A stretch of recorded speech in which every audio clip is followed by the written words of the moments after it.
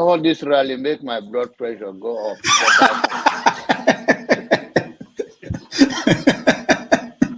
I hope that Nigeria wins. I'm never going to wish any president evil so that I can say I told you so. No, I won't wish them evil. I hope. You see, I'm not praying. There's no point. I can't pray for Nigeria to be fine. I only hope that Nigeria wins and Nigerians win. Because if you choose a dodgy doctor who has a dodgy record, who has, all sort of accusations leveled against him, to say this doctor, we think he's done this, or this doctor, this surgeon, yes, he's a senior surgeon, he's the most whatever surgeon, but there are a lot of accusations leveled against him. If you choose him to operate on you, and you tell me to pray for you that it doesn't kill you surgery, what's the point? I can't pray. You might make it, you might not make it. My prayer won't change anything. So I hope Nigeria and Nigerians win during Tinubu's 4 years. Thank you. Okay. Children are born and put on a rubber stool. No, I tell people, Dr. Damages, you need to come, if you want to know the level of poverty in Nigeria, you need to enter the Nigerian hospital. You'll be walking at the doctor, sometimes you cry. Sometimes we use our money to give patients. So when people see doctors go on strike, I get mad. I had to leave. It's painful. You see a child that you're taking care of.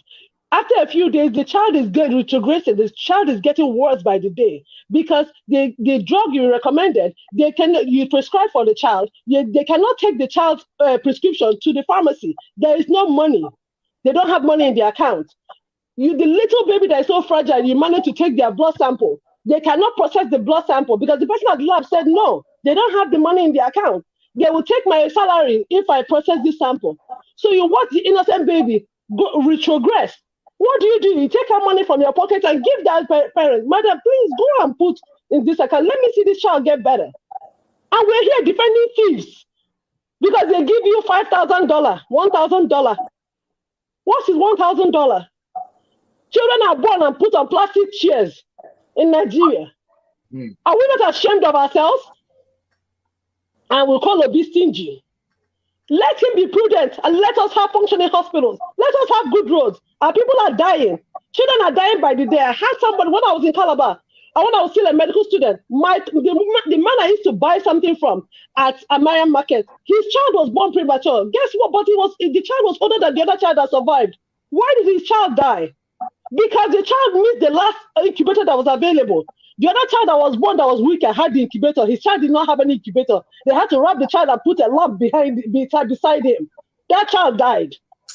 Oh. And you people have the effrontery to come here and defend Tinubu Atiku. Oh no, it's so sad. It's so sad. You want to know poverty? Enter the hospitals of Nigeria. You don't know. This is where I believe, solution going forward. Like I always say that, look, the eastern part of Nigeria, just imagine, you turn that eastern part of Nigeria to Dubai, and a lot of money were coming in, and you use some of this money, the taxes that you take, and you give it to federal government that, look, federal government, this is $5 billion, we want out, or this is $10 billion, we want out. You understand? They will reason with you, because when it comes to economy, you're doing best.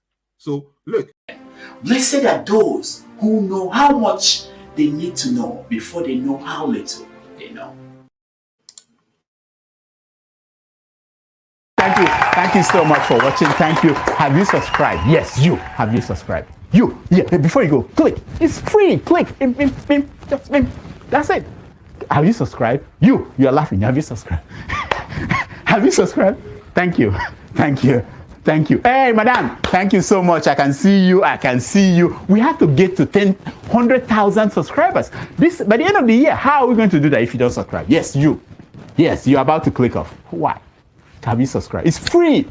If you don't, ask your son, ask your daughter how to. Just one click. Thank you. Thank you. I see you. Aha. Thank you very much. Thank you very much. I'll see you tomorrow.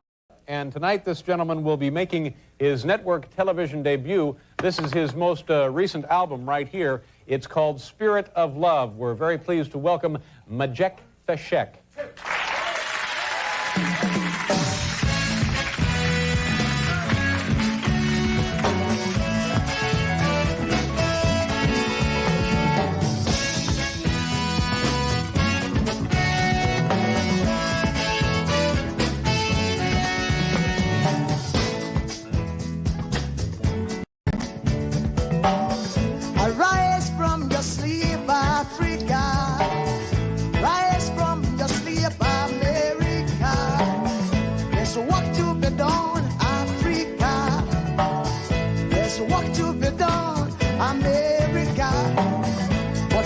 unite, we will be free. So long, too long, so long, too long. We've been sitting down so long. We've been fooling around for too long. We've been sitting down for so long. I am not gonna fool around for too long. So long, too long, so long, for too long. Hey.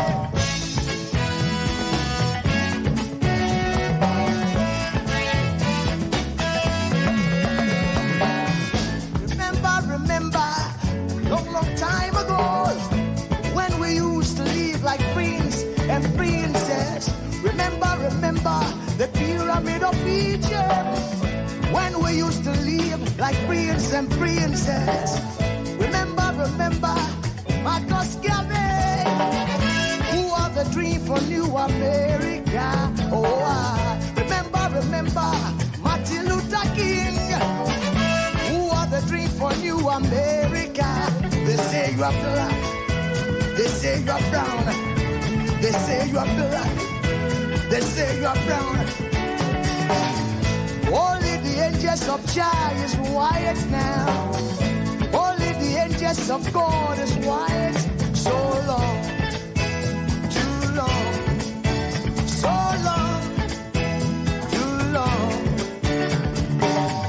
We've been sitting down so long. We've been a fool around for too long.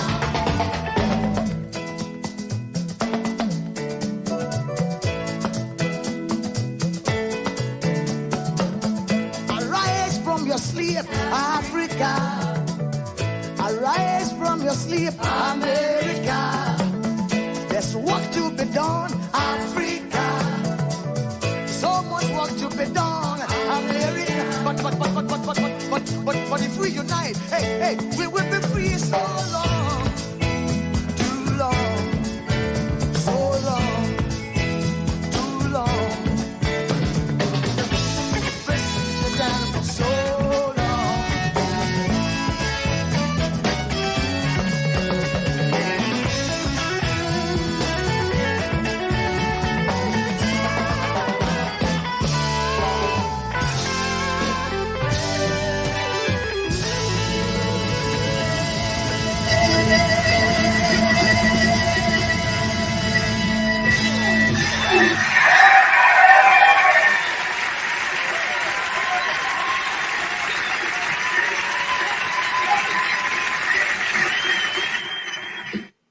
Hello there, you're welcome to another edition. This week we'll be tackling a lot of issues, and I just had to, make a comment about the last clip you watched from Majek Fashek, the great Majek Fashek. I can't seem to get away, from that guy's brilliancy, the blessings of which God has bestowed on him, which we, unfortunately, we didn't tap into, as a nation. And he keeps saying, it is time to unite. It is time to get together. It is time for us to think better than we were thinking yesterday. Our yesterday cannot be better than our today or our tomorrow. If we keep thinking that our yesterday should be the good old days we keep referring to, we may never be able to make progress as a nation. But as a people, if we look at our past and use it to juxtapose or look at what we are going to do or where we intend to go, if we have a leader who has a vision, if we have people who are thinking, who are buying into those, those technocrats in our society and are able to use their thinking, their understanding, and we have several of them. We have some in the West, we have some in the East, we have some in the North, we have some in the center. We have it amongst every tribe, tongue, nation in Nigeria. It is time that we don't think that one man knows it all. And once that person comes to the center, he begins to become the angel, the God of Nigeria.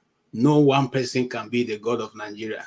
Nigerians will keep being worshiping the true God, and we keep looking up to God. I welcome you all, both in the comment section and those who will be joining us in the studio.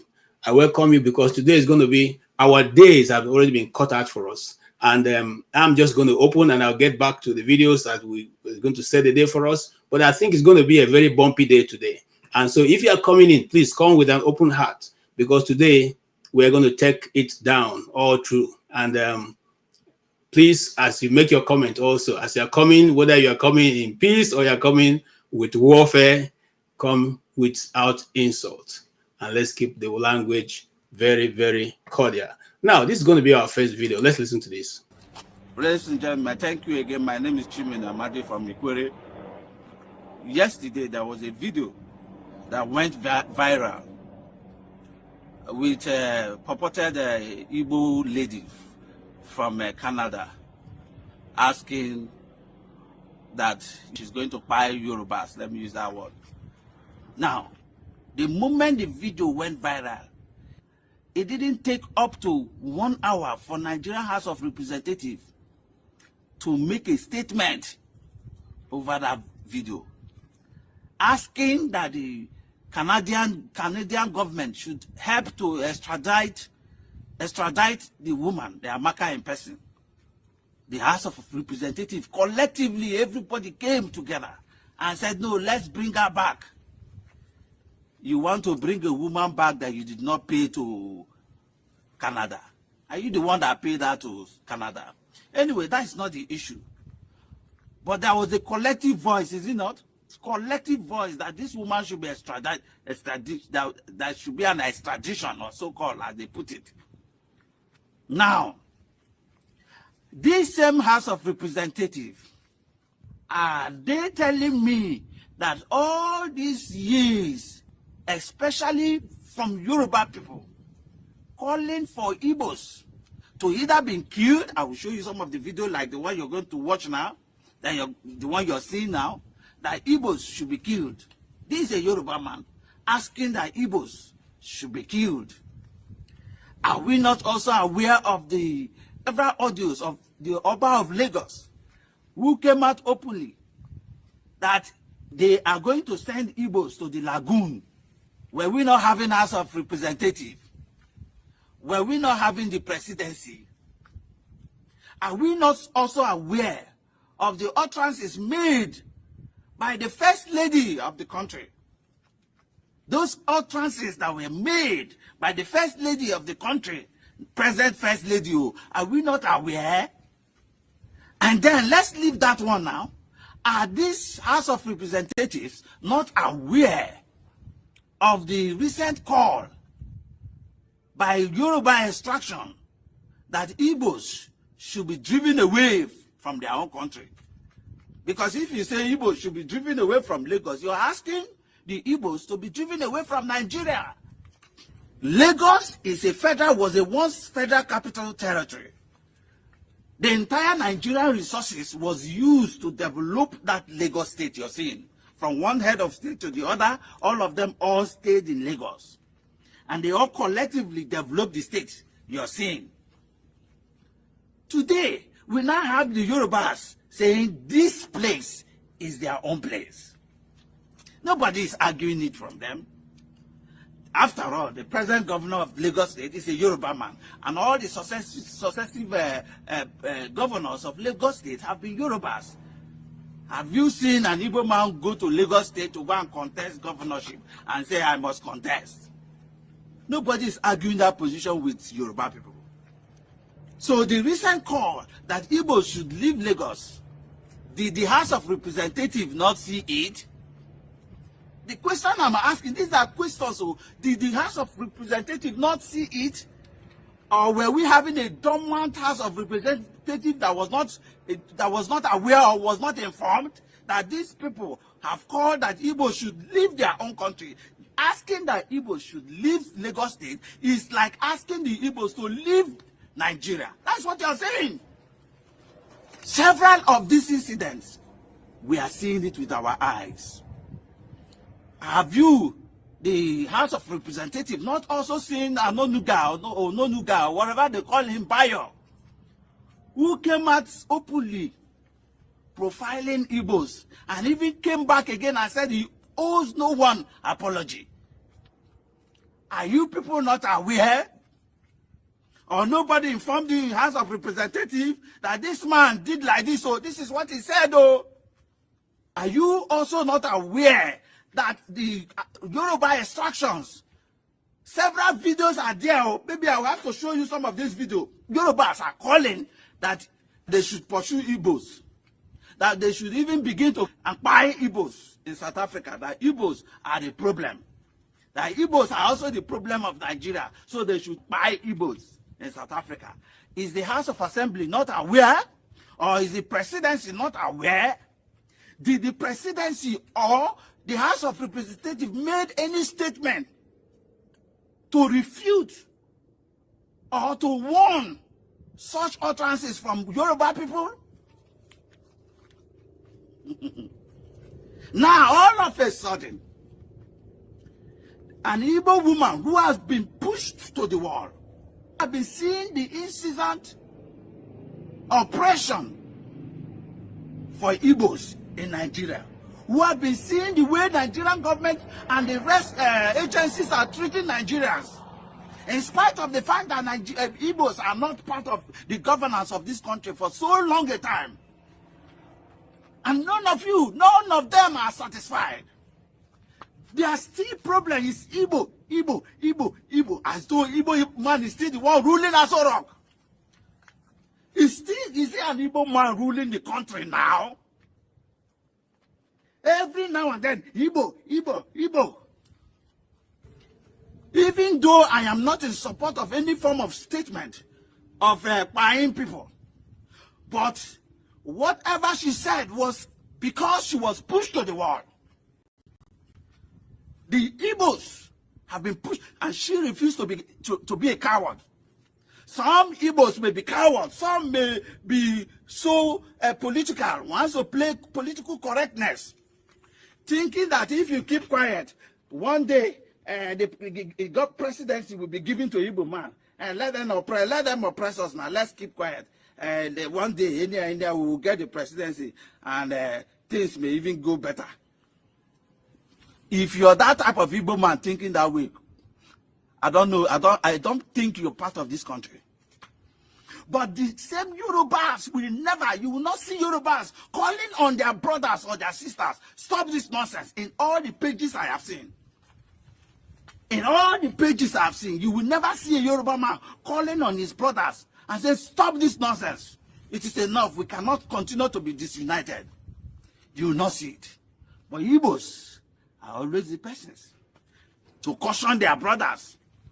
I am not in support of what she said, but if by what she said you want to yourself for it, then go ahead.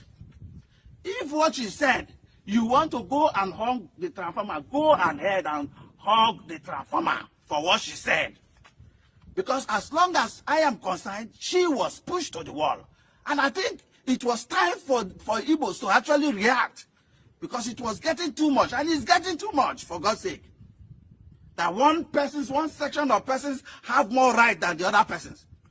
Who does that? Have they not been seeing the ongoing? Who is going to tell me that after the Oba of Lagos said what he said, that Igbos should be sent to Lagoon? How am I sure that several Igbos have not died or have not been buried in Lagoon? How are we sure? Where are the people to justify or to tell us that several Igbos were not killed in the Lagoon up to date? Because since when he said this, he has said this for over 4 years now. How are we sure in the last election Igbos were not taken to the Lagoon to be buried? Nobody has the monopoly of violence. Nobody have monopoly for violence.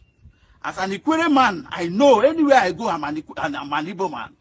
As an Ikwere man, anywhere I go, I know I'm an Igbo man. So whatever you will do to my brother is what you will do to me. Look at it now. Say extradite our own sister.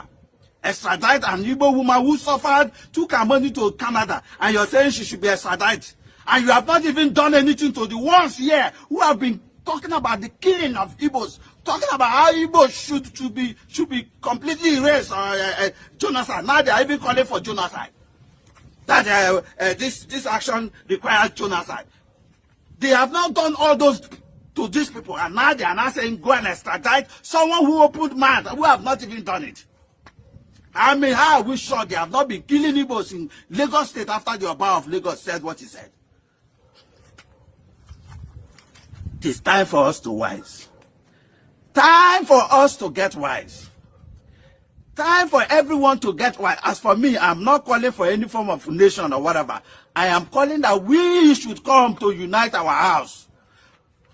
Stop investing in Lagos or any other place. Behave like the Hausa man and the Yoruba man. When they come to your state, they simply do their business, maybe keep the business place neat or whatever, then go back to their own side with the profit to develop their place. Behave like that, Sindibo. Behave like that. Not everything. They don't bond, they don't cause you to go flying everywhere and leave your own territory. Who does that? Fly everywhere, get everywhere developed, and you're proud of it. And we develop here. Who does that? You develop everywhere, but your place is not yet done. Nothing is done. And they are talking to you indirectly, telling you should go. You still don't want to go. They curse you. Ha! Shocked me, actually, was that people in the ruling party were not even holding themselves back in the kind of genocidal language that they were deploying in the build-up to the election. And I will mention names. Bayo Onanuga was a leading proponent of that.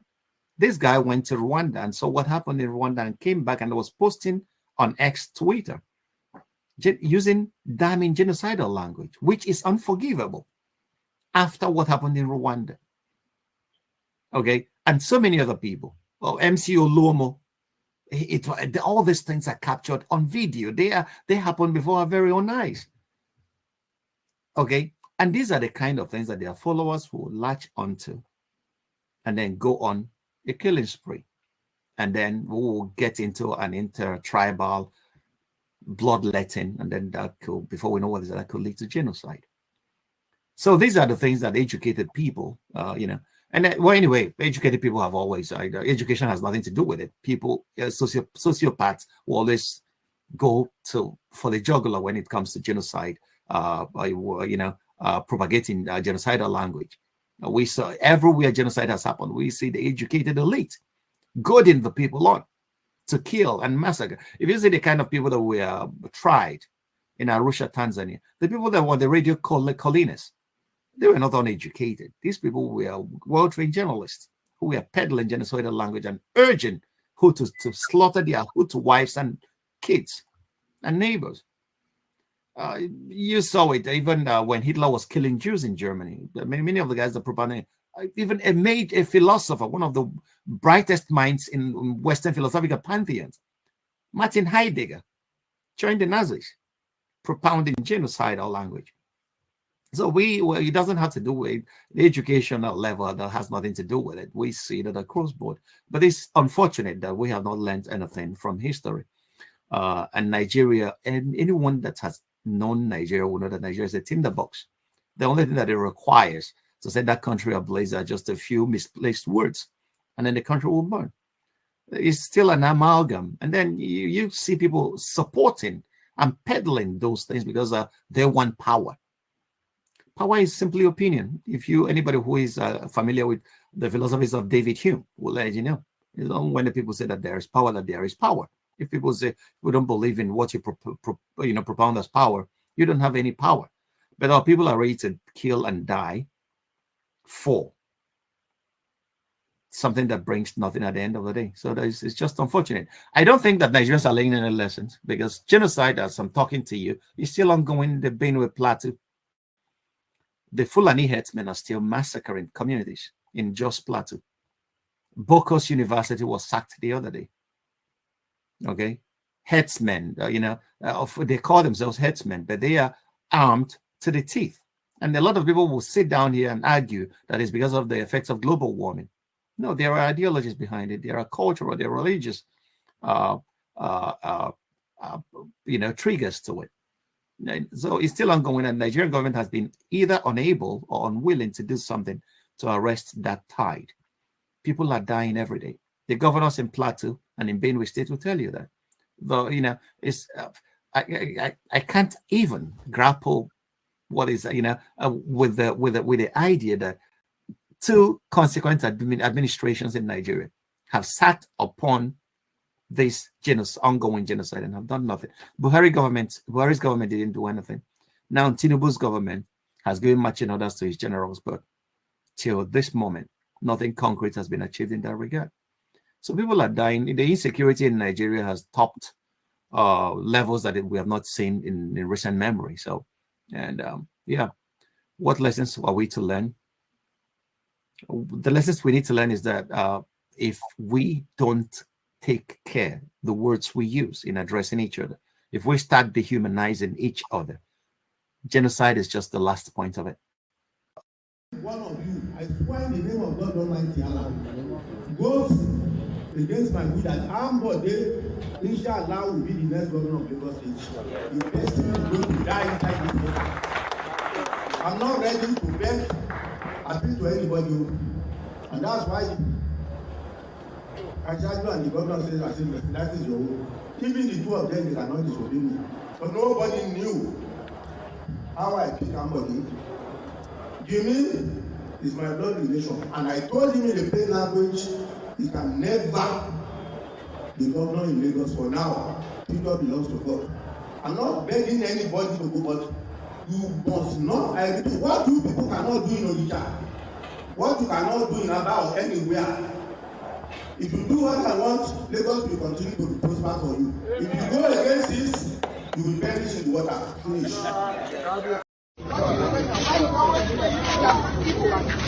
I know when you good.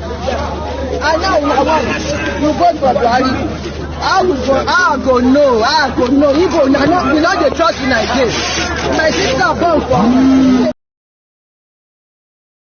As Southwest lawmakers at the National Assembly petitioned the Inspector General of Police, Kayode Egbetokun, to arrest and prosecute the sponsors of the Igbo Must Go agenda on social media. Netizens have argued that some people in leadership positions may also have to be invited by the IGP. This is as an old video of Nigeria's president's wife, Senator Oluremi Tinubu, has resurfaced online. Well, in the video, she argues that unlike other tribes who are occupying the Southwest, the Igbos have continued to debate the legitimacy of the Yoruba people, and therefore they will be chased out and their inheritance be taken by others.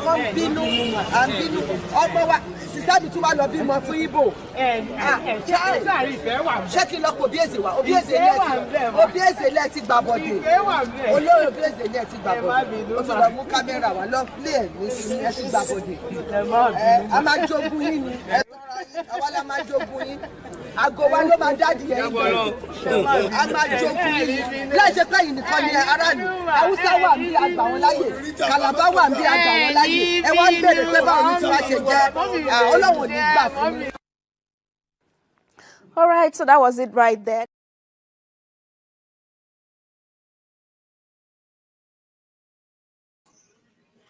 All right. That was rather a very long video that we've tried to, queue up for today's discussion. I still have many more. So in the course of the discussion, we'll look at some of them. But now let's kick off with the discussion. I'm not going to take time any longer to introduce the topics, but I will do that as we go on. Let's invite people who are already behind the backstage. Kenan, you are welcome. I saw Mama Hecho some few minutes ago. If you are still there, Mama Hecho, we're ready for you now. Kenan, you are welcome. And you have seen our topic. Where do we start? Maybe, the other topic we didn't discuss also is the fact that the Nigerian Minister of Education have decided that children who are below 18 years no longer enter the university. In other words, if your son or daughter happens to be 12 years and he's able to pass WAEC and JAM, he cannot make it to the university because they say that's the international standard used in America and Britain. Are we going forward or going backwards, Kenan? Good day, Mr. KJ. Good to see you. Good to see you, sir. Yeah, thank you, sir. I think you know the answer already. Nigeria has been on a retrogressive reverse gear, right? You said that the House of Assembly, right? That's what they call themselves. Okay. If they are serious to place a age limit the on Minister of Education, the Minister of Education. Ministry of Education. So if they are serious with that, there should be a social policy that will first and foremost restrict every elected official of that country. Every elected official, be you president or councillor, that your child must study in Nigeria from elementary to university level. So if they have such policies on education, they should also go ahead and say, regardless of your age, I mean, with the age limit, the 18 years age limit, regardless of your tribe or religion, there should be a universal cutoff point to getting admission into schools, not where you have a region being given 150 and above, while the other region, with just 6 points, you can get admission into unity schools. So this is where they are getting it all wrong. If you want to implement changes, there should be a universal change for everybody, not targeting one particular ethnicity or tribe. In education, it's only in Nigeria where you will find out that there is a law or policy meant for a particular set of people, while the same law is not holding water when it comes to the other part of people. So 18 years, I will not disagree with them. However, they should do the first thing. You cannot count 3 before 1. You have to count 1 before you go to 3. The number one thing should be for you to get admission into university or into unity school. If it is 50 points or 100 points or whatever, let it be universal for everybody. If you get anything short than that, you will not be able to get admission into that school. Let that law be implemented first before the 18 years. So at this point, since that has not been enforced, at this point, the 18 years limit, to me, is a retrogressive step, and I'm not supporting that. I'm against that completely. So 2 things must be done first. Let there be universal cutoff point for getting admission into unity school, and let there be a restriction to the elected officials sending their children to go to school abroad, because you find out that their children of 15, 16 years will get admission into schools abroad, while the poor man's children that are not up to 18 years, but they made all the necessary requirements, will be limited, going forward with the education. So 2 things: cutoff point universal, restrict elected officials from sending their children to university. Then you can bring in the issue of age limit. Then I will now listen to you and maybe consider what you're saying. Okay, thank you. Mama Hecho, you're welcome. It's good to see you. Good morning, sir. I know we are packed today, but we want to start gradually, then we'll move into the other one. So we're starting from the education. The Minister of Education said, if you're not up to 18 years, you cannot gain admission. And Kenen had propounded the theory right now, which is saying that if they are going to go with that policy, everybody who is in government their children must have to school in Nigeria from primary to the university. And then the question is, can that work? Also, if they are going to put a limit to when you can get education, it's not also good for us to put a limit to when you can be a politician. So once they're above the age of 60, you can no longer contest any position in Nigeria. So let's know that everything is balanced together, not just one set of people making law to suit another set. And they can be politicians and run for office even when they are 90. They are still running for office. Shouldn't there also be a limit for the politicians and every other worker in Nigeria? The truth is, that is a good policy, but that policy is not completed if we do not include politician or any public officer children not traveling abroad to go to school. One, I take it as a good politics because the truth is this. Whenever I remember my grandchildren now, which are those babies, my heart bleed. Because everybody are looking for money. Therefore, a Nigerian child does not really go through childhood before we start to carry them. Early mama, we don't wake them up. As mama they go to work, to beat go slow, now so the children today on their way. And you begin to wonder. And as they come back, they are going to face go slow, especially those who are in Lagos. And they begin to go face that go slow. Then at the end of the day, because we are in a hurry, we are in a competition, we go bring home teacher. Most cases, the parent is not even there. And at the end of the day, most of those children are already sexually abused at a tender age because of this kind of environment we make them go through. So when I cry about Nigerian child and I talk about my children, these are the things I know that is happening and it's painful.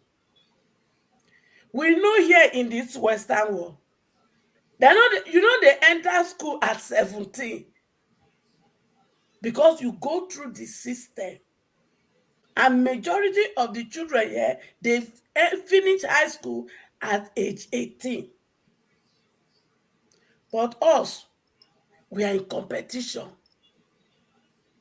And that is not, I remember before I start primary school those days, they say, make I do like this. So. Because that is what they are using to know whether you reach or go back. But the actual age is 6 years. But is that what we are now? And today, look at the youngster we have even brought out of school. All this, but it not become for us now. So while they are going to make that policy and law, we must. In fact, now our fight with this. Politician children and public servant people will not go back, come Western world to go to school again, so that we can repair our system. All right. Thank you so much. And in the area of politics, you see this reform when we want to, not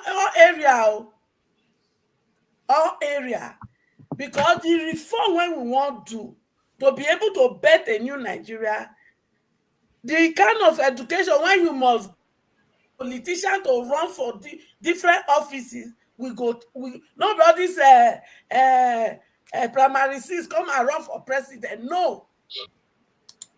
And we go state all that clear. And we must get a electoral reform also that go make whether an electronic transmission compulsory, electronic voting compulsory, diaspora voting compulsory. All these things are part of the journey. I don't come back before una wetin happen for election. It knocked me off. It knocked me off in the sense that I am asking myself every day, is it the kind of Nigeria we want to live for these children? Is it the kind of election practice we want to live for these children? Okay. And when I listen in the back scale and I discovered all the discussion, we are not discussing solution, problem. And when I go to some places, I ask, is it that we don't have a way out? What I was seeing, what I was hearing is a hopeless situation, and that knocked me off. Okay, thank you, ma. But I am back now because we are going to get solution, and the solution go start from this tribal bigotry. This one, we go get them. All right, thank you, ma. I'm not trying to cut you off. Thank you. Yeah, I'm not. I just wanted to add to what Mama KJ, Mama Esho is saying. Kotsi Emmanuel Onyedeka, thank you for that. I think we are forgetting one vital idea again. It is okay to put age limit on education, according to them. The Ministry of Education should also help the House of Rep or House of Nonsense, whoever that is responsible for making policies, right, concerning education. They should also put age limit on girls getting married before the age of 18. So you cannot be allowed to get married to anybody until you attain the age of 18. So marriage should be there should be a set limit from 18 and above. Then you are ripe for marriage. Underage girls should not be allowed to get married to any idiot. All right, thank you. And not only that, Amajiri system must be cancelled. Okay. My children in the north, I don't care because it don't everywhere they happen now. It don't show say now lie now that they preach to those children. You understand? Because the way when they be want use protest is a haram. After they don't collect money finish, because they tell they say protest is a haram, which is a lie. So therefore, it also includes say there will be no more Amajiri for our children in the north. All right, all right. Thank you. It goes without saying that there are plenty issues in Nigeria. We will not be able to sweep every one of them in one scope, but we will try as much as possible to see how we can go further with what we are discussing now. Mr. Bob Chisco, we are on education, and we are saying that if there are going to be an age limit for entering university, there should also be age limit for marriage. There should also be age limit for politicians. If you are above the age of 60, then you should be out of political circle. Let there be age limit to everything so that Nigerians can see when you're a DG, once you have done your first term, you should also leave the to another younger person to take over. Now, is that realizable, or is it just that when they wake up one morning and they are looking for something to say, they just pick the mic and just make a pronouncement? By the way, should policies be made just by a simple pronouncement of a minister, and that becomes policy and becomes what Nigeria should implement? Is that the way it's done in the place where you live, sir? Good morning from here. Can you hear me? Yeah, very clear. Okay. I agree to you. I agree to Mama H.O., I agree to Mama H.O. I was listening to your voice a few hours ago on your talk on Niger Watch when you were collaborating with TCM on the issue of this rubbish people are doing. Yeah, I couldn't come in there, but I don't tire to talk. Yeah. When you do the talk for social media, me and Sarah work behind the scene, and justice is going to be served one way or the other. Shebi Akpabio, when a gist lover face her and they post in phone number and in wife phone, Shebi apologize by phone. So one way or the other, we go do it. Tinubu will not be out of this matter. All of them, when he start this thing, because my Igbo children, they deserve to have peace in that land called Nigeria that we did now. And this nonsense, I am not taking it over to my children. I am tired because we marry each other. So we are making my children, grandchildren, to be confused whether they are Yoruba or Igbo. That nonsense when it happen, when they come, they define this my pikin for labor. When they say it not be complete Yoruba, it go stop. Since men no want one, me I don't stand with other my sons there. When they go support me, you not go see what it go happen. Yeah. Okay. Thank you for that, KJ. Thank you once more for giving me this opportunity. My brothers, sister, what happens in Nigeria of this day is something that the more you think about Nigeria, when you look back where we were coming from, when we were little kids growing up in Nigeria. In this, I was born and brought up. The type of life I lived back then, we were hoping that tomorrow was gonna be better. But today, when I look back, the type of life I live, I keep asking myself, why is the past better than what we are currently experiencing? Should that be the way forward? No. Look at this is not the Nigeria of our dream. Look at this Minister of Education, who is from the north. Should I put it to him? Probably because he's from the north, who has termed education as haram. That he can just wake up and propose one policy that I don't know if it was well thought out, or he just woke up from his bed and decided to discuss that with a few of his colleagues, only to dish them out and to force them out the throat of Nigerians. Believe me, I don't think this policy of peace is going to work. Yes, as you pointed out, if they want to go on this their idea of 18 years, then they should also make it go around and put it also in marriage.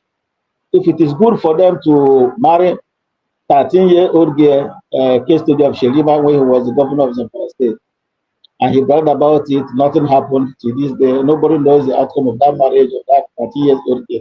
Nobody knows how many kids that girl has given to him. Now they want to come and put it down on the generality of Nigerians to cap an age and admission into university. I was discussing with my 16-year-old daughter. My daughter will be finishing. She will be finishing her secondary school. Right now, she's just in her SS2. She will be 16 going to 17 when she will be finishing her WAEC next year. I was discussing this with her. Yeah, have you heard about this? She said, yeah, that they have been discussing it in the school. So they're on holidays now, but they have WhatsApp group where they discuss all these issues. She said, no, that nobody is taking that serious, that they're going to write their WAEC. They have already made plans about writing their WAEC next year. So for anybody to come and start and put a stop on their dreams, that person is not serious. Government has not made any pronouncement yet. Nobody should take that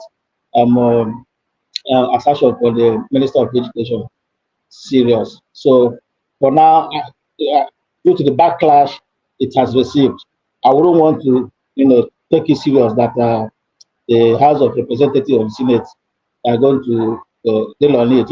Until if Nigerians don't talk, these people don't do anything.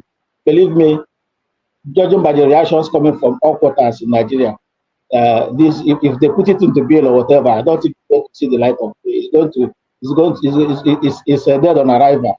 If I should put it that way, it's dead on arrival. Okay. Are we discussing political thoughts or next chapter? No, that's what we're starting. Thank you for your input, and we appreciate it. Thank you, every one of you.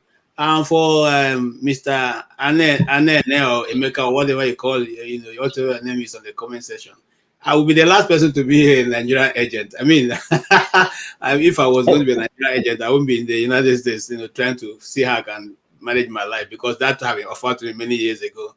Please get off your rubbish. All right, I'll disregard that and move on.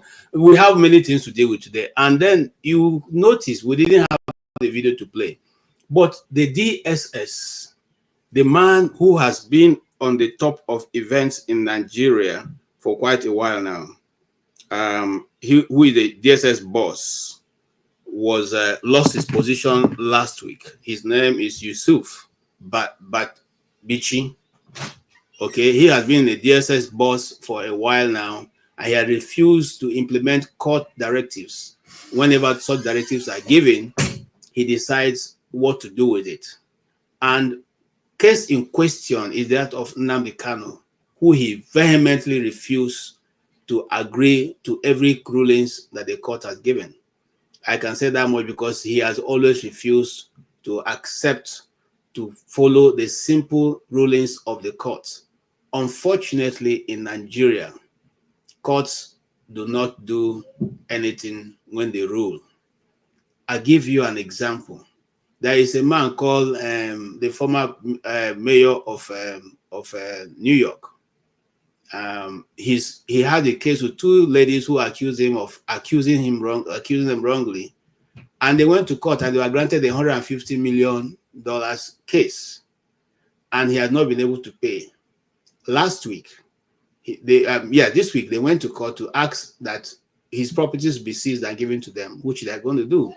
Now, that is where rule of law is maintained. Why am I saying that? I'm saying that to say that he has been replaced with another person who has also been in the agency for many years now. You know, one Adeola and Ajayi, one Adeola Ajayi has taken his place. Do you think with the changing of guards in the DSS, that we are going to see a new regime that will obey simple court instruction, court orders, that will not become a Hawaii 5-0 Rambo in the streets of Nigeria? Is that going to change in other words, what I'm saying is the style of not, going through people's roofs, breaking down doors and arresting people, beating them up before they even accusing them, parading them on the media before they even their cases are ahead. Will that change? You have 4 minutes. Okay. I don't know how possible it is to expect monkey to stop jumping from one tree to the other. It is impossible. Bichi was removed because he was appointed by, I think, Buhari, right? Yes. Okay. So he was Buhari's agent. So he left. Tinubu needs his own boy there. That is exactly what happened. And I would like to maybe correct an impression that Bichi wasn't respecting court order. Bichi was respecting court order according to his paymaster's directives. Bichi, a lot of people were released. A lot of Boko Haram terrorists were released. Sunday Igboho was let go, but Nnamdi Kanu is still held there. So it's a selective respect to court order. And it is not Bichi's fault in its entirety. It is the paymasters, which is the federal government or the presidency's orders. So Tinubu only wants his own boy to be there, a boy that will be loyal to him. Expecting any change from this government is what sometimes I ask myself, are people really okay upstairs? Somebody that came through the back door, somebody that used force, somebody that used all manner of tribal bigotry, somebody that used all manner of evil vices to come in, and you're expecting such a person to bring any positive change. How is that possible? Was he elected based on the fact that the people trust that he is going to bring a change? He wasn't elected. He forced himself into that position, knowing quite sure that he's not a man of substance. He has nothing to offer the people. It's like expecting a criminal to bring a positive change in the society. How else? How do you expect that? Criminal will only come and continue to steal. It is in the Bible that the devil come and to kill and destroy, right? So that is what Tinubu is there for. So illegal arrest, illegal invading of people's homes and charging them falsely to get them in prison will continue. It is not that you see another kind of a grand style of illegal arrest and invasion of people's houses. Tinubu's Buhari's own was crude, like was learning. Now you will see educated people doing it, and yeah, you now question yourself. You'll be asking. I thought that education tends to bring enlightenment and kind of inculcate change in people's way of behavior. But no, it is only in Nigeria you see a professor behaving like a stark illiterate. It is only in Nigeria you will find it difficult to differentiate a professor and an agboro. Only in Nigeria. So there is nothing to expect from this government. I've said it time without number here. Tinubu is going to, according to him, he's going to continue from where Buhari stopped. What does that tell you? He's going to do better than Buhari. And what did you get from Buhari? Nepotism, mediocrity, or whatever you call it.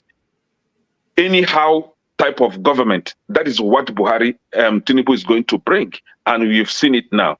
His Yoruba brothers are being fixed everywhere. Nepotism is tying another form of wrapper. In Igbo land, we tie two style of wrapper. Is this style or deck? Is tie one and the other one on the top. So it will tie wrapper and we are gelena. That is what you're going to see. Thank you so much, Kenny. And Mama Hecho, if you are to advise Mr. Ademola, what will be your advice to him as he comes to take off the new DSS office? Knowing what has happened in the past, what will be your candid advice to this young man? I will say to him that if he has character and if he has honesty and he has integrity, then this is the time to show it. And if he believes in rule of law, and he also believes that there is no one above the law, and he wants to leave a better legacy, contrary to the one is inheriting, this is when to show it. And if he does not want his fellow staff in DSS to carry tambourine, begin to dance and rejoice like they did to this one leaving, he starts from the very day he resumed that office. But we not tell and say, make it not do otherwise. Oh, may they continue to do. But one thing that is certain, I came to realize one thing. When good people refuse to come into this environment that has destroyed us, then the bad people will continue. Is it going to make a difference? In fact, if he make a difference, that is what I will call miracle. Because the person, when he grab it, steal it, run with it, that is tactically planting his people around everywhere against 2027. Now, I won't expect miracle from, I won't expect good things from. Anything good from any department in Tinubu administration is going to be a miracle. And I will celebrate it. Because I don't know if he not even be Muslim and he carry Christianity for head, or if he be Christian. If you are a Christian, I want to ask you, what is the virtue of Christ? Because if there's anything, there was nothing like Christian in Christ's time. But they called them Christian because of the way of Christ they were living. So if you are a Christian, and in that office you cannot exhibit Christ-like that will not discriminate and say, even though my principal, which is Tinubu, enter office by fire, by thunder, and my predecessor, when he leave, all start begin to dance, say this wicked man don't come out. I will make a difference. I will follow rule of law. I will not do judgmental arrest. If you don't feel do that one, if you even do and serve in this Tinubu administration, now I be waiting and go call miracle. But if you like, do. If you not like, not do.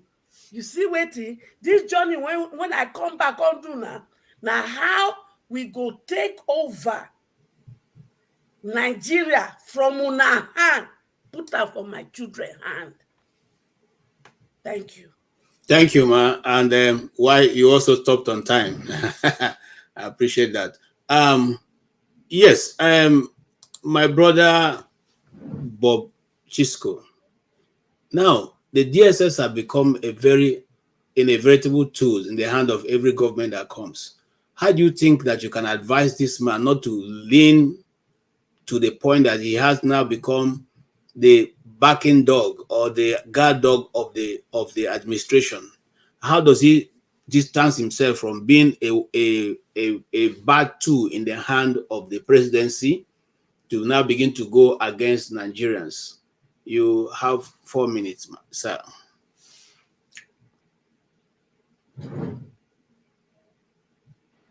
First of all, expecting the new DSS boss to distance himself from the dictates of executives, just elaborating the obvious. Believe me, we are not going to see anything different from the outgone DSS boss. Yeah, we all know the circumstances that led to Bichi when he assumed office. Remember, Buhari was on vacation when Yemi Oshibanjo took over and fired Mama Daura because of his high-handedness and how he ordered his boys to invade the National Assembly. That led to his being fired by Yemi Oshibanjo. Immediately, Buhari came back from his vacation from London. It didn't take him time. He quickly removed the man Oshibanjo brought in. The man Oshibanjo brought in was from the south. If you could remember, one Matthew Seifa. You know, he was a Christian from the south. That man didn't stay long because Buhari, being an ethnic bigot and a religious bigot he is, he never trusted anybody from the south to work with. Believe me, that man, if Nigeria is a democracy, a country where things work, Buhari should be clean off in jail by now. You want to tell me if Nigeria were to be China or Taiwan or Vietnam, oh my goodness, Buhari should be, they would have arrested Buhari immediately stepping down from office and tried him for corruption and give him a long jail term. Buhari destroyed Nigeria, and Nigeria would not be able to come out of the destruction he put Nigeria into. I'm telling you honestly. So I'm telling you, DSS department, they are part of the people who have destroyed Nigeria. Okay, look at the invasion of the court. Who would believe that a department of what did I call it? I don't want to know much about the DSS now because nothing happens in that country that interests me no more. You invade the court, do the court processes, and when a judicial pronouncement was made that MFLA will be taken to the custody of the Nigerian prisons, DSS said no, that they are the ones to take MFLA. And there was a scuffle. We all saw the fight in the premises of the court. The whole world laughed at us. Look at what is going on in Nigeria. It was under this stupid man who Tinubu has removed. Now Tinubu has put his own brother there, another Yoruba man. We are crying that Buhari was the politic, and some will also say they are not surprised because Tinubu said, "I'm coming to continue from where Buhari stopped." So that has been the soundbite. That anybody that cries, they will tell you, why are you crying? During his campaign, he told you probably that he's coming to continue from where Buhari stopped. So why are people complaining? So he has continued the trend by bringing his own people. Check all the appointments he has made so far. All the appointments he has made so far. Tell me which one you will say is balanced. It's not even 60%. It's almost 80%. Yeah. So my brother, let me just I don't want to dwell on this much. Expect nothing from this man. Nothing is going to come from him. Yeah. Thank you so much. Thank you so much. And people earlier on when we started, somebody was saying every day we discuss Igbo. We don't always discuss Igbo. It is the politics that throws up the discussions we have here. It is the policy. We don't come and pick a topic that we like. We go through the media and comb what they are discussing and bring that for people, give you an opportunity to make your input. So when you come to Dr. Damage's platform and you are saying we're always discussing Igbo, then let the people that are always bringing up Igbo issues stop bringing it up. And I don't know why that should be a problem, because it's as simple as ABC. Okay, nowhere you go in the world where you don't discuss current issues. Current issues are current issues, and this is one of the current issues that we have right now. So moving forward, I would like to go to, because I've seen some people making comments, oh, this is what, want to discuss this. We'll move into that portion. It is no news now to say that Amaka, who has gone viral, who is a Nigerian living in Canada, made a comment. On behalf of this channel, we want to say categorically we do not agree with her comment. Not in totally in totality. I'm speaking on behalf of Dr. Damages. Yeah, that's why I'm saying that. I'm speaking based on the person sitting on behalf of Dr. Damages. I am saying her comment was not necessary, and we don't agree with it. I'm not saying that she based on her own, she could justify however she wants to, but on this channel, we are standing that we do not want to promote any form of violence in whichever form, whether to Igbo or non-Igbos. And consequently, as we go into this, discussing this, please bear in mind that the only reason why we're doing this is to get clarity and be able to advise accordingly those who are quick to calling out the Igbos, to also be quick to call it out when the Igbos are not the ones bringing up the issues. And I will not go further until let's watch one more clip that I didn't play, and then we can come back and discuss. These Nigerian leaders, I'm so ashamed of you people. The way you people go about solving issues, your body language also shows that you are in support of this tribalism that is going on in this country. Because sometimes body language tells a lot. Now, first of all, I am not in the business of hate and tribalism. Everybody who knows me and knows my page, I don't support it in any way. But I must tell you that our Nigerian leaders have a way of directly or indirectly promoting tribalism. And I will explain why. Your body language tells a lot. Now, I am not in support of what Amaka said about her hate on the Yorubas and the Edo people. So whatever action is taken against her, fine, I have no problem with that. But my question goes to the level of hypocrisy in the Nigerian leadership.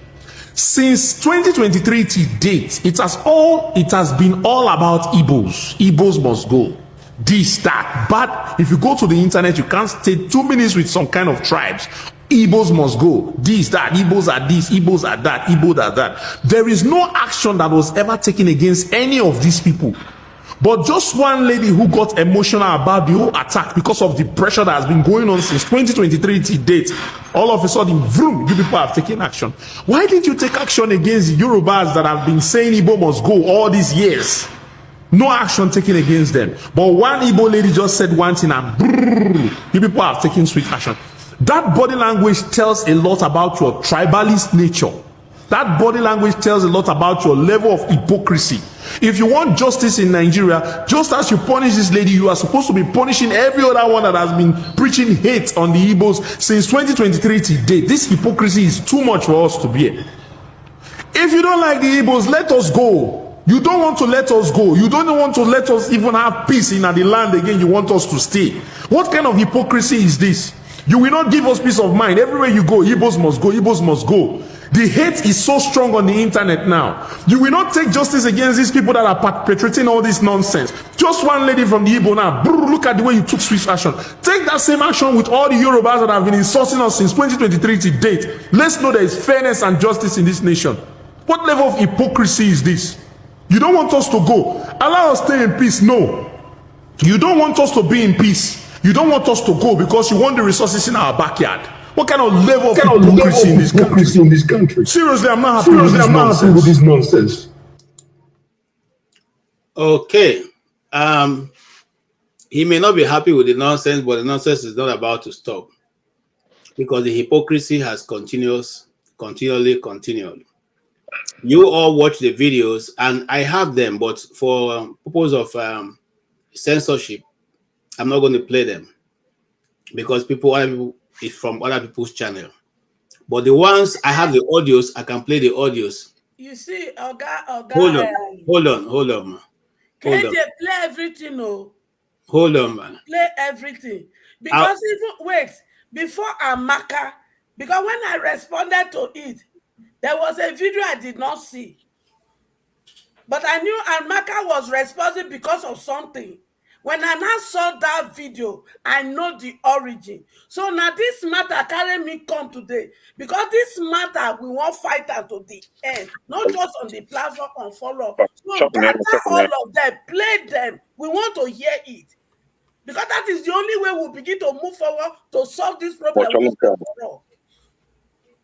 Okay, thank you, Mahecho. Unfortunately, I had a discussion with the owner of the platform before we came on stage and on air, and we want to avoid any reason why they will pull the video down, and so we do not want to play any of those that we don't have authority over. We'll play the ones we have authority over, but I will talk about the other ones.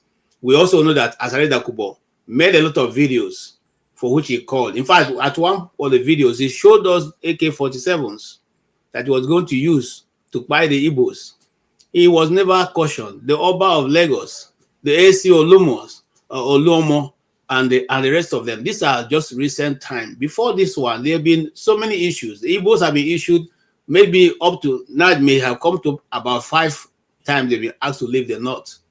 You know, the same people who are, you think the Igbos are not part of Nigeria. They've been asked to leave the north more than 5 times. In the south, they've been asked to leave the south. This is about the 3rd or 4th time they've been asked to leave the south. You know, I mean the southwest. The question now be, if in this process you get annoyed and make unguarded statement, and the National Assembly was quick to organizing and writing a letter to the Canadian authority saying that this lady should be deported. And Abike Dabiri, whom I have a lot of respect for her. She even has an Igbo name. Dabiri simply means lean on God. Now, so for her to even come to the point of displaying this within 24 hours, was able to fish her out, was able to put all kinds of publications to the Canadian authorities and all that. The question is, where have you been? And the question she said is that I am for the diaspora, I'm not for those in Nigeria. What about the people who sparked off this discussion? They live in South Africa and in Austria. Is it Austria? Yes. One of the guys who was the leader of calling for the buy of Igbos, he lives in Austria. The other set are in South Africa. Why has she not tracked them down, put their pictures up, okay, and have them extradited back to Nigeria to be questioned, or write to the authorities and say these people have contravened so and so we need them back? Why is it always swift when it has to do with the Igbos? I want to ask the question to our dear Benjamin Kanu, representative of the Abia, one of the representatives from Abia State, who was boasting some 2 days ago that Abia will not remain a Labour Party state because he's going to make sure as the number 6 man. Number 6 man, what are you doing now since they've been calling for the buy of Igbos all around? What have you done for the people that you represent? Why were you sitting there and a letter was swiftly written and sent out that you did not have an input, or you didn't have an input, or you're also one of those saying that, oh yes, she should be arrested? The question I'm asking is, what is your use? And since this letter was purported to have been written by all the National Assembly, is it that all the Igbo representatives also saw that this is the right thing to do? They didn't hear the MC Olumo people. They didn't hear when the Igbos were asked to not vote in certain places and were disenfranchised. What is the position? You see, that's why when I speak sometimes, I say the people you call leaders of the Igbo land are not really leaders of Igbos, because no leader of the people will close their eyes and watch such things and still be happy. Have you ever heard that the Igbos walked out because something was not done? They walked out of the assembly? No, they all sit down and share. the looting, the booty that they're all getting from the federal government. So what am I trying to say in essence? So I don't overflog it. I just wanted to put out my own, my own thoughts out there, so I don't have to interfere whatever you're going to say. That's my thought. And I think that the Igbo leaders are not being fair to the Igbos. If you say a representative of Igbos, and this thing is going on for since 2015, this thing has been going on. Okay, it started when the Igbos voted massively for Jonathan. Okay, Igbos became a problem. Okay, Igbos became a problem. When Igbos voted massively for Obasanjo, they didn't complain. But Igbos voted massively for the North, they didn't complain. But now that it is about what concerns them, Igbos have become a problem because Igbos supported Peter Obi. That is now, we are now bigots. We are now people who do not, who don't want Nigeria to go forward. The question I'm putting to all of the panelists now is this: how do we draw ourselves back from where we have gone? Because we have gone too far. If you ask me, I will say probably there's no retreat. There's no surrender. But Kenneth, you may have a different view from me. Go ahead, sir. Obviously. Thank you. Ndewo Okija. Good to see you, sir. When you are making your speech, you say that you have respect for Abike. I don't know. I just don't know. But me personally, I have zero respect for her. And such a person, I don't regard her as my representative anywhere in this world. Now, concerning Amaka, as you can see, my sub-name there is, or subtitle there is Protect Amaka. Amaka is somebody that every well-meaning Nigeria, if you actually mean well for that country, be you Igbo or non-Igbo, you should make everything possible to protect that lady. She spoke the minds of a lot of Nigerians. I overheard that the Ohanese and Igbo are busy disowning Amaka, saying that she's not Igbo. They can go ahead and disown as much as they want to disown. Even if Amaka is not Igbo, even if that lady that made that speech is not Igbo, I would personally want to own Amaka to be Igbo. I own her to be Igbo. It is time for every Igbo person, not the Efulefus, not the useless ones that we have in their House of Representatives that actually endorse that useless letters. It is time that every well-meaning Igbo person begin to speak up and condemn this evil going on in Nigeria. They are very swift to writing a letter to Canadian government to prosecute Amaka, but they were not that swift to writing a letter to Nigerian government to prosecute that useless retired police officer that called himself Oba of Bini, Oba of Lagos, when he threatened to put Igbo people in the lagoon. Nobody arrested him, but they are very swift again to arrest Ezigbo of Lagos when he was calling for IPOB to come and protect Indibo in Lagos State. Till today, that man is still in their custody. He has not been released. They were not swift to writing letter to Austria's government to arrest 2 Yoruba guys that were calling for killing of Igbo children wherever the Yorubas found Igbo children in abroad. And because of that speech, I personally have made it as a point of duty to know the driver, the school bus driver to my children. I must know you, I must speak with you, especially if you're a black person, I will know where you're from. And my aim of doing that, if I find out that you're a Yoruba, you cannot drive my children. I will write a petition and I will show the school. I will play the video to the school. This is what is going on. I don't trust Yoruba people driving my children. Yes, we have good Yoruba people. But did you observe something on this platform today?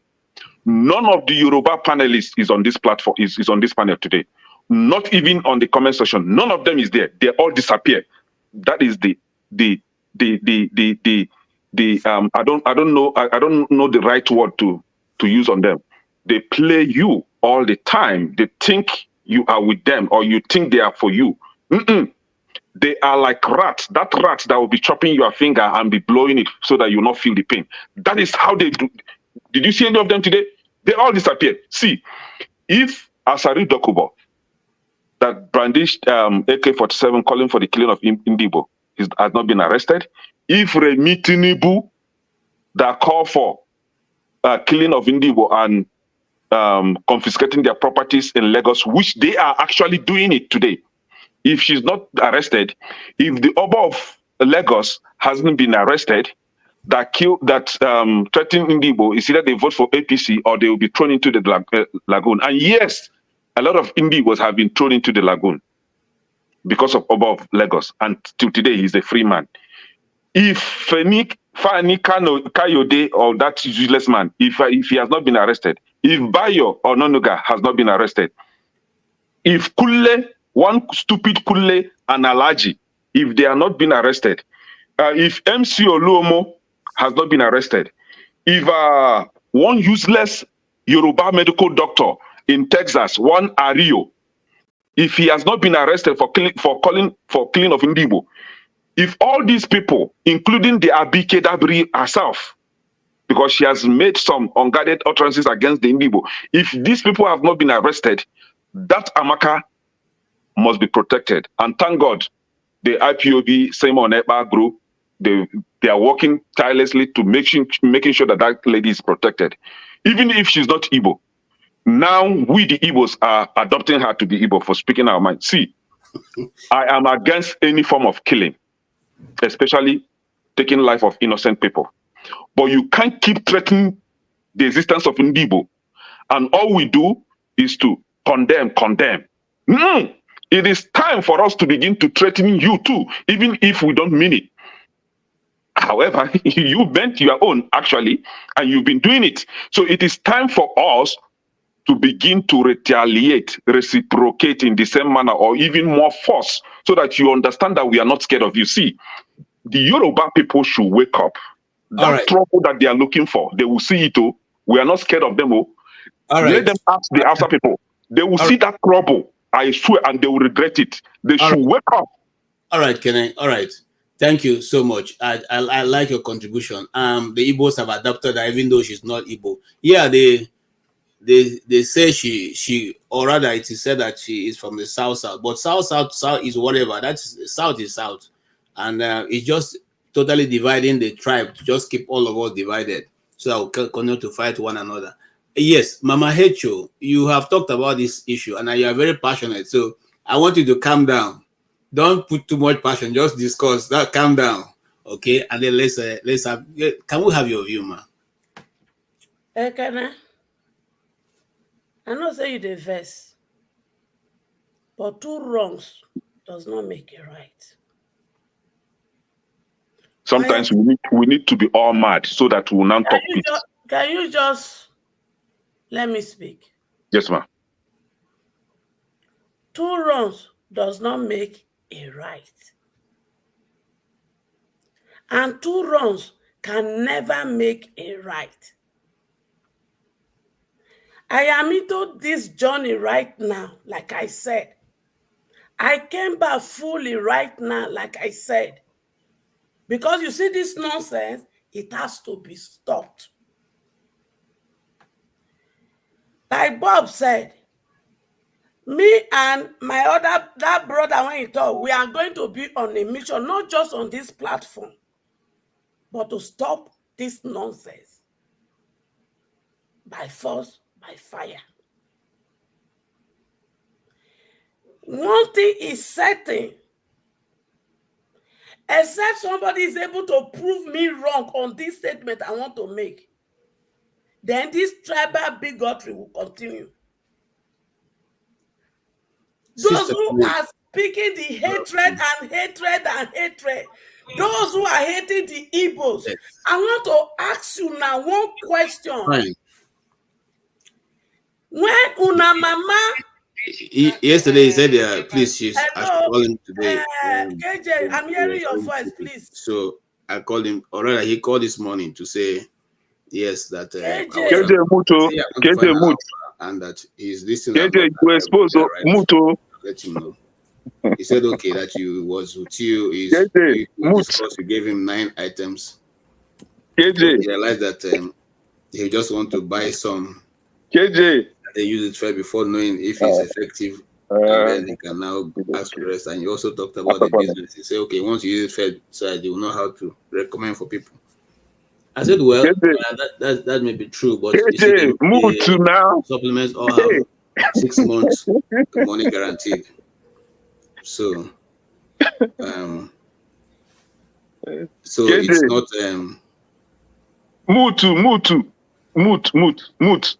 Sorry, hold on. Hi. Moot. KJ, are you hosting the show? Are you doing another business? If you want to do another business, get off and let somebody else hold the show. KJ, I have to keep quiet because I want my message to go out. Sorry, madam. My phones went off and my system hooked up. Okay, you go ahead, man. Sorry. Mute. Oh yes, it's already muted. Thank you, man. So those who are hating my Igbo children and my Igbo mothers and my Igbo aunties and my Igbo uncles, I want to ask you now this question. Which of you decide the tribe you want to come into this world? Which of you? Which of you? So if none of us was able to say, now this tribe I want to come into this world, we find ourselves through the parent and the tribe we enter. Why are we hating others? Why? Why? And if you are hating the Igbos, because in your own mentality and stupidity, is because they are prosperous, then you better go carry go they drink ogogoro. Because God created us, give all of us ability.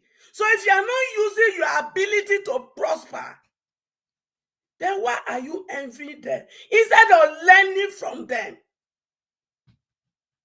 Why? And you see, House of Rep, thank you. Abike, thank you. Because you people have succeeded to do one thing. To lay down, what did they call? Is it precedence? Since you have laid it down now, we go back. Using this your precedent to begin to address other people, including Remi Tinubu. Remi Tinubu, your video of your discussion of how una wan drive Igbo people come out from Lagos, make una begin to sell their property, they inherit their property. He did there. And Daddy Adeboye, because you reached to bomb me. Now, best when you ordain as pastor, be that too. So I am calling on you now, Daddy Adeboye. You must make Reni Tinubu to apologize to the Igbos. Tinubu, there was one of your videos when you try to tell us, say, you know the tribalists are being they condemn. So if you want condemn Tinubu, start with your wife and tell your wife to tender apology. If not, I don't know how we go to solve your own problem. But we go bend una knee by force. The way when Akpabio Misian and this lover publish in phone number and that of his wife, because to them they are above immunity. But when Nigeria called them, he apologized. I did not apologize. Because this nonsense must stop. And Ajaero Kubo, all of una, we go gather una list together. We go as far as much as possible. Onanu Gabi, what be your name? Because this nonsense must stop. Because Igbo marry Yoruba. Igbo marry Bini. Yoruba marry Igbo. So if we not stop her now, I come out because I don't hear utopia when they go praising people for party, and we know say we they do party up and down. So for this utopia, I don't want to cry over my children.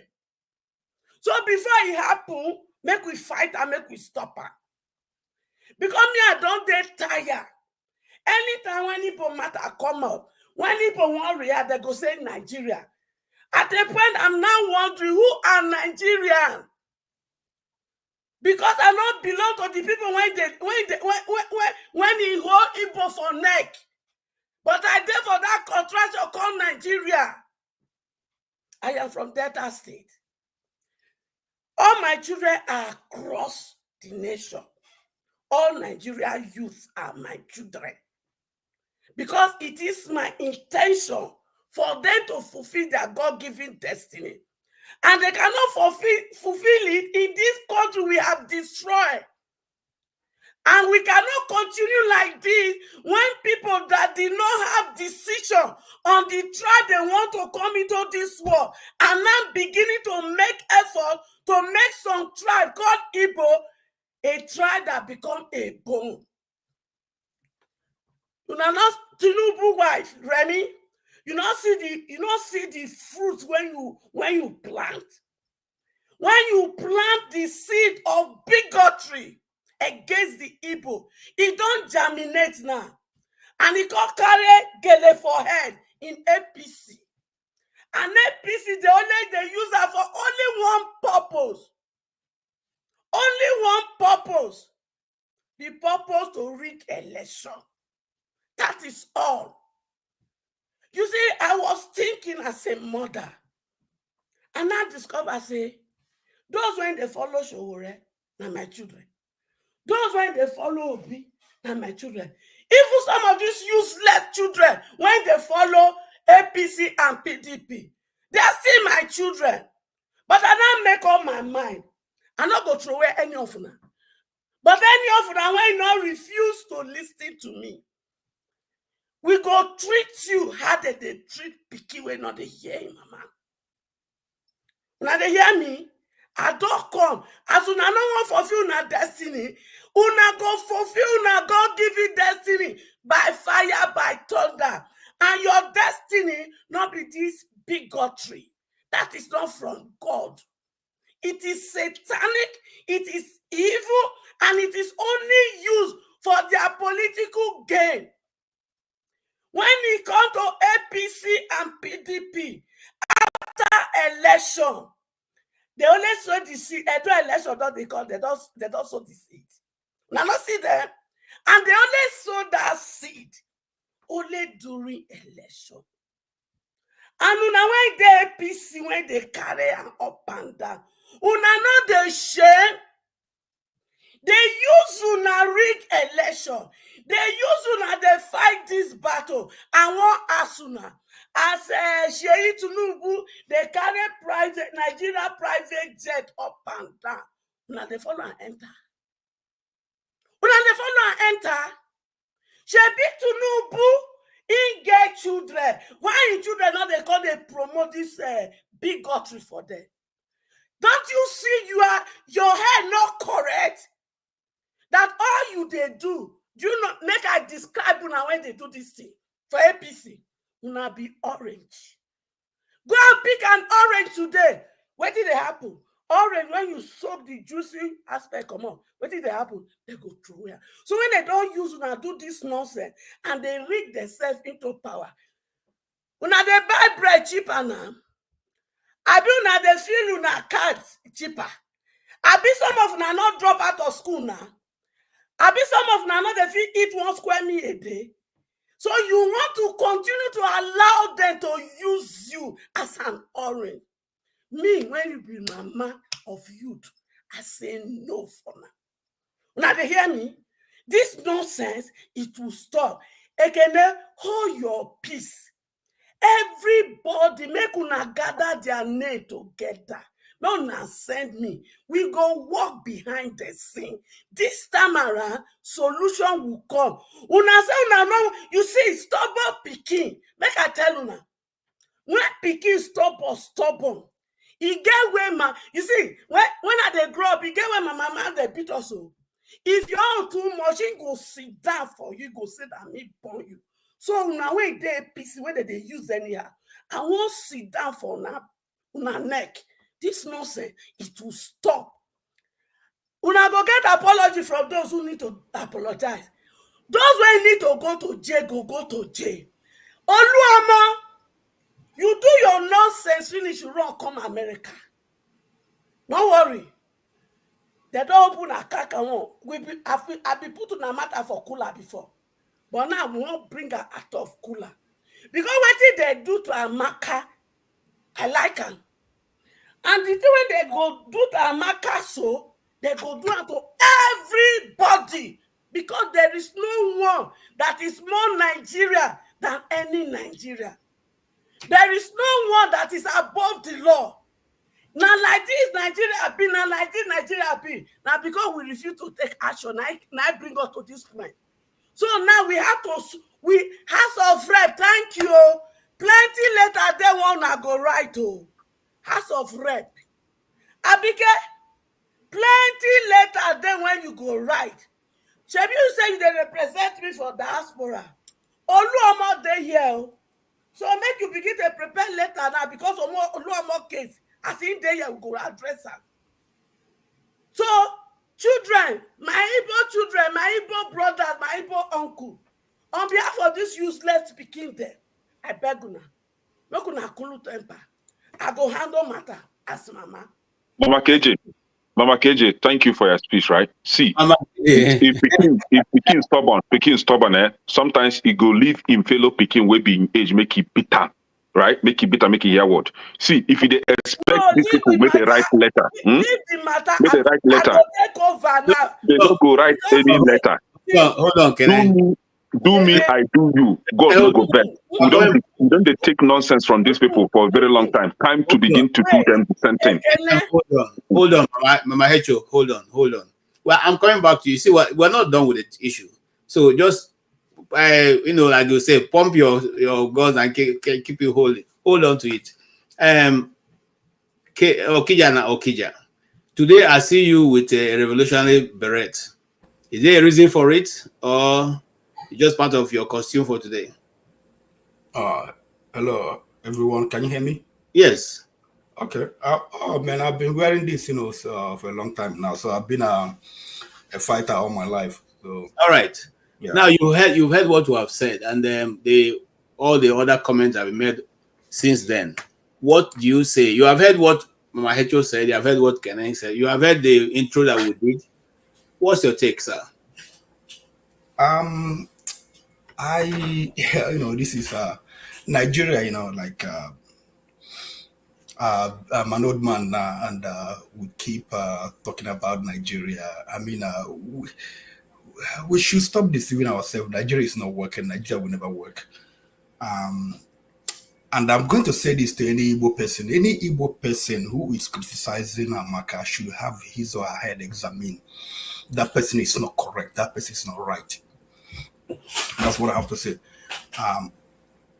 Since the amalgamation of Nigeria, they've been killing Igbos from Kanu. I think the first one was in Jos. Was it in Jos? Then Kanu. Every time they are killing Igbos for nothing. Before independence, nobody wanted to have independence. It was Azikiwe and Igbo people begging Nigeria to have independence.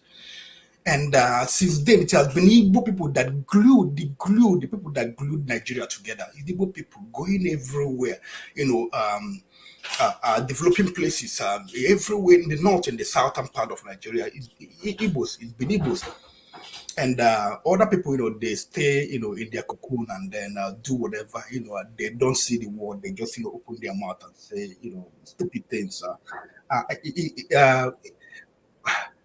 We have so many examples, you guys, some maybe you have enumerated many of them from, people who are insignificant, from people who are significant, they keep, saying things against Igbo, to the extent that, what's his name, Pastor, what's his name? No, the pastor that did that would run as Buhari's running mate. What's his name? Pastor Tunde Bakari. Tunde Bakari, told us, that he had a meeting. There was a meeting he was invited to. It was a high-level meeting with Yoruba leaders. They were talking on how to deal with Igbo. How to deal with Igbo. I mean, to show that this is not like things that is happening in the lower echelon of the society. People in the advanced society, they were talking how to deal with Igbo, and he responded, what did Igbo do to you? So this has been systematic, and then you look at Tinubu's government. You look at what happened in the central bank, how they what's his name, Cardoso came, and they a lot of people were laid off at the central bank. So so I don't know. I don't know why we keep deceiving ourselves. Nigeria is not working. I know we have many of us. We have intermarried, and we have families members who are Yoruba or Isoko or whatever, Hausa, whatever. But in Nigeria, when it comes to politics, Nigeria is not it's not familiar. It's not friendly. It's something else. People they want to grab power and do whatever they want to do with it, and when they grab that power, it's like the common denominator is that they want to stifle the Igbo and do something to Igbo. And this what you look at Tinubu's wife, Yeye Tinubu or whatever they call her, and what she said. Look at this, a woman who had power and who has power. Look at what she said to you. Imagine what she says to her husband, or what her husband tells her. Because if you have a child or a wife who can go outside and speak something, that's because that in your house, that's what you talk about. That's what you talk about. So I don't know what is wrong with us. And I say this, we are trying everywhere. We are trying to integrate. We try to belong. And I'm sending this to anybody that goes to Redeemed Christian Church. Any Igbo person that goes to Redeemed Christian Church, something is wrong with you. Something is wrong with you. You need to repent. A pastor at Redeemed said this, and the overseer has never had the one time to distance himself from that statement, from that video, from that Yeye woman. He hasn't for once said it. He hasn't, like in Christian church, Pentecostal church, when somebody saying, they give the person a back cheer. No report has been that she was giving back cheer for what she said for saying. And still, Igbo people, you go.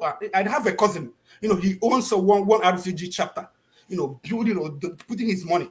Any Igbo person who is going to RCG, something is wrong with you. So what do we do as an Igbo? We need. Like I said, I have Yoruba friends and other people from other tribes. But just like I have people from Jamaica, I have Jamaican friends, I have American friends. We have relationship. It's not we can have relationship with our Yoruba friends, with our Yoruba family members, but we need to find a way to disengage from Nigeria. It's not working. It's not working. When we have our crazy people, they don't want us to have our crazy people, but they unleash our crazy people all over. It's costing life, it's costing property, it's costing fear. Abike Dabiri was telling us that that I think there was a tweet. She said that it was not a diaspora affair, but KJ, you listed some that are diaspora affairs. Someone what's the Lagospedia? One YouTuber went behind the scene and he got information on the person handle. You find that those people, those connect. I don't know if you have watched the video.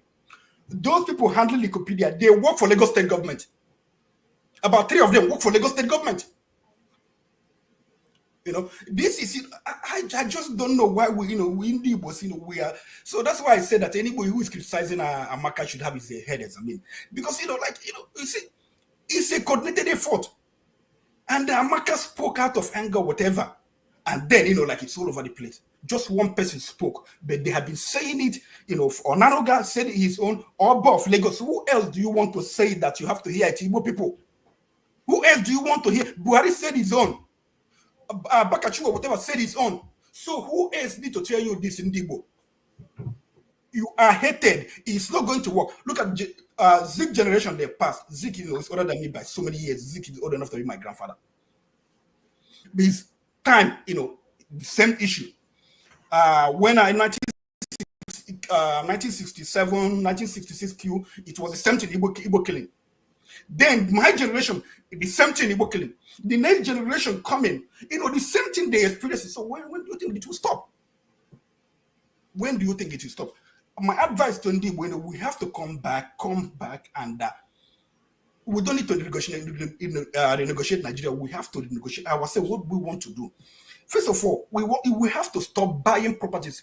Every other place that is, just go rent, do your business, go home. Or you can go to another country. Ghana is more stable for Gambia, Gabon, they're all more stable for Ndibo than in Nigeria. So why are we wasting our time in Nigeria? Just like people like other people, tribe people listening to me. I don't hate you. I have personal friends, but we can maintain those friends. But for Nigeria, no, it's not working. It's not going to work. All right. Has been in detention for how many? For how many? No, but what's it? Boko Haram suspect. They bring them, they rehabilitate them, they integrate them into the police, into the Nigerian army. Some of them are living in government house in Borno State. Okay. What's this guy? This Ezigbo at the Ajaero State. Igbo markets were being born in Lagos, okay, and he said something. What he said was that I'm paraphrasing, that IPOB they agitated because they don't have job. It's because they don't have job. Since our markets have been born, let's bring IPOB and give them job, and at the same time help them protect the market, so that achieve two goals: to protect their market and to give those guys job. And then all of a sudden, it was April 1, 2023. Up to now, he has never been to court. He has been in detention since then. Falana has, gone to court. Not in Nigeria, they do not respect, but if it were some other person, they were granted. If it were Northerner or whatever people from the, Yoruba land, they would grant that person, all right, Okija. We should just, maintain your friendship with thank you. friends. Thank you. I'll come back to you. Family member, but we need to get out of Nigeria. We need to end this. Thank you. Hold on to your listen. I'm coming back to you. And you made a very vital point, which I agree with some of what you've said. I am for one who believe that we have gone to a point of no return, because tribalism is one of the things that is so difficult to tackle. Because you see, just like Okija have said, this thing started before our forefathers, our fathers. And okay, so he got to our fathers. Now we are fathers to children. It has gotten to us, and it's already going towards the next generation. When shall it stop? I see your comment, man of prestige. So tell us how you intend to achieve that, which you wrote out there. Yeah, man of prestige, your take, sir. Okay, thank you very much. Greeting everybody. Can you hear me? Because I'm hearing myself back. Okay. Yeah, we can hear you. Somebody's mic is on, so if your mics are on, please mute so that we don't have to hear himself. Okay, thank you. Good morning, good afternoon, everybody. Before I proceed, I just specially came in for this topic, because I've been heard about what's going on and transpiring in Nigeria. To begin with, I'm an Igbo man before I become a Nigerian, so I would say it there unequivocally. I mean, I'm a one Nigerian person. So having said that, let me make a comment in reference to what you was talking earlier about the DSS replace. The reason why I'm just going to make a comment on that for just 1 minute, because there's something you need to realize. I know there's some kind of nepotism going on, but it doesn't really matter who is there. It can be the man, it can be the officer man that is replacing the former one. Still under Tinubu, because I listened to a commentary in a Nigerian space. There's a man called Dennis Amaka. He was former deputy DSS guy. He's still in the DSS right now. When he came to that topic, he was just saying about, because he was kind of defending DSS in that regard. Whatever is happening, if you remember about the journalist that was kidnapped in Port Harcourt, is in jail right now. He was from Ondo or whatever. I don't know his name. But you know what's going on, the impunity. about subjugation of speech in Nigeria. So a lot of journalists have been locked up. But anyway, so when he came to a platform, he was talking about what's going on in Nigeria. He laid the whole blame to the president because he said, because DSS is like the FBI. So there's no separation between the DSS and the president, Tinubu or Buhari, because he said he take order from the president. People were saying, why you're doing all this, what's going on. So I just want you to know about that, because the guy spoke. He defends DSS, whatever wrong they are doing or whatever. But he said the buck stopped with the president. So that just to tell you the kind of country we have. Nothing can happen in that country. Everybody here, you don't be deceiving yourself, like we have, three branches of government. No, we don't have. The person in power, our president is like an emperor. So I just want to lay that, because I know that is something that already passed. I just want to make everybody clear. It doesn't matter who the DSS chairman is. He's going to be answering to the president, seeking people money, man, forget about this nepotism. The nepotism is there, Tinubu is doing the same thing. Okija, I want to ask you a question before you continue. Now, if you are appointed as a DSS director and the president gives you a directive that is against the law, does the onus not lie on you to say, sir, with due respect, this is what the law says concerning this issue? Are you asking a man of prestige? No, I'm sorry, I'm asking man of prestige, sorry. Okay. Oh, you asking me? Yes. Yes, but morality is very expensive in Nigeria. Nigeria doesn't have paradise.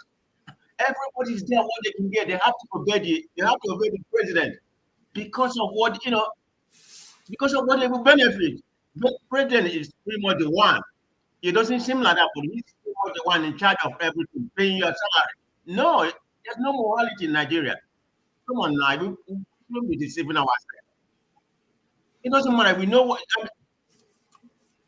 the law said. This guy said it's deputy DSS that was saying all this.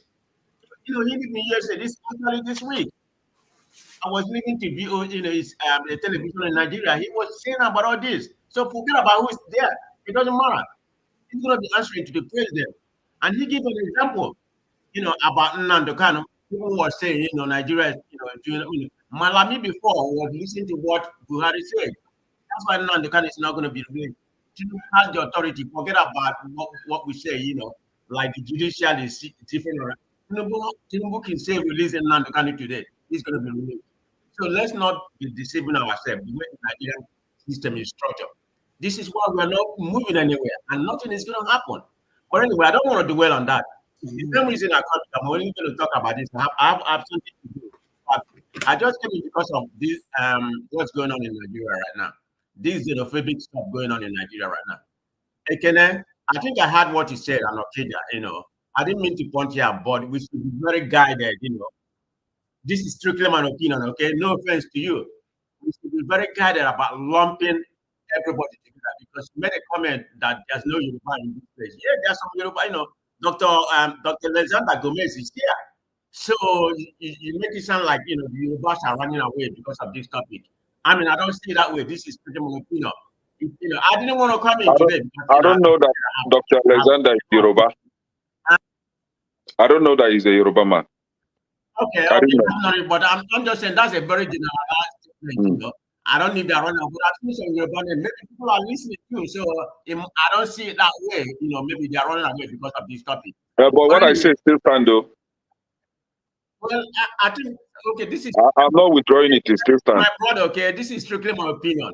Okay, so don't take it. I have to call it how I see it. I don't miss word. It doesn't matter where I am. So some other comment that was made that whatever is going on right now is like Igbo Yoruba. I don't see it that way. I see it as a political, gamemanship. Is the APC part of the Southwest extraction that is doing this? So let's call it what it is. It's not the whole, because I've called my people, from my extended family, like Gustate or something like that.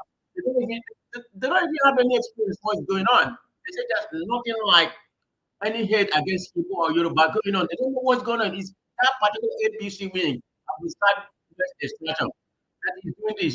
It's all political gain. So let me speak on this Amaka something. Before I begin, I totally condone what she said. Okay, I'm not here. I had it and they said it should be, practice or whatever. No, I don't know what happened to her. What she said was very insidious. She can get what kind of penalty that she deserves. I mean, I don't need to because she's, my understanding. Amaka, what's his name? Amaka, Sambog, or whatever. He's a Canadian citizen. So whatever the law that permit them to, do her, that's right. My issue have the reason why I came here is because of what's her name? Capri. What's the name of that lady in charge of Biafra? Abike. That's the reason why I came here. Because it seems like there's a selective justice. That's what she's doing, and and that kind of saddened me. If anybody that make any kind of bigotry, justice should be equal. There shouldn't be selective justice. I have a lot of information to say what's going on. It's pretty much selective. And you see, because I made a commentary, some people were saying maybe some of the things that was perpetuated, the Legopedian. I have the name of the Legopedian name here. He has been exposed in Nigeria. What has happened to him? Nothing. Yeah, Bolaji is the name. People have exposed him. So nobody knows. He's in Nigeria and nothing has happened to him. I mean, we know the genesis of some of these things. Maybe whether I go back to Nnamdi Kanu side, whatever. Where is Nnamdi Kanu right now? He's in jail. Where is the Eze of Igbo? The Eze guy. He's in jail. So why not hold everybody accountable? Why does it have to be a particular industry for some people? Industry for none other. This Amaka, what he said was very outrageous, and I have my this in here. There's a lot of people on another guy that has said it. Adebi Olatu, he said we're going to kill the whole Igbo. This is on his own account. He said, and then Adeyinka grandson. He's married to an Igbo wife. He said, I'm going to kill my wife first before I start killing the whole Igbo.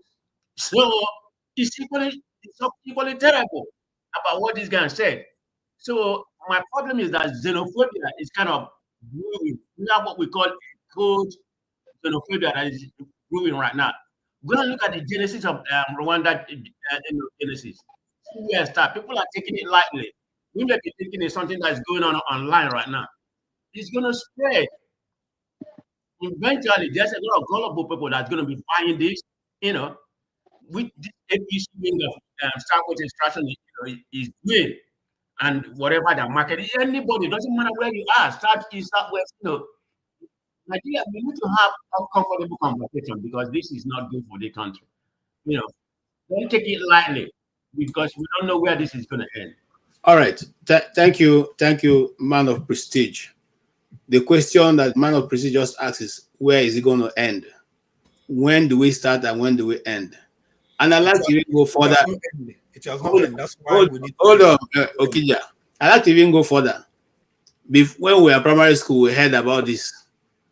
Okay, our parents were children when they also did the same thing to them. I remember my uncle told us the story of how he left Jos and left all his property to come back just because of the buying of Igbos in the north. And then up to this moment, 50 years down the road, we're still in that trajectory of always looking for what to say is wrong.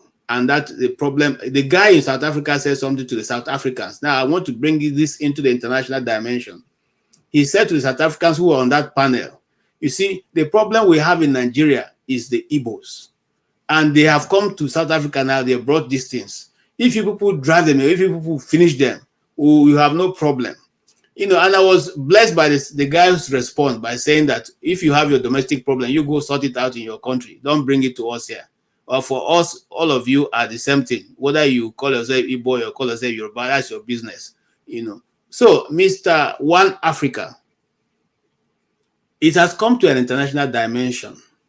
Many people have said worse things before the Amaka's comment. Do you think there should have been justification if they were also arrested before this one? Or do you think that Amaka's own is so bad that it deserves national attention as it is now? Okay, thank you. First of all, I want to say that I'm not a Nigerian. I am a Cameroonian, and I came to this panel as a Pan-Africanist, right? So it's on that capacity that I want to speak here.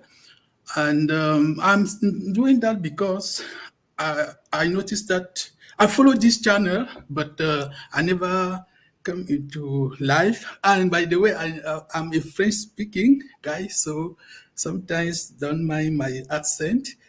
No, you're welcome. Welcome okay, to thank you. us. Thank you so much. Go ahead. You're free to comment in any which way you like, and you own your opinion. Go ahead, sir. Yeah. I mean, because I was interested by this issue of tribalism, right? That is going on in Nigeria. And if you look it closely, you will see that it's the same thing going on almost in every African countries, right? So in my own country, in Cameroon, it's the same thing. They will say, for example, that a Bamileke will never be president in Cameroon. Like in Nigeria, they will say that an Igbo man will never be president. In Kenya, you see Raila Odinga, they say that he will never be president. In Cote d'Ivoire, it was also almost the same thing. They said that Babo, like, is from a tribe that they call Bete. They said that someone from that tribe can never be president in Cote d'Ivoire. And when Babo succeeded in becoming president, they removed him. So these things happening in all African countries. That is why I said that when I came as a Pan-Africanist is that if you handle that all alone, you cannot handle this issue all alone. Because sometimes I feel that we are not targeting the real origin of the problem. Because it still has to do with neo-colonialism sometimes. And sometimes we don't understand that. When I said I came as a Pan-African, is that to join hands is that, not that we are not this kind of Pan-Africanists who said that we have to form a country. No. And just say that sometimes you need to join hands. First of all, to identify the enemies. If you follow the news, you know what is happening sometimes in Cameroon as well. There is also a fight between Francophones and Anglophones sometimes. And sometimes you see that some Francophones will fight Francophone, not knowing that the real issue is somewhere, it's elsewhere. And the issue is masterminded by someone. When you see Tinubu was put there for a reason by some people, and they use tribe, right? They use tribe. They will not talk about economics, about strategy, nothing. They will only use tribe. Whatever is happening with the economy, they don't mind. They will always use. That is why you will see that in Cameroon, this guy has been there for 42 years. Why? Because he used tribe. It's not that he's so strong. He will use tribe, and when they use tribe, they can stay there for even for because they know they will appoint people based on tribe. Their tribe, they will try to put their tribe people on strategic position in order to capture the country. And unfortunately, I noticed that that is what is also happening in Nigeria. Because I know that, for example, Obasanjo was a Yoruba, right? We didn't have this kind of issue we are having now in Nigeria. And even this guy who was a president, no, he was a candidate.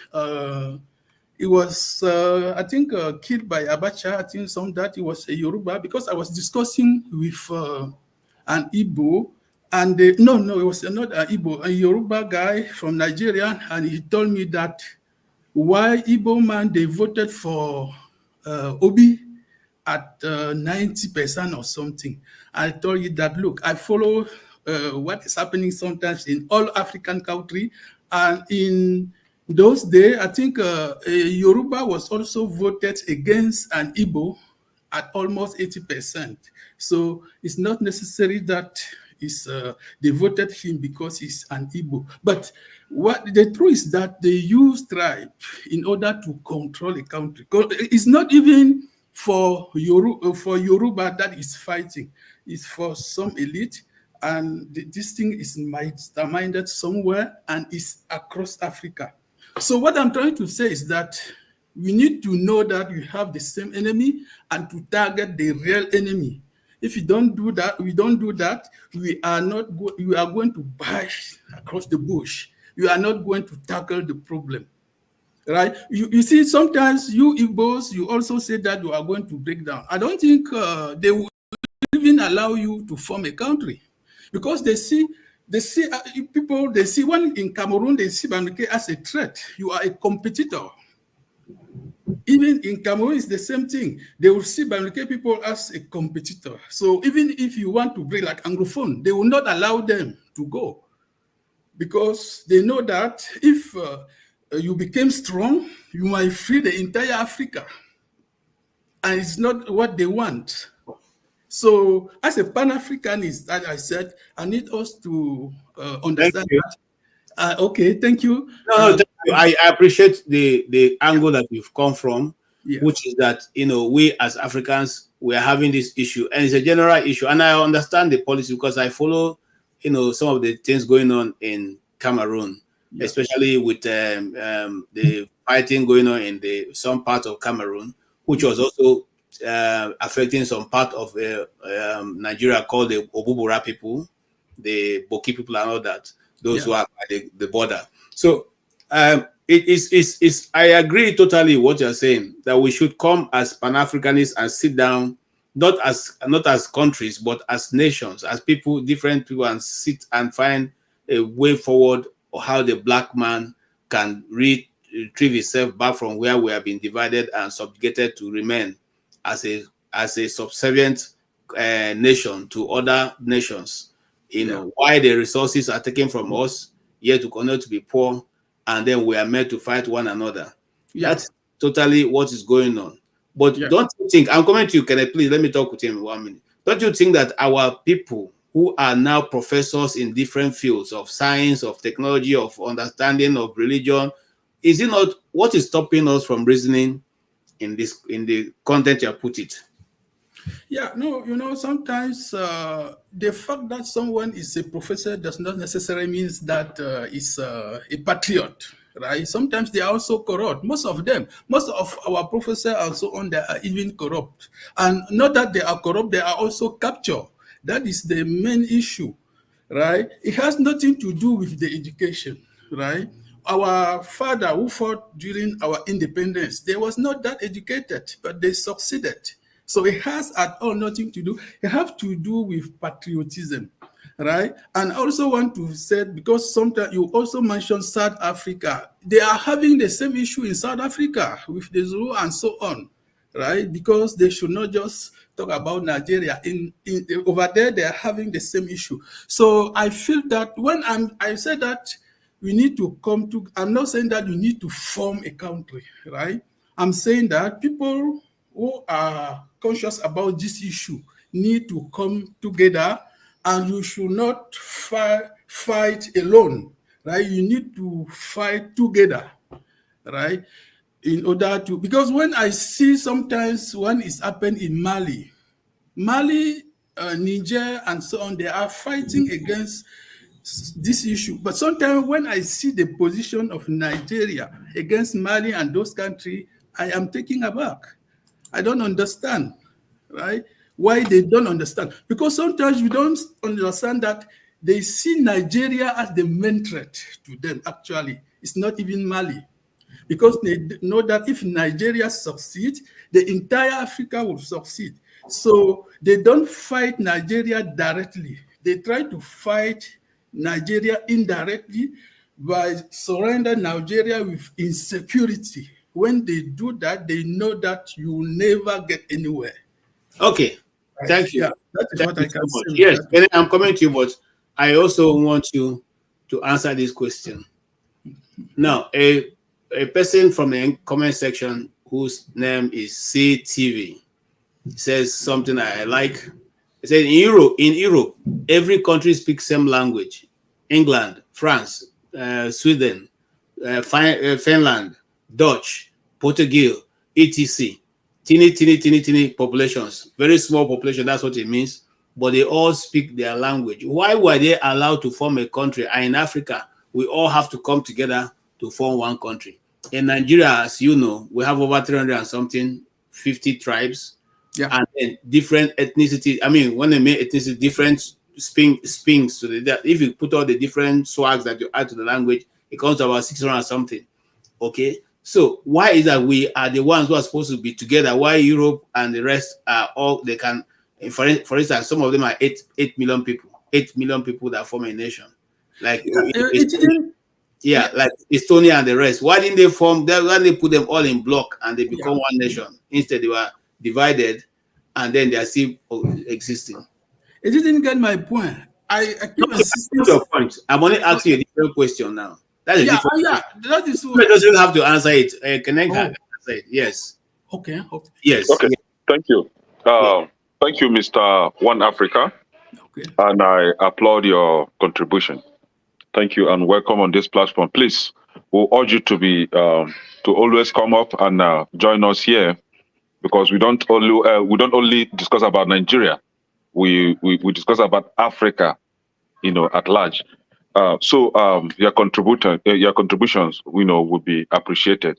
But this is it, right? While you are speaking, you made mention of you speaking with one Yoruba. I don't know if he's your friend but one Yoruba man, and he told you that Igbo people, 90% of Igbo people voted for P2B. I don't know his reasons for saying that, but spot on. You just know a tribal bigot there in that man.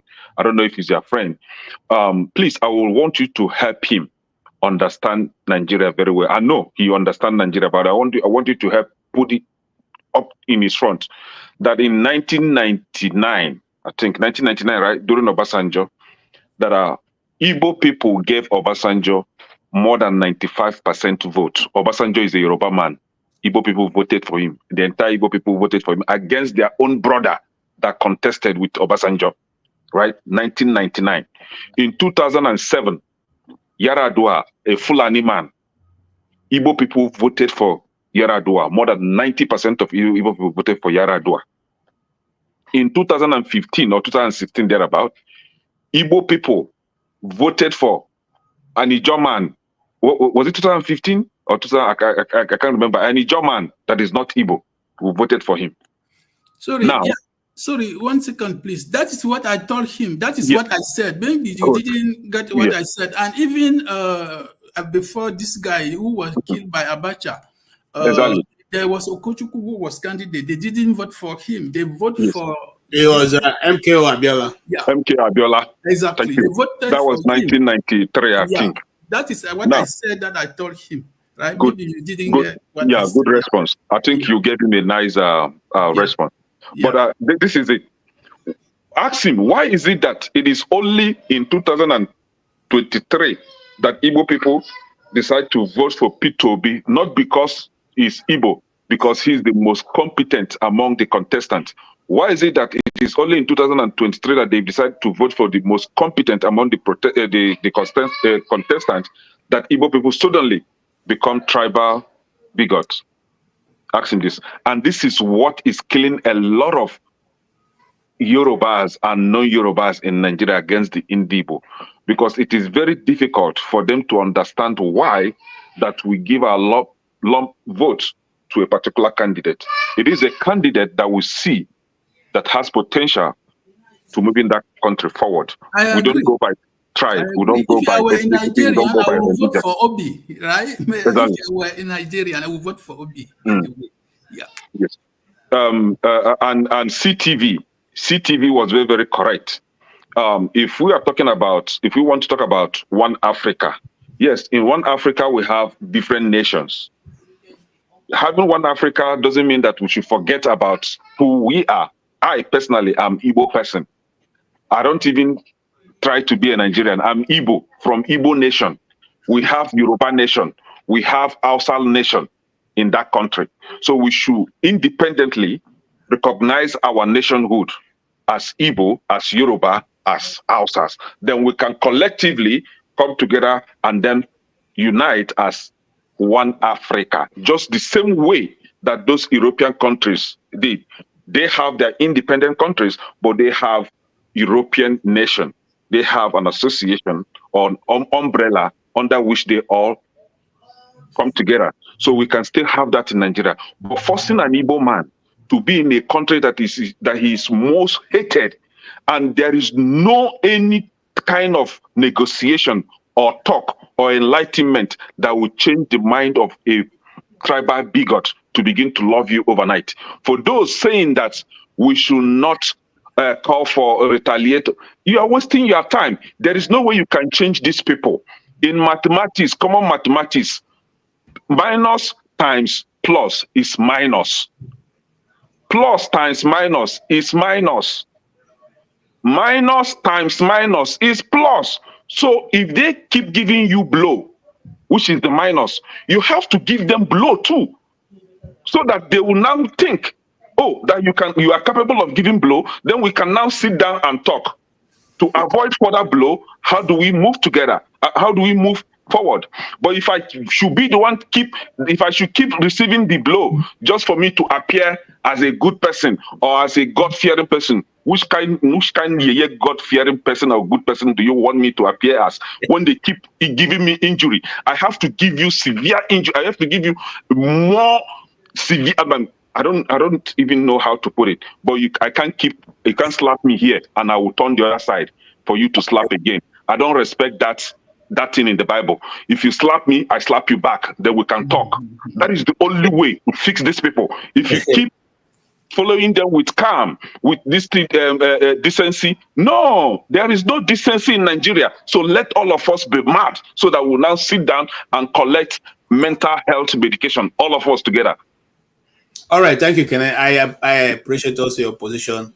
And you see, let's not allow ourselves to be clouded, because I see some people asking some very funny questions on the comment section. And this particular guy, what is the propaganda, Danny Ajaero? Can I keep spreading propaganda? Obasanjo was never a Yoruba choice, and Adeola lost many states of the Southeast in 1990. That's not true. That's total. No, even if Obasanjo wasn't Yoruba's choice, he was Igbo's choice. He's a Yoruba man, and we voted for him. So what he's saying doesn't make sense. Even Obasanjo himself acknowledged the fact that it was the Igbos that brought him to government. It was the Igbos that went out to vote for Obasanjo and en masse.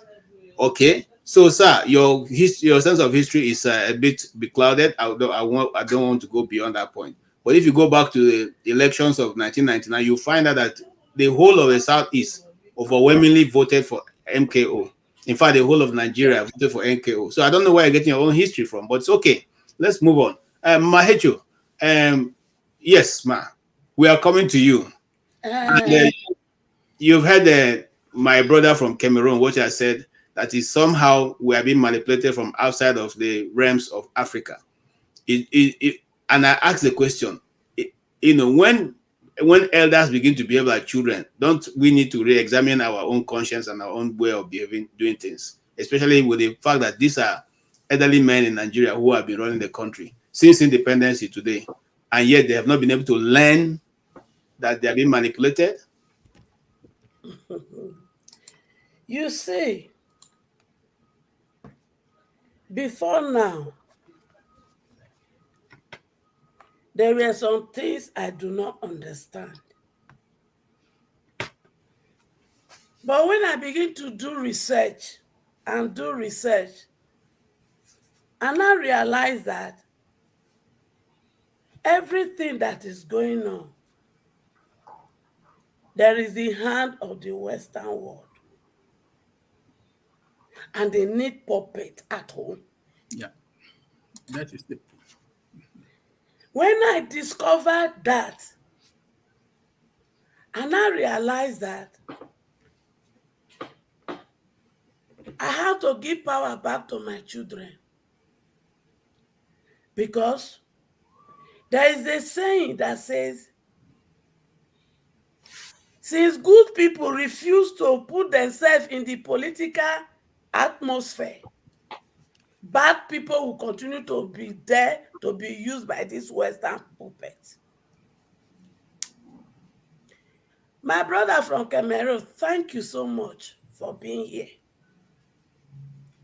And also thank you for letting us know that what is happening in Nigeria, where my Igbo brothers and sisters and children are being picked upon, is also happening in other African countries. So, to my Igbo brothers, sisters, children, fathers, and mothers, for us to change this story, it is not this my picking a approach. Fire for fire, no. Are you hot? Yes. My grandfather, your grandfather, they didn't settle this matter once and for all. They can't give our papa. Our papa too, they refuse to also settle it. They don't come and give us. So are we going to carry it and give our children? If I won't carry me, as una mama, I say no. I say no. Oh, we have bad leader, we have bad leader. Where are the good leaders? Because I know that we have good people. People with character. People with honesty, integrity that can rule our nation. But they refuse. I don't want to spoil myself. I don't want to spoil myself. That is what our grandfather did. That is what my father did. And that is what some of us has done. The day a youth look at me in one of the space and said to me, now your generation that refused to fight for us, that has turned us to who we are. That was the day it dawned on me, say, I have a fight to fight. And if you don't want to join me, no problem. I know say some of my children, they won't go join me. I will go fight this fight. So my brother Okija and my brother Ekene, Kulu, Temper, we go address this matter once and for all. And the journey is just began. Thank you so much. We can't carry this and leave it behind for our children. Thank you so much. Thank you, ma. You've done well. And I like that. I wish I have your faith. However, I want to also support the fact that you are saying what should be said. Now, no, why do I say, wait. When they say, when there is a will, there's always a way. Then why we have not solved a lot of this problem is because we don't have the will. We've not been able to change the system because we believe that, oh, they can rig, they will always rig. They cannot remove a sitting president, blah, blah, blah, blah, blah. Oh, a political party, it cannot come from nowhere without structure. It cannot win an election. But in this last election, my very correct children, when they understand that their destiny they at stake and the destiny of their children, did they not display it? Did they not win the election until useless Yakubu rig it for Tinubu? See, right. Thank you so much. And let me round up with this. Okay. I make up my mind for one thing. Those when they follow Showore way, now my children, I support them. Those when they follow Obi way, they be my children, I support them. Even this one they follow a philosophy of APC, they still be my children. The one when I feel drag, follow body through my ways, I go take the command. And the one when I want perish with APC, they go perish with that. But say me, in my lifetime, I will not die and die peacefully by putting the power in the hand of my children, that I know they are smart, they are intelligent to compete in the Western world. I will do it in my lifetime. All of us there for here. We there here because of waiting. Not because of the bad governance of our country that put us here. And what are we doing here? What are we doing here? Are we not helping them to develop their country, maintain the country, while our own continue to be destroyed? Are we not? Are we going to stay here with all the snow and everything and leave our good weather that is convenient for our skin? Are we going to leave all that if we get the basic amenity at home? How many of us went born for this place? Are you sure that in your old age and you decide to go back to Africa, that your children will go with you or come and visit you? So you see, my role, my goal is to see that we fight and have a better nation, so that my children, when are born for here, they go back to Africa.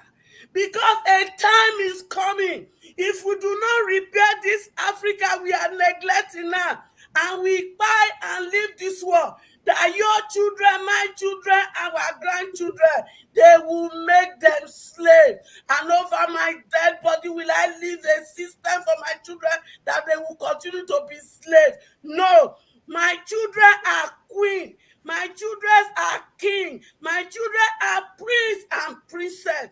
That is who they are.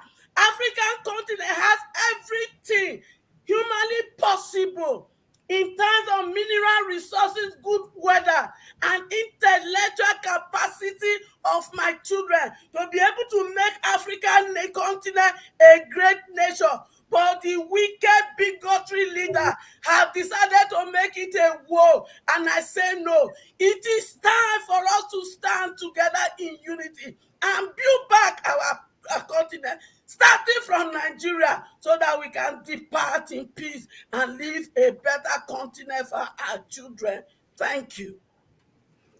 Thank you so much, Mama Hecho, and I appreciate your input there.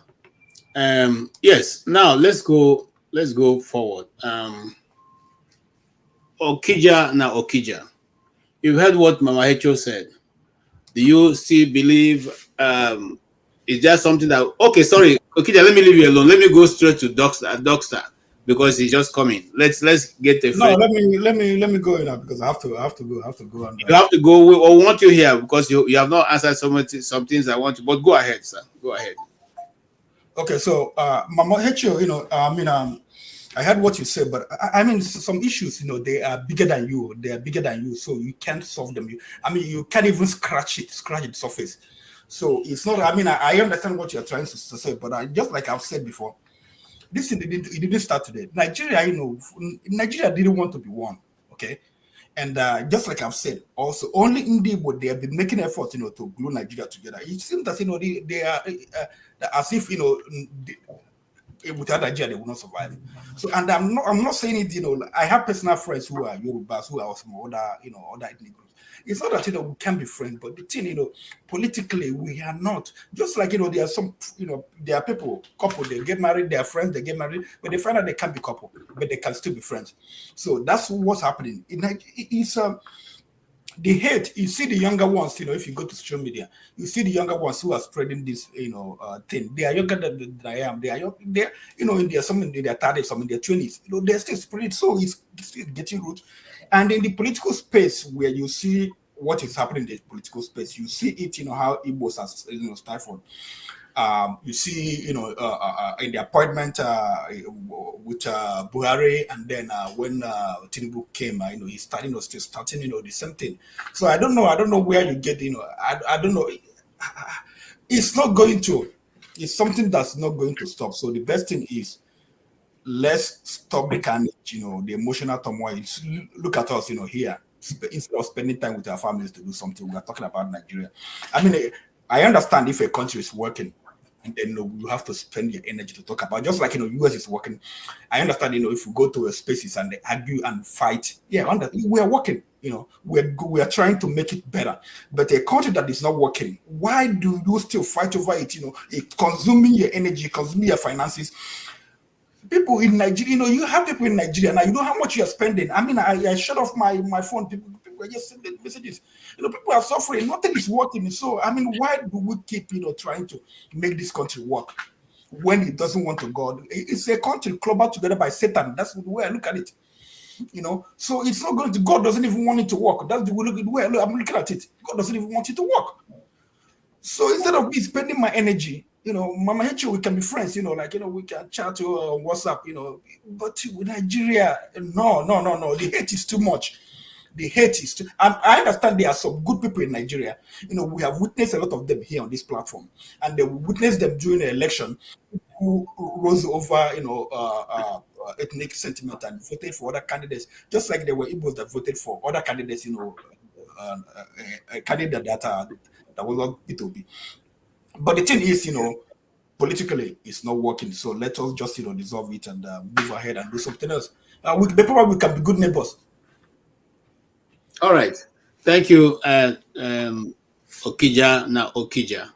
Now, sorry, One Africa, I will come to you, but let me go to Doxter. Doxter, you have followed from behind, you've heard all the arguments, and you know, you've read also from the comment section. The one of the comment I want you to comment on is from the one man went to Mo, who said that you know, we have Igbonized the platform. Tim, is it that we're discussing a topic that's not in the media space, or is it that we chose topics here? While you're trying to make a contribution, also you may want to touch on that. Are we leaning too much to the Igbo nation, or that we're discussing issues that are the hot burner topics? Thank you. Good evening, good morning, good afternoon, everybody. I hope you can all hear me. Yeah. Good. Yeah. You know, the more I listen, the more I just weep. So in the world today, blacks are talking about reparation. Why do they talk about reparation? Why do we talk about racism in the West? It's because they were the oppressed people. They were the slaves. The blacks were the slaves. And so it has to be a topic of discussion. You know, so whoever is saying that they shouldn't speak about this thing might as well, then we should stop talking about racism in the world. Absolutely stop talking about it. You know, no black should go to America or UK and say, I want reparation, was enslaved and all that. Because, I mean, the thing in Nigeria is that you seem to want oppression for a certain set of people. We seem to validate oppression for a certain section of people. And then for the others, it's not the same, you know. For some people, justice must be very hard on them. And then for some others, it's not the same.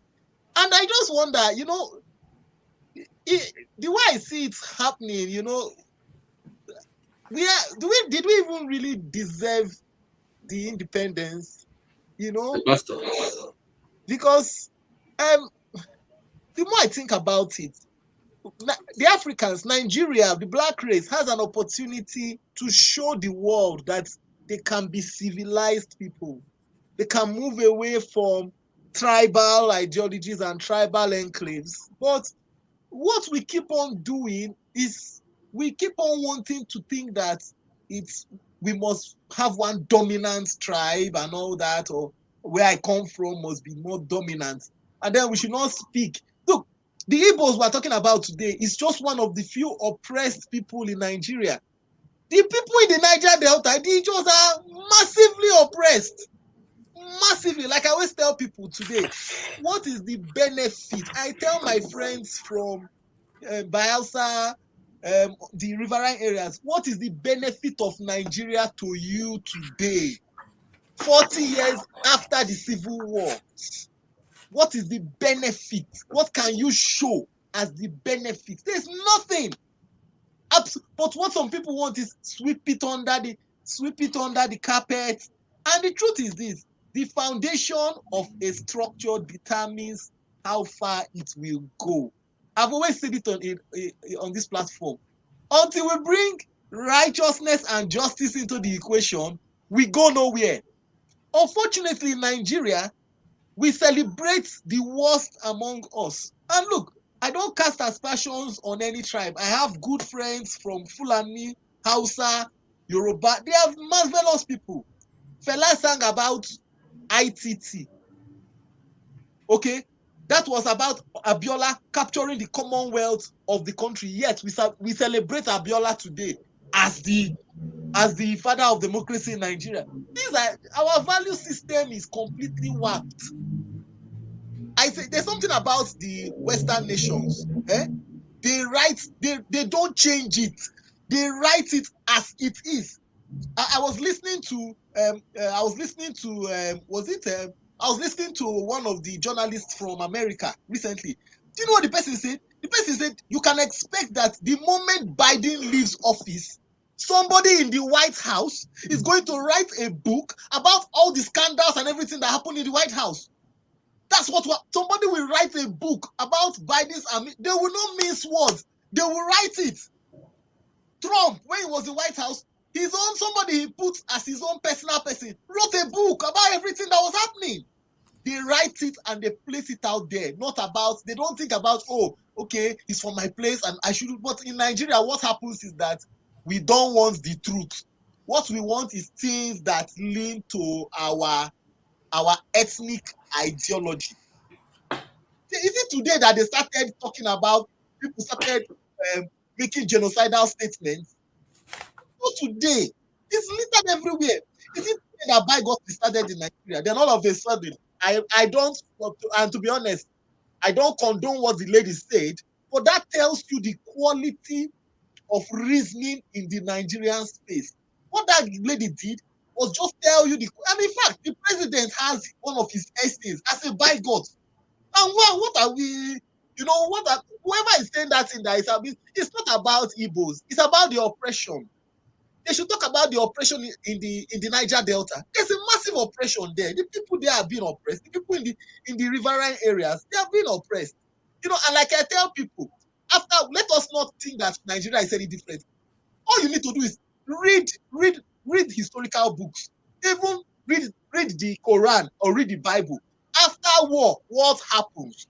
After a war, what happens? The victor dominates the place. He balkanizes the place. He takes over the place for as long as he wants, as long as his hand can hold it.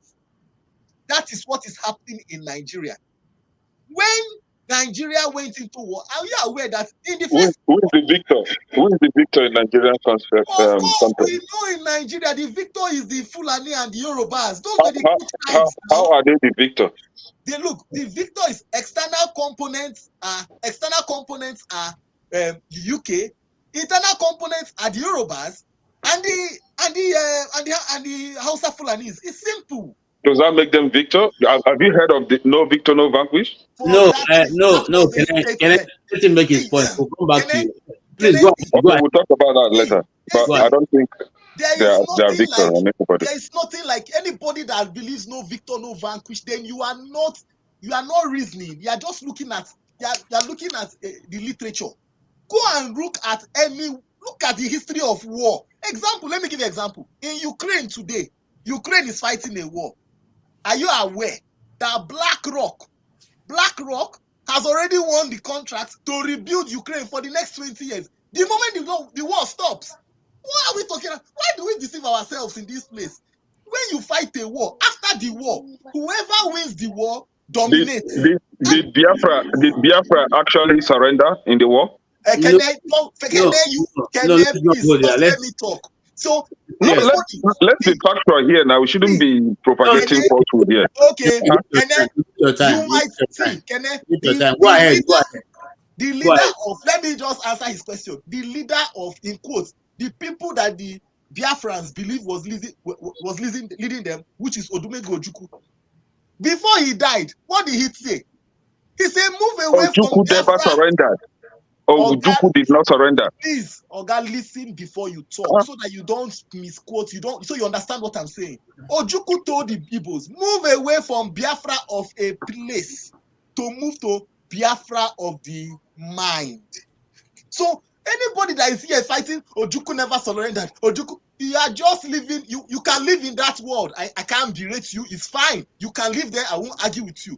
But the truth is this: in any war situation, when you lose, you get conquered, you get dominated until you can break the shackles of your neck. Is it a hard thing to know that in Nigeria today, who has ruled Nigeria? It has been between the Hausa Fulanis and the Yorubas. Those are the people that only have the legitimate, in quotes, the legitimate right to rule Nigeria. Tinubu came in. No matter and look, you have very good Yoruba people. Afenifere said no, support Igbo presidency. Tinubu said, "Emi Lokon, it's my turn." How come the idea to support Igbo presidency did not resonate in the north?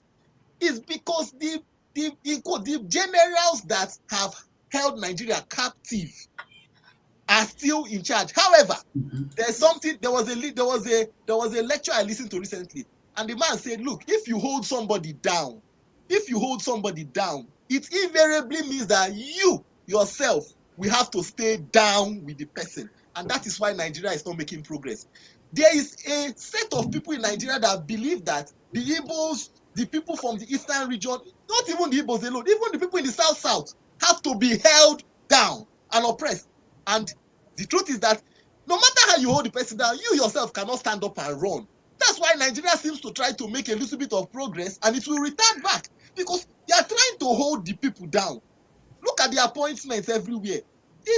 Look, in Nigeria today, the shining lights in Nigeria today, the people showing light in the world, Okonjo-Iweala, one of the people showing, if you mention 10 people showing light internationally today, I can assure you that 6 or 7 of them are Igbos.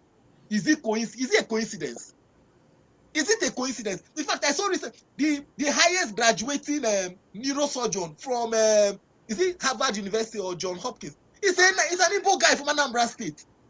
These people are, so the point is that if you cannot allow the lights to shine, you will live in darkness. If the people that will allow the lights to shine, you say no, they should not be part of the system, then Nigeria will stay in darkness. Africa will stay in darkness. But we must, when we come here, we must come with the knowledge that there is a massive education that needs to be done. Nigeria has an opportunity now because you have a generation that had nothing to do with the war and they want to move forward. However, you have another generation from the old, like the Baya Ononugas, that are stuck in that time. They are stuck in that old time. I'm not realizing that times have changed. So the responsibility on us is to start making sure that we educate the new generation so that they are not corrupted. Because what is happening is that if the young ones are fast being corrupted by the false narrative. The young people don't want that. Look, when you use your phone app, there's this Nigerian guy, Bilod. He has an app that allows a transaction. Does anybody care about who owns the app? Do you care? When you download the app, do you look at, Bilod is from Anambra State, I'll be from Imo State. Do you look at, this app belongs to No! You are looking for service. When you go to the hospital and you need treatment, do you look at, who is the doctor? No! And the young people want to move forward. However, people like Abike Dabiri and some others are stuck in that time of, you think that the only way you can move forward is by painting a set of people bad and making them look like they don't offer any value. And if we continue in that situation, the truth is that somehow, some way, this thing will break out. Nigeria has an opportunity to be a great nation, or to go the way of Czechoslovakia or Yugoslavia. That is the truth. We are in a crossroad. It's either we become a great nation, come together like the countries of the UK, come together and be a great nation, or whether we like it or not, hunger, poverty will push us apart. Injustice will push us apart. The Supreme Court today is clear that Osibanjo said that the framework of Nigeria is very fragile. It is very fragile, and we cannot paper over the cracks anymore. One day, the structure will collapse. But we, as the people that are here, have an opportunity to educate the young generation. If we want to keep it together, we have a chance, an opportunity to keep it together. Thank you. Thank you so much. Thank you for that contribution. I actually gave you more time so that you can deliver as much as those things, because we need to hear it. I'm coming to you, Kenneth, but if you won't mind, okay, have you 30 seconds. Okay, 30 seconds. Take your 30 seconds. Yes. I'm not trying to condemn my brother Dexter in his, entirely, but I just want to correct an impression. In Nigeria, there was no victor in Nigeria. So please, I want you to erase that idea from your head. There was no victor. Ojukwu never surrendered anyone. And for you to claim that the victor will always behave or hold you on ground as long as he wants is not true. We have recorded wars where, let's assume there was a victor, where victor was later defeated, right? We have the Battle of Bunker Hill, we have the Battle of Borodino, we have the Battle of Avera, and even the Fascist fight where they even won the first two battles and later they were defeated. Now, see, my brother, in Nigeria, there was no victor. And that fact still remains, unless if you try to put a different idea now. But me, as a person, this is the first time I'm hearing that there was a victor in Nigeria. Okay. There was never, please. Can I thank you? And I want to put that on our people. Our people were never defeated, and they will never be defeated by anyone in that country. Let me. If they want to, we can still try second round. Hold on now. I want to try and let you know what he meant by that. You see, at the end of the war, it wasn't that they declared no victor, no vanquish, the 3 hours. But in real practice, that's what he's trying to say. In the real practice, the people who decided that the Southeast should be a no-go area. I can say this more because I listened to that interview that Philip Effiong was manipulated to accept to surrender without even hearing from Ojukwu, his master. So Philip Effiong was manipulated to accept stepping down the wall. No, that was not a defeat. I don't think so. I don't think so. But that's it. You see, what we're going to do on this channel, so I don't digress, we are going to discuss this Igbo question. That day is going to be an Igbo question. We'll talk about it and we'll try to see how it can be done and going forward what we can do. But for now, let's move on.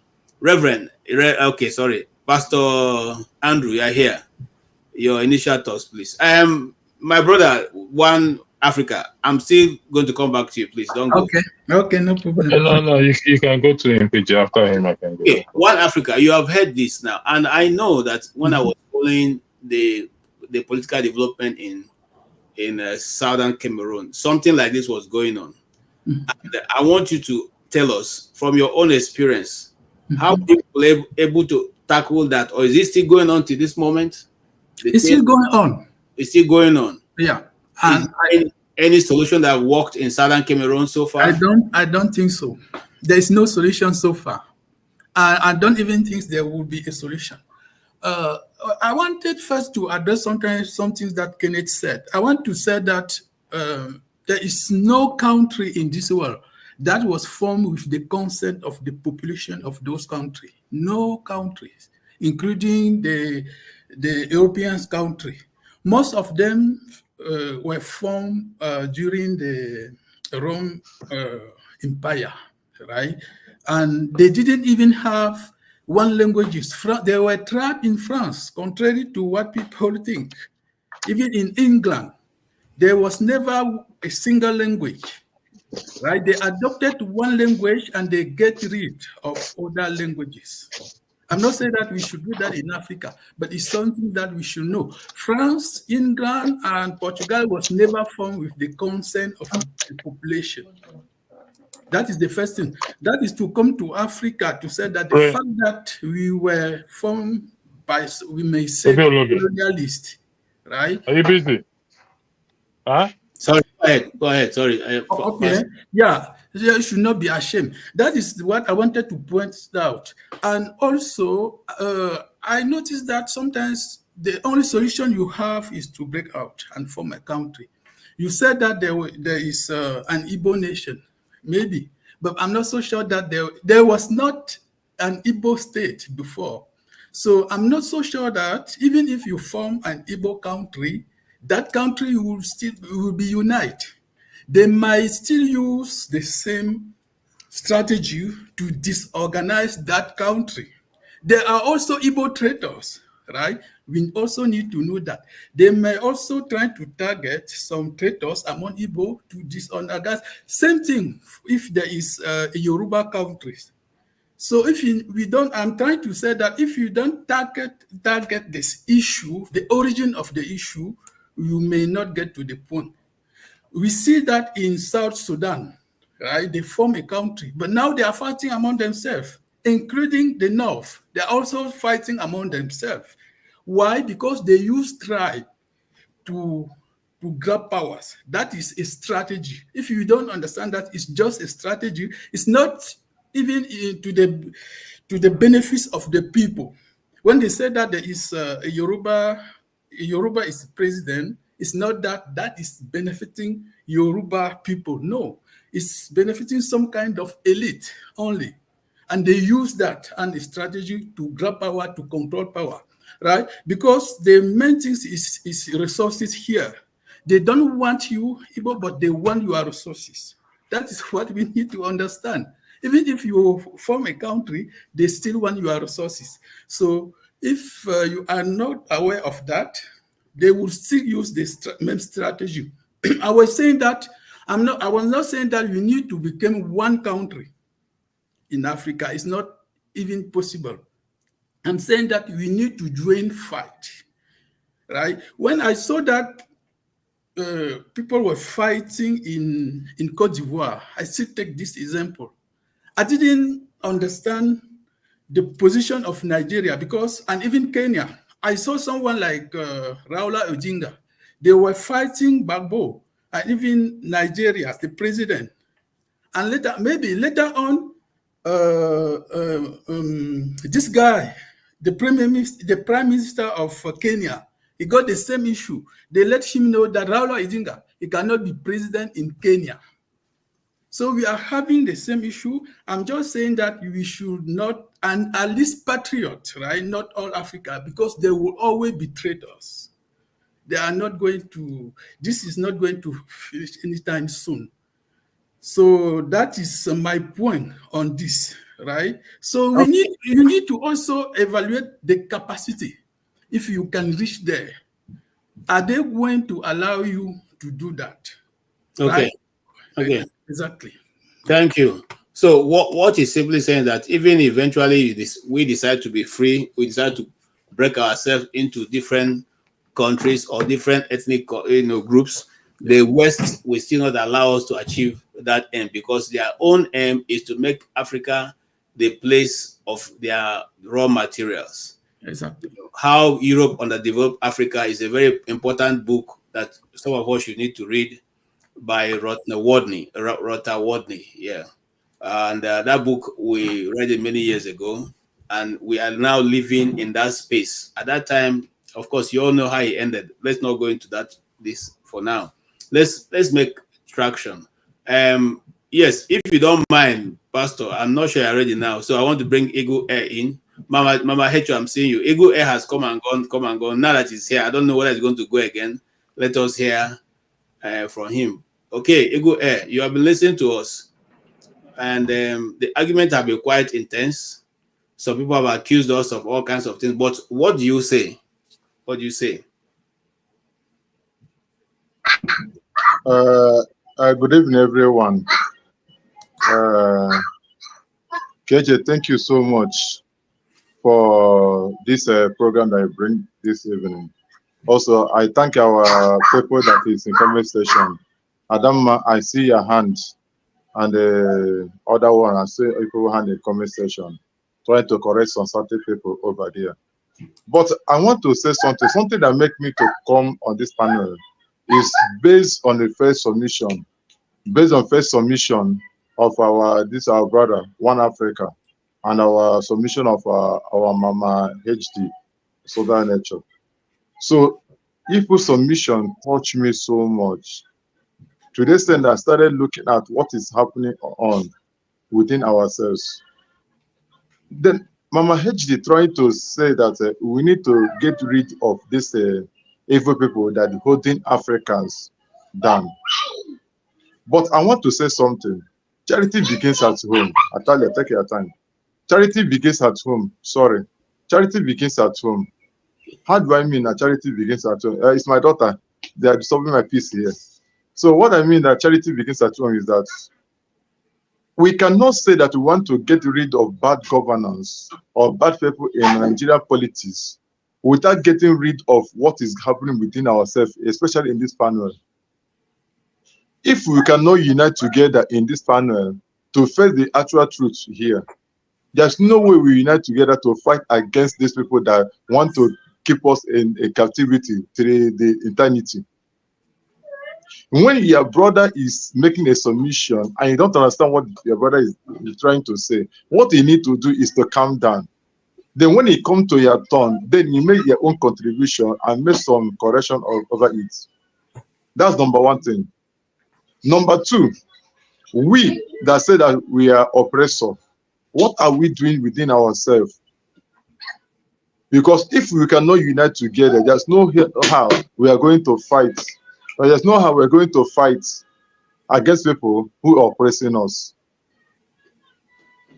Now, our mama here said that that the problem that we have, there's no will.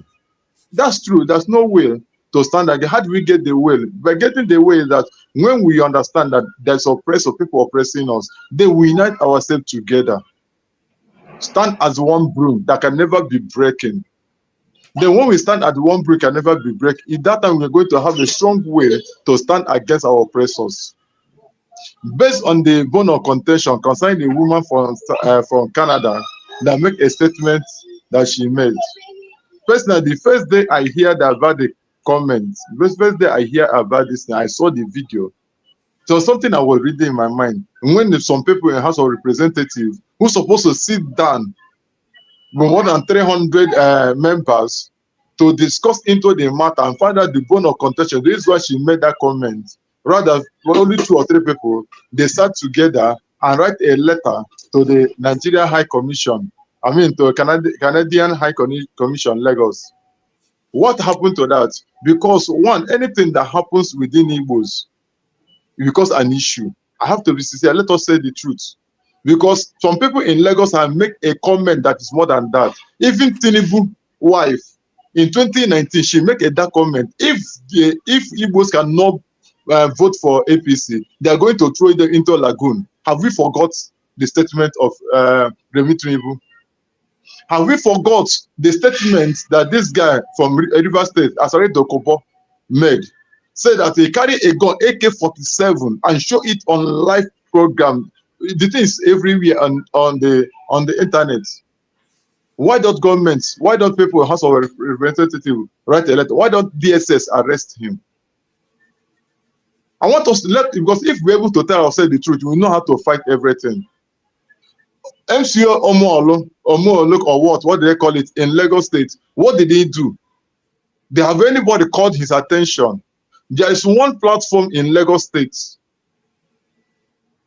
that platform was established in 2015. Till today, there is a kind of statement they drop against Igbos. What have they done? Have they write a letter to DSS to arrest these people?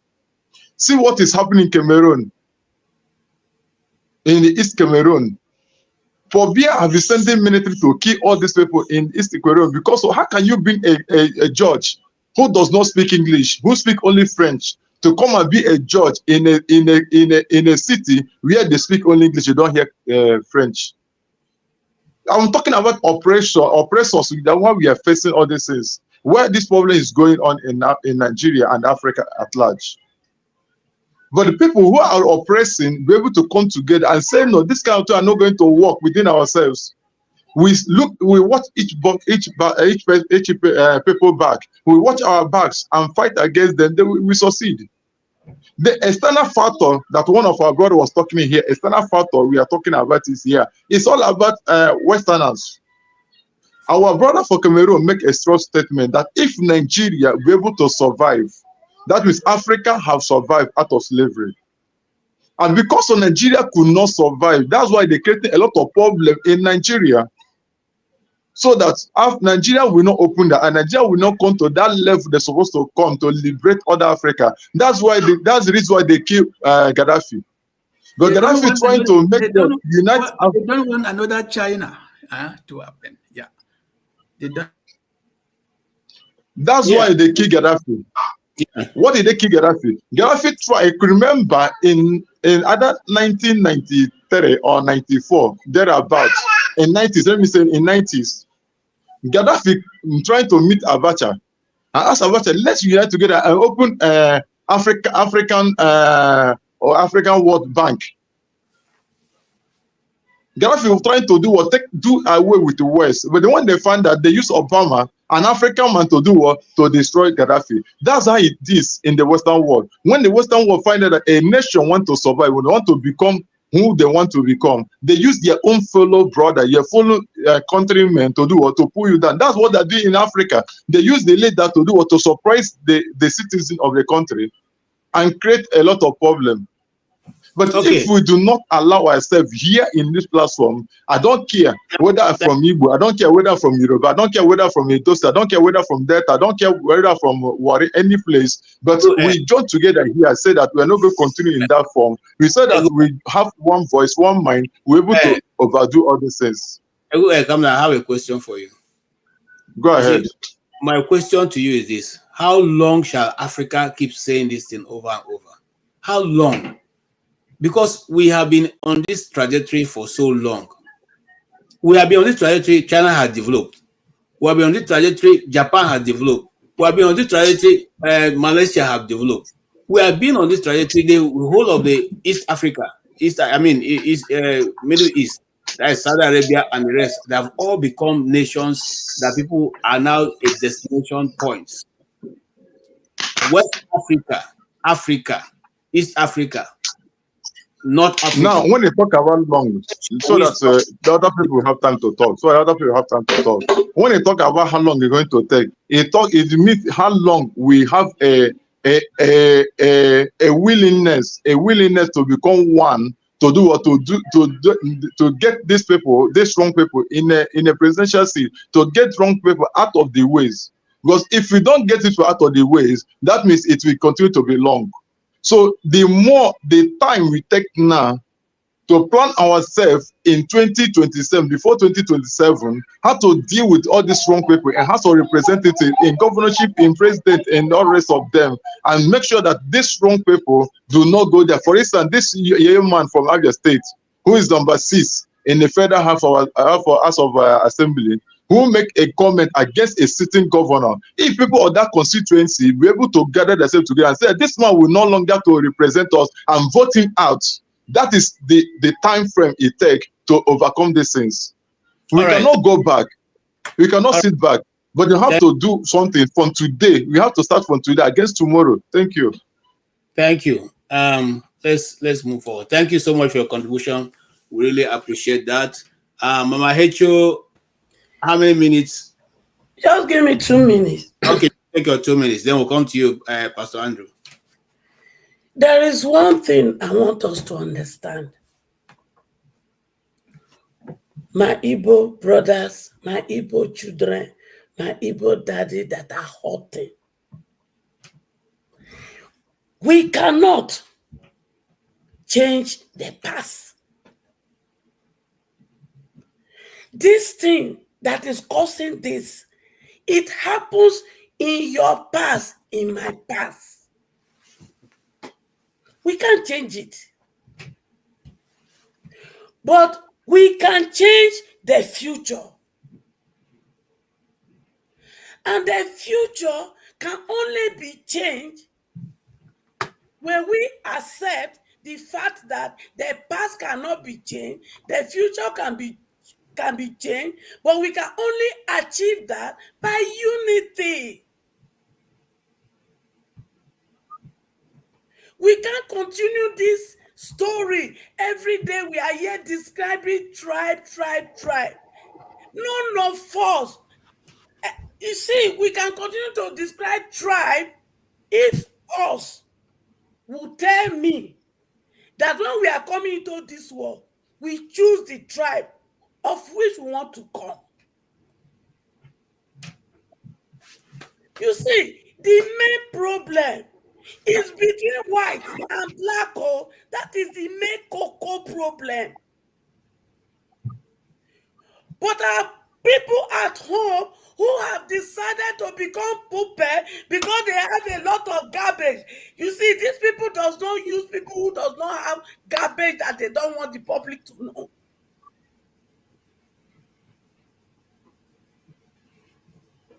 You see, we need to go and do research on our own, because some of these things we are saying, some of these things I said today, I did research. I did my finding. Let's read book. Let's see things. Because the only way they are keeping us captive in our own heart of refusing want to change is because even we don't read. We only move about with propaganda of this one say, that one say, but we don't read to get information. So if you will not do this because of yourself, I am begging us, let's do it because of our children. Let's do it because of our grandchildren. Let's say enough is enough. Let us get out of this and build a better Africa, a better Nigeria for ourselves. Is it possible? Yes. Is it difficult? Of course. But when there is a will, there is always a way. Okay. It is easy to break a broomstick, but when it is a bunch of broom, it is impossible to break. Thank you, ma. You cannot use a stick of broom to sweep your room clean, but a bunch of broom will sweep it correct. Let's prepare. The battle is fierce, but the victory is sure. All right, ma. Thank you. Look at Burkina Faso. Even though they are doing military regime, but the young guy is showing us the better way. They say no to France. They join Russia willingly. But the young guy is doing a lot. He was supposed to spend 2 years to leave.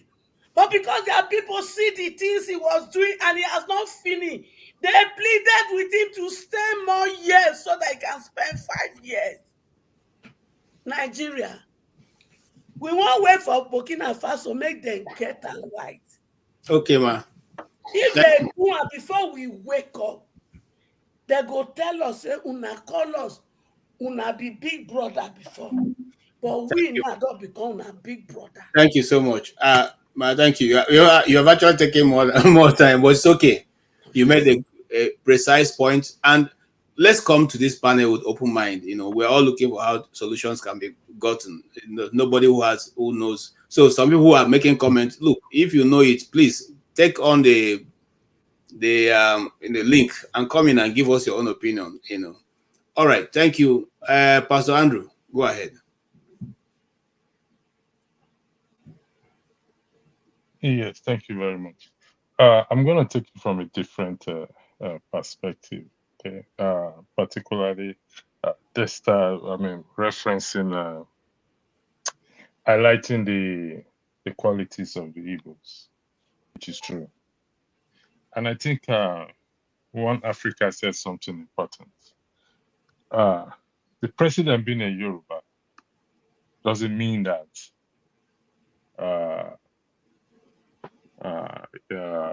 I don't know how he put it, but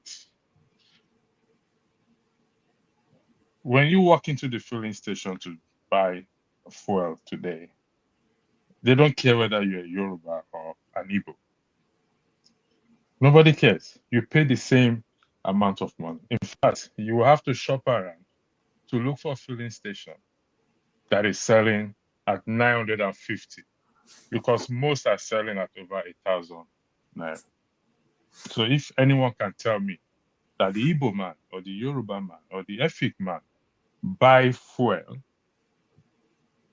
is being sold fuel differently because of his tribe, then you win the argument.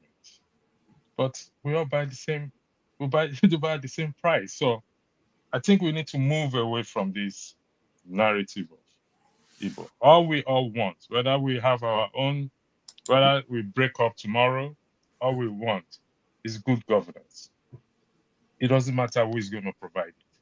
Whether it's the disabled man that is going to provide it, or the blind man, or the lame man, it doesn't matter. It's what is good governance we want at the end of the day. And until we leave this, let me finish, please, if you don't mind, please. You have your time to talk. And until we leave this narrative behind, then we'll still remain the same way where we are. That's just the truth.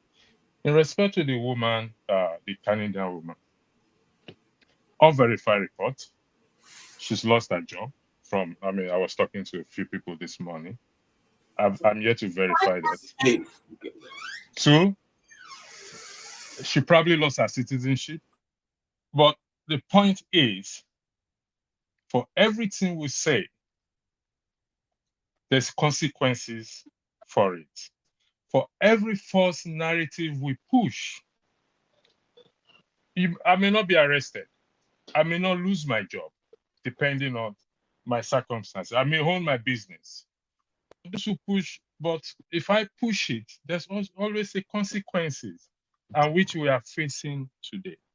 So when we come to public space, it's a lesson for every one of us to learn that we are also accountable, or we can be held accountable even for the words that came out of our mouths. It's unfortunate what she said. I will say this, very unfortunate. I'm not going to make excuse for her whether she's any good mental state of health or not. No, I'm not going to make such an excuse. She's in her right state of mind. And that is one of the things we promote or we preach. Because this divide has to stop. You can see what is on the screen there by Dr. Alex Gomez. He highlighted the person, I think, Desta. But he being a Yoruba man, the man was his mentor. So they don't look at tribe when they do all these things. I think somebody here said sometime on when we walk into the hospital, do we decide which doctor, the tribe that will attend to us? The answer is no. When we went back at home in Nigeria context, every one of us here, we've taken a bus. If we've ever lived in Nigeria before, we've taken a bus from point A to point. Have we ever asked, is that bus driver an Igbo man? Is that bus driver a Yoruba man? But we trust him to take us from point A to point B safely. All we're concerned is we arrive at that point safely. So we will be held accountable for even the words that comes out of our mouths. Whether we like it or not, whether they sack us on our job or not, but let's stop pushing this narrative of Igbo, Yoruba, Hausa, this. All we are asking for is good governance at the end of the day. Because things, whatever is happening in Nigeria, the high cost of living is affecting, everybody. No one is exempted from it. Even those of us in diaspora, we are feeling it because we are sending more money than usual. So if you were sending 100 euros before, because things have gone up, you have to now up your own sending, or maybe you'll now be sending 150 or 200, which now affects your own expenses.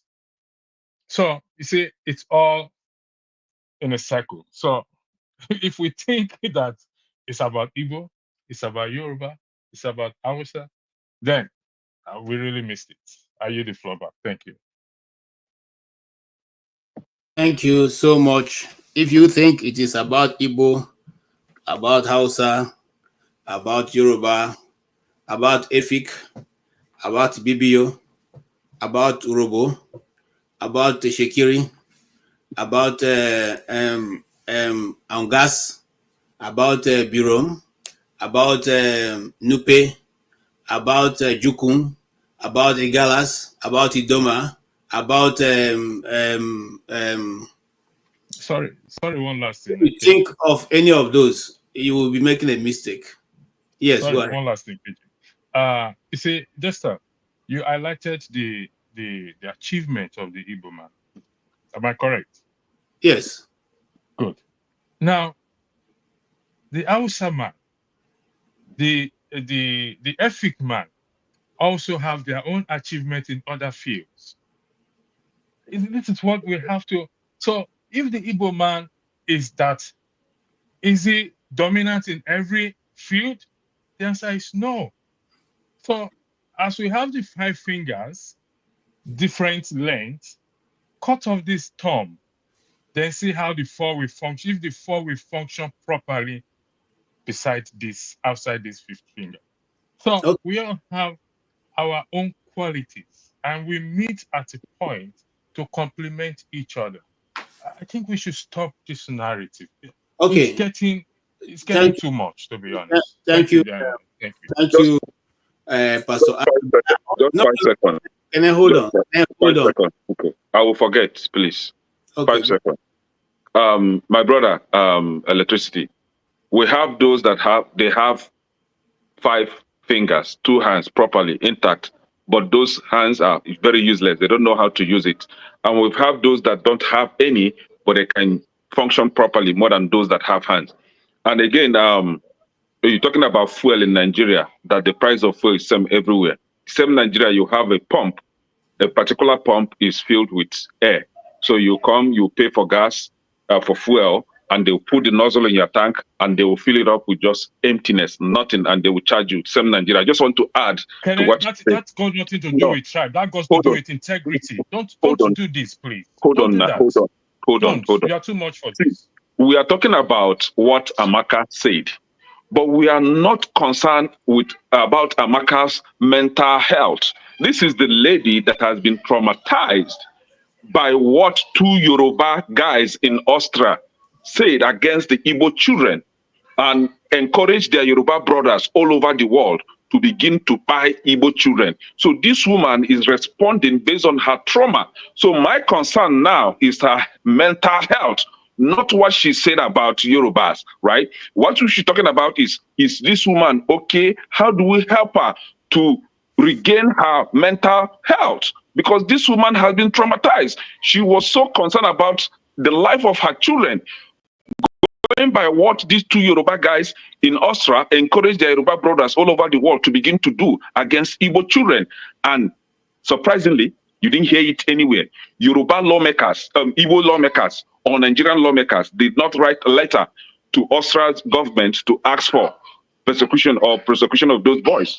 And now everybody is centered about what Amaka said is right and correct. I support what she said.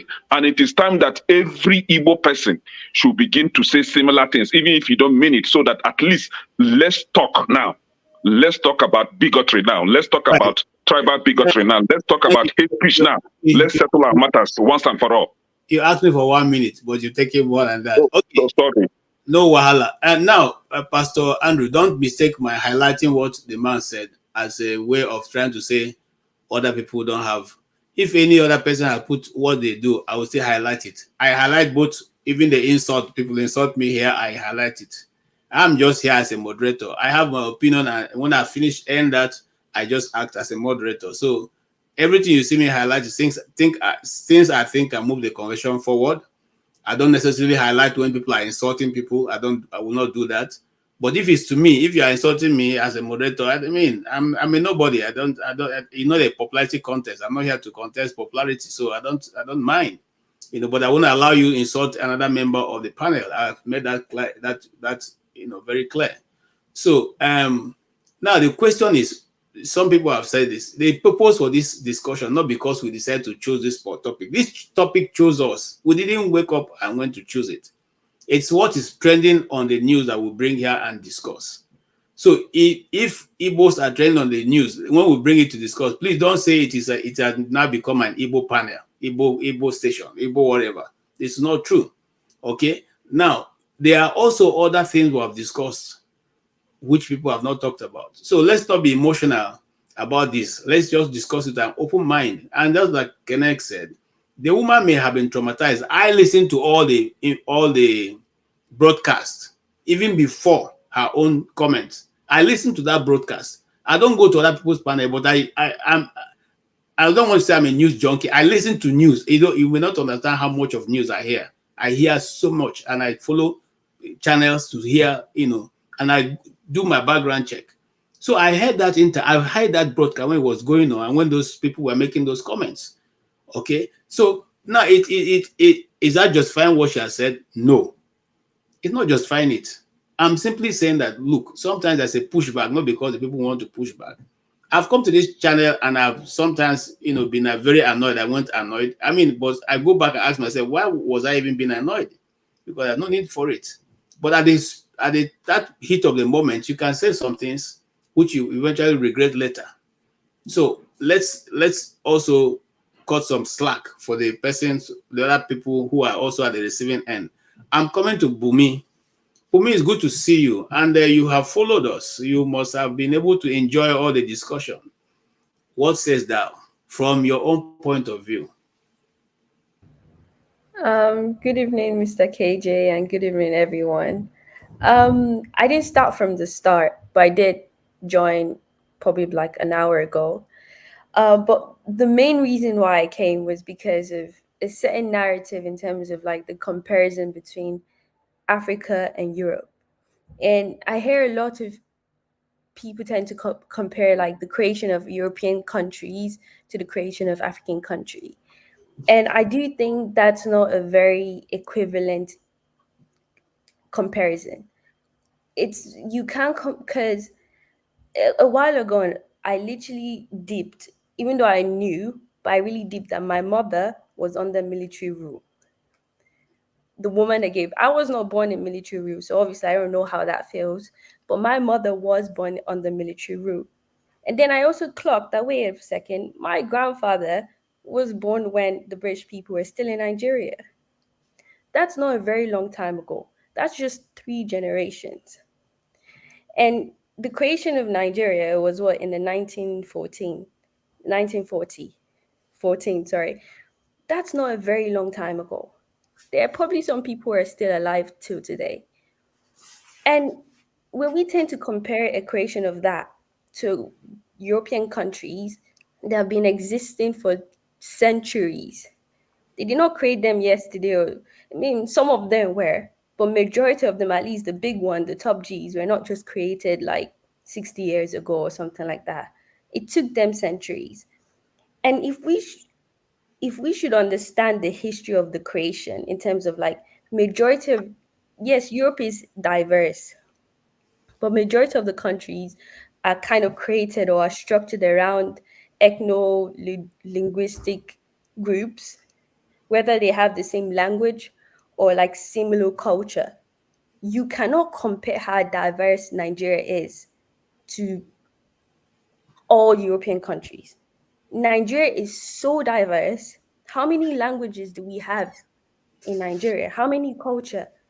So it's like when you really look at Nigeria on its own, then you compare the entire Africa, it's not a just comparison. So I think we need to put into account that maybe one of the reasons why it might be easier for those other people, but it's not easy for us because one, we are not very young, so we are not very old. We are still a relatively young country. 2, we are very much diverse.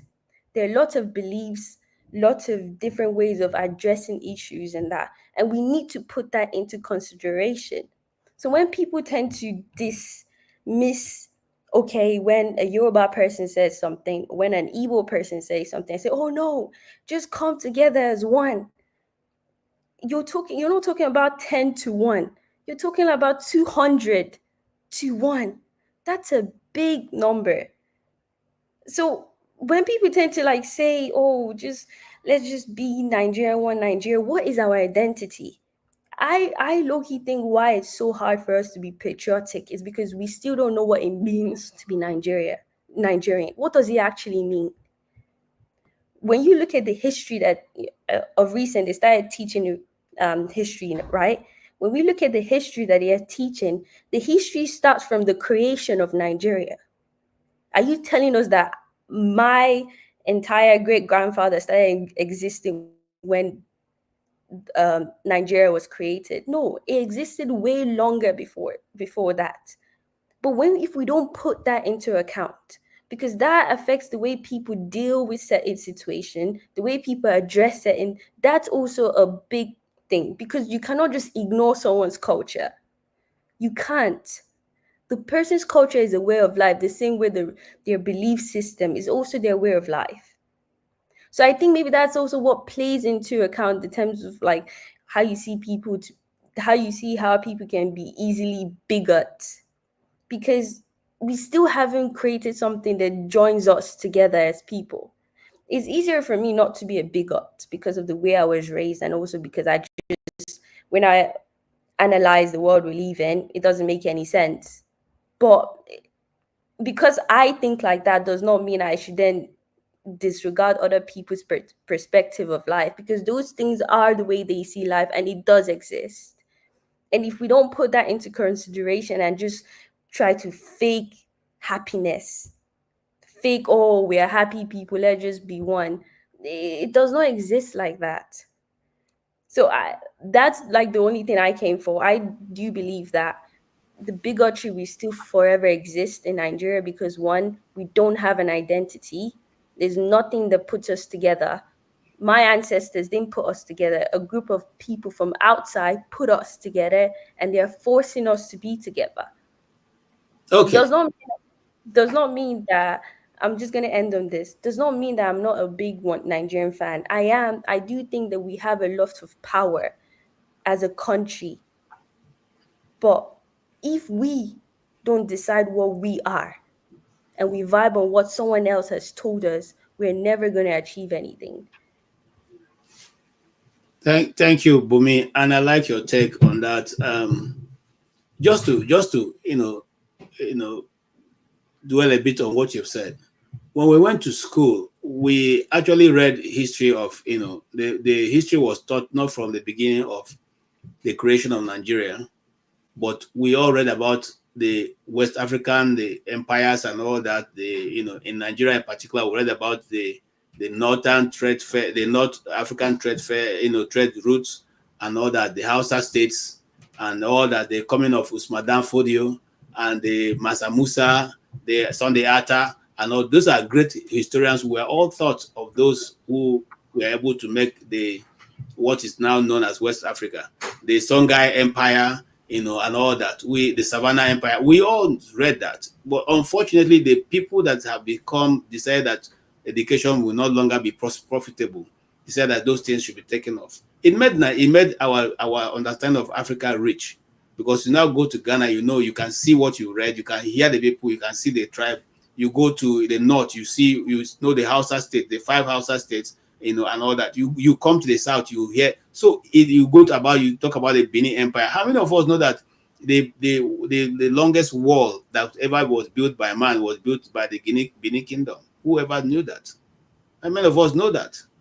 It was destroyed by the British, and now we refer to the Great China Wall as the wall that is the biggest. So these are things our own people. It's no longer the white people. It's our own people that said that those things should not be taught, and they removed it. And so we have been left, like a chicken without feathers. You don't know where you're coming from, so you don't know what. In other nations, they teach, even the Civil War will have been taught, and people will get to learn the facts in it. However, you're not here to hear my opinion. We're here to hear you guys' opinion. So that's just by the way. I will skip Mama Hecho and One Africa and come to Maska. Maska is here, and Maska has followed us, although I think he came in just to make one or two contributions. Maska, you have heard the discussion so far. What do you say? We have touched on many things. We touched about on the DSS man who have taken over. We touched on the school entry levels now that has to be 18 before you get into the university. We've talked about also the Amaka ladies video that have gone viral and the response of the Nigerian government vis-a-vis the National Assembly and Madam Abike Dabiri. Like I said I respect her, and somebody say, what's there to respect? The lady is not just let's not rate her by just this action. She has been, on a personal experience, I would say, I had gone to Niger to do a story, and eventually we got there, and the people now said,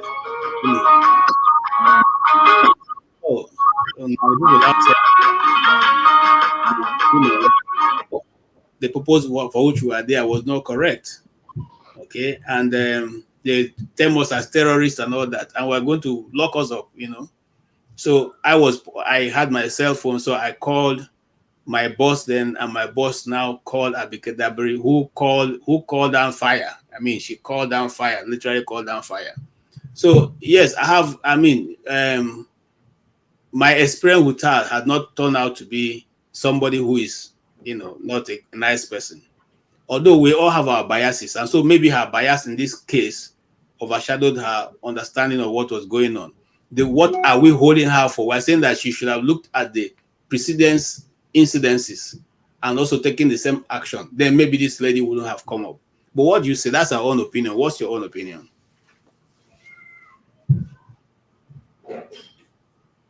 Yes, Masca, we're waiting for you.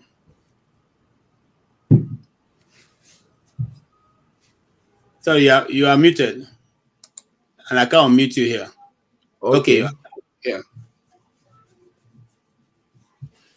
All right. So I guess maybe you have to.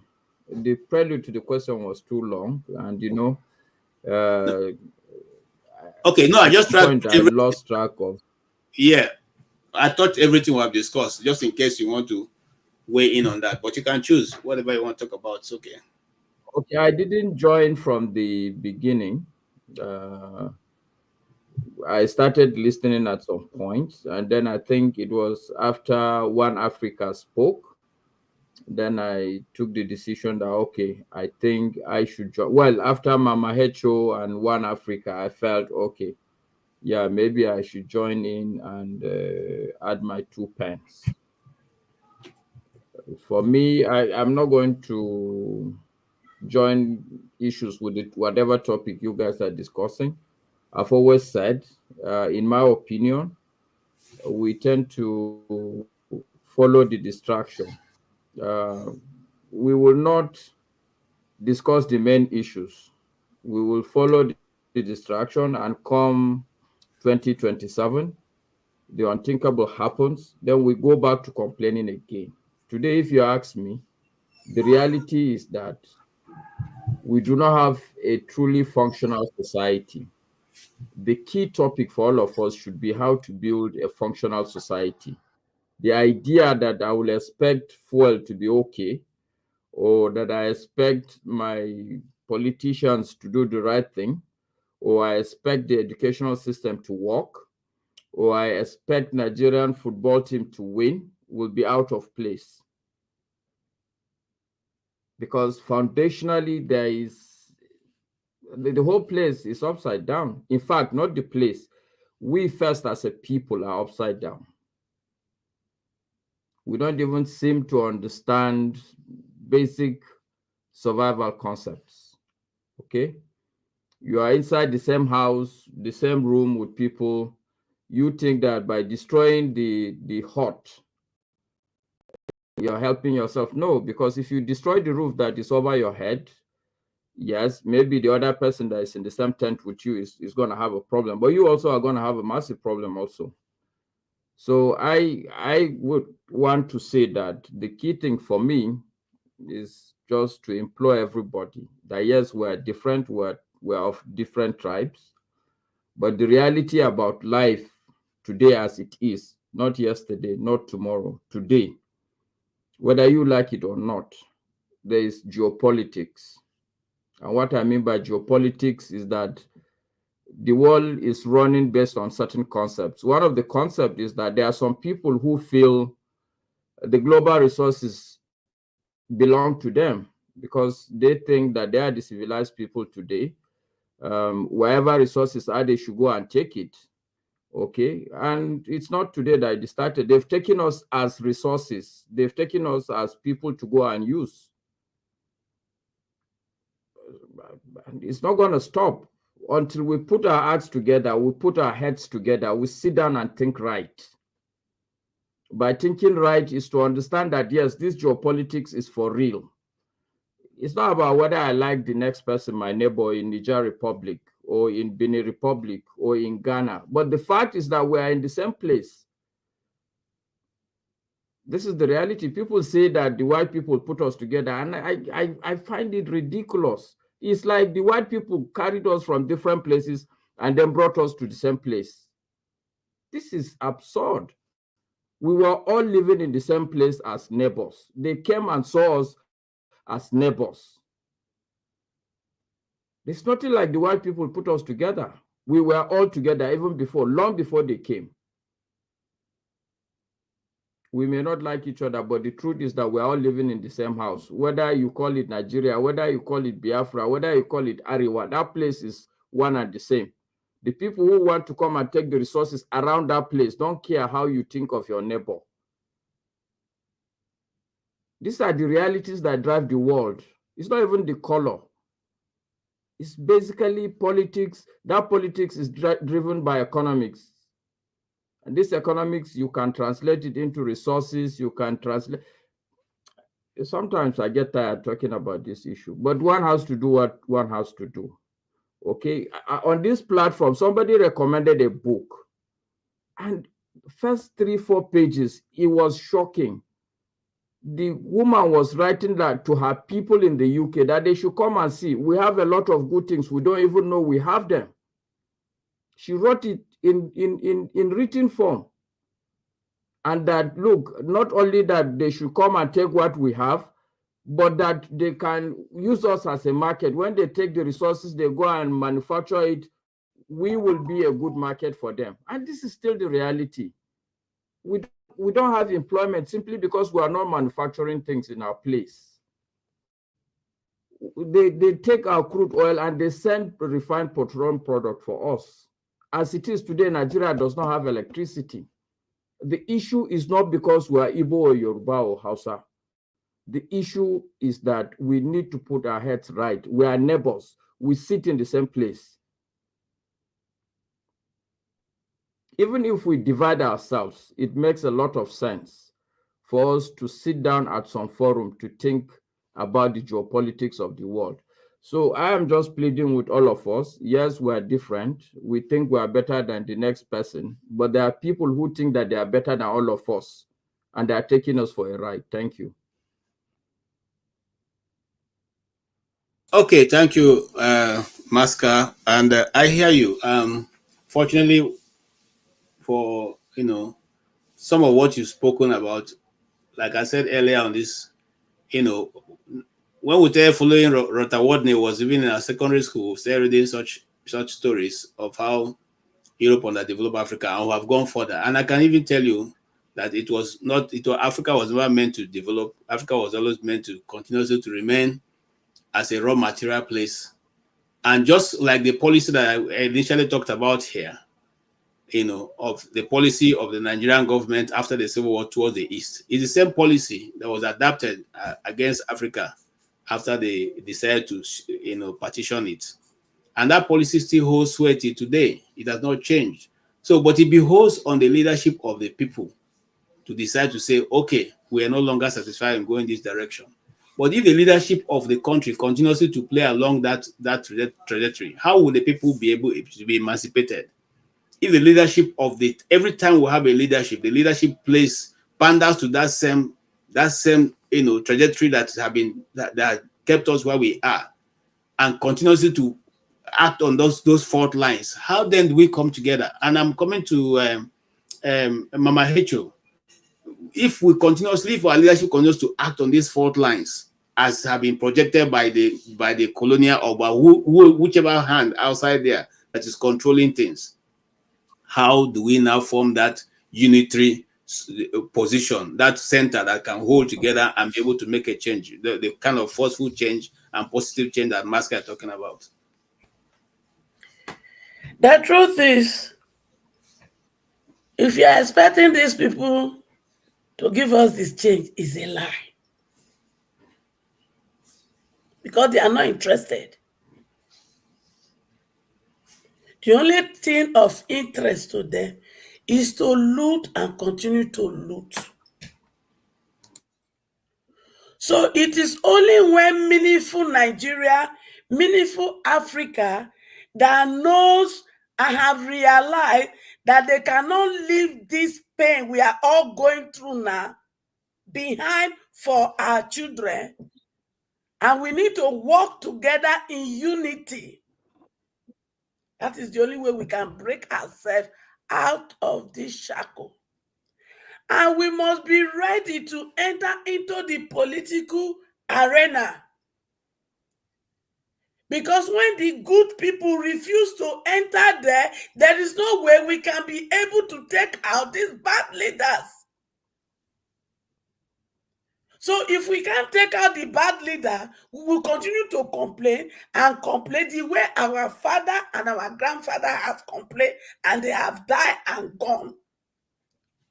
And we will not leave this. If what we will be leaving behind for our children is worse than what our parents left behind for us. Because when our parents were there, it has not gotten to this stage where they will say they will carry Otapia to parties because they know we party together. It has not come to that point where they say they will carry right poison and go to party and poison people to die. It has not come to that stage where they will say they want to buy not just the father and the mother, but the children of a particular tribe.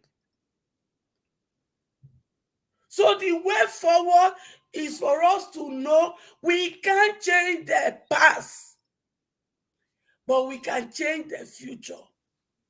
And again, my brother, you came here with anger. Go out of this place by cooling your temper.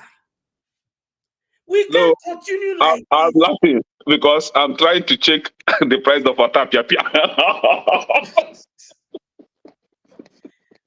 We can't continue like this. Every other people have given submission. Let us always come into this platform with an open mind. Let always come here with a mind to learn. And let also go and read. Let's read and get information. Information is power. If you are thinking of these people, that is why I say there are only two tribes in Nigeria. The tribe of the oppressed and the tribe of the oppressor. Because when you look at the north, the south, the east, this particular set of people that are holding our neck, they don't borrow money, borrow our destiny, our children's destiny. They don't borrow everything. They are not paying now. When me and you don't come on, now our children go begin to pay what they not chop. Please, every person that is offended in what is going on, you have the right to be offended. But let's move above it. This thing that has lingered for too long that put us here now, we can stop it. We can't change the future. I mean, we can't change the past, but we can change the future. And I want us to work together to begin to see how we can change the future. My brother Masaka said, 2027 is coming. They're already preparing, sowing all this seed. Some of us are always saying, election will not hold. That is why I said one thing. Ujowora's way is protest. Now my children, they follow her, I accept her. Open way, now galvanizing for 2027. Those are my children too. I support them. There's some of my children, they don't follow APC, and they are not their propaganda machine where Sheyi Tinubu is flying presidential jet about. They enjoy life. You know, they call the propaganda story, but those who never chop remain. And some of them that went to Europe, passing through the Mediterranean Sea, where some of their people perish before they got to Europe. Some that travel with them didn't get to Europe. They got there, they saw life. Instead of trying to use it to remember that it is only by mercy they got to Europe. No, they are there like the one that Benin guy that talked from Austria. But I don't blame her. Because the way he talk, you know, say now all these people when they carry occultism. But one thing we are going to send to Nigeria government and House of Rep, thank you. The way una write up to go and carry Amaka, una go begin the write up to the one in Austria. All of them deserve the same thing. Unless your Luama, your matter, we don't wake up and we go do something. So let's think of doing something and stop this problem. And let's prepare on how to rescue ourselves. If not, we will continue this story. And I am tired of talking problem. Let's do solution. Thank you, ma. Yeah, Bumi. So, is your place where you are? Is it very hot? Okay. All right, go ahead. Make your contribution. Why I'll revert to Ego Air and then go in that direction. I want to leave. I mean. Yeah, Bumi, go ahead. Okay. Can I go after the next person? Okay, no problem. I just want to gather my thoughts and that. Okay. Ego's Air. You have heard the Masca split, you have heard Mama Hecho, that these things are external. And as long as we keep looking at the small, minute things, we may not be able to solve the bigger ones. But the question will be then, how now do we take care of these immediate problems that are facing us, you know, vis-a-vis somebody making this kind of careless statement? Because these statements have been made since 2015. People have been saying these things over and over and over again. This just getting to the boiling point. And so, do we stop discussing this issue, just wave it to the background, and discuss about the future, that's the election coming up, or what do we do? It's your call, sir.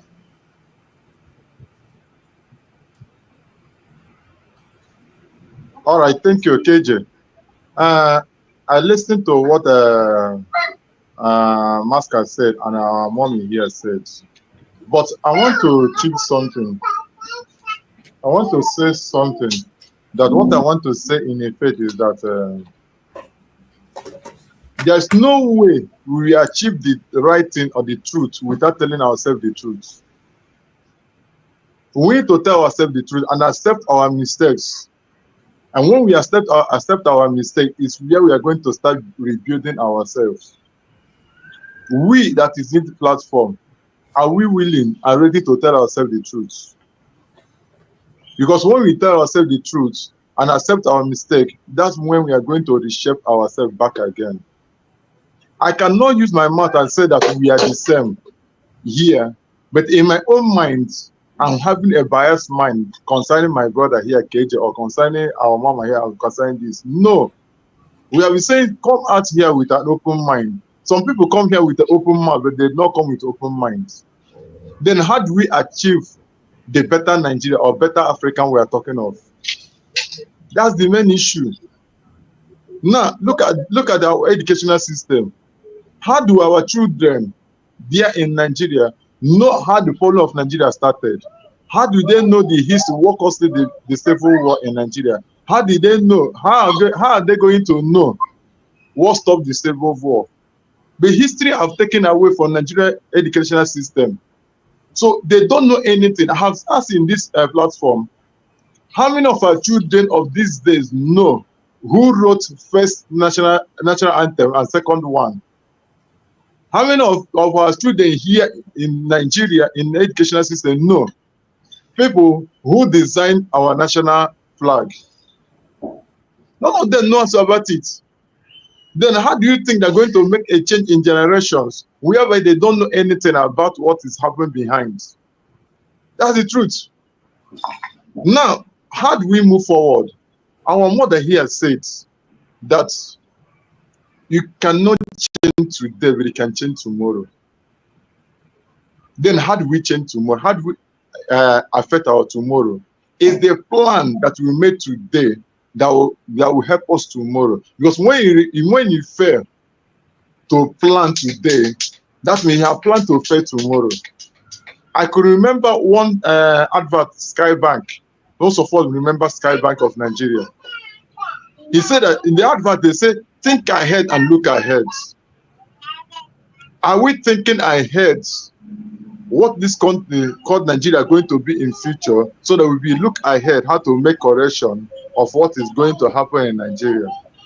That's the main issue. We are going to look at it. So the main thing that we need to do right now is that, what do we do to prevent these wrong people that are representing their stomach infrastructure in Abuja not to get there again? Then where do we start? We start from our own constituencies. But how do we start from our own constituencies? We need to start by uniting ourselves together, agreeing that we are going to fight against these people. How do we fight against them? There's something that used to happen in diaspora. Please, pardon me to say this. There's something that used to happen in diaspora. What is that thing? Majority of us here are in diaspora.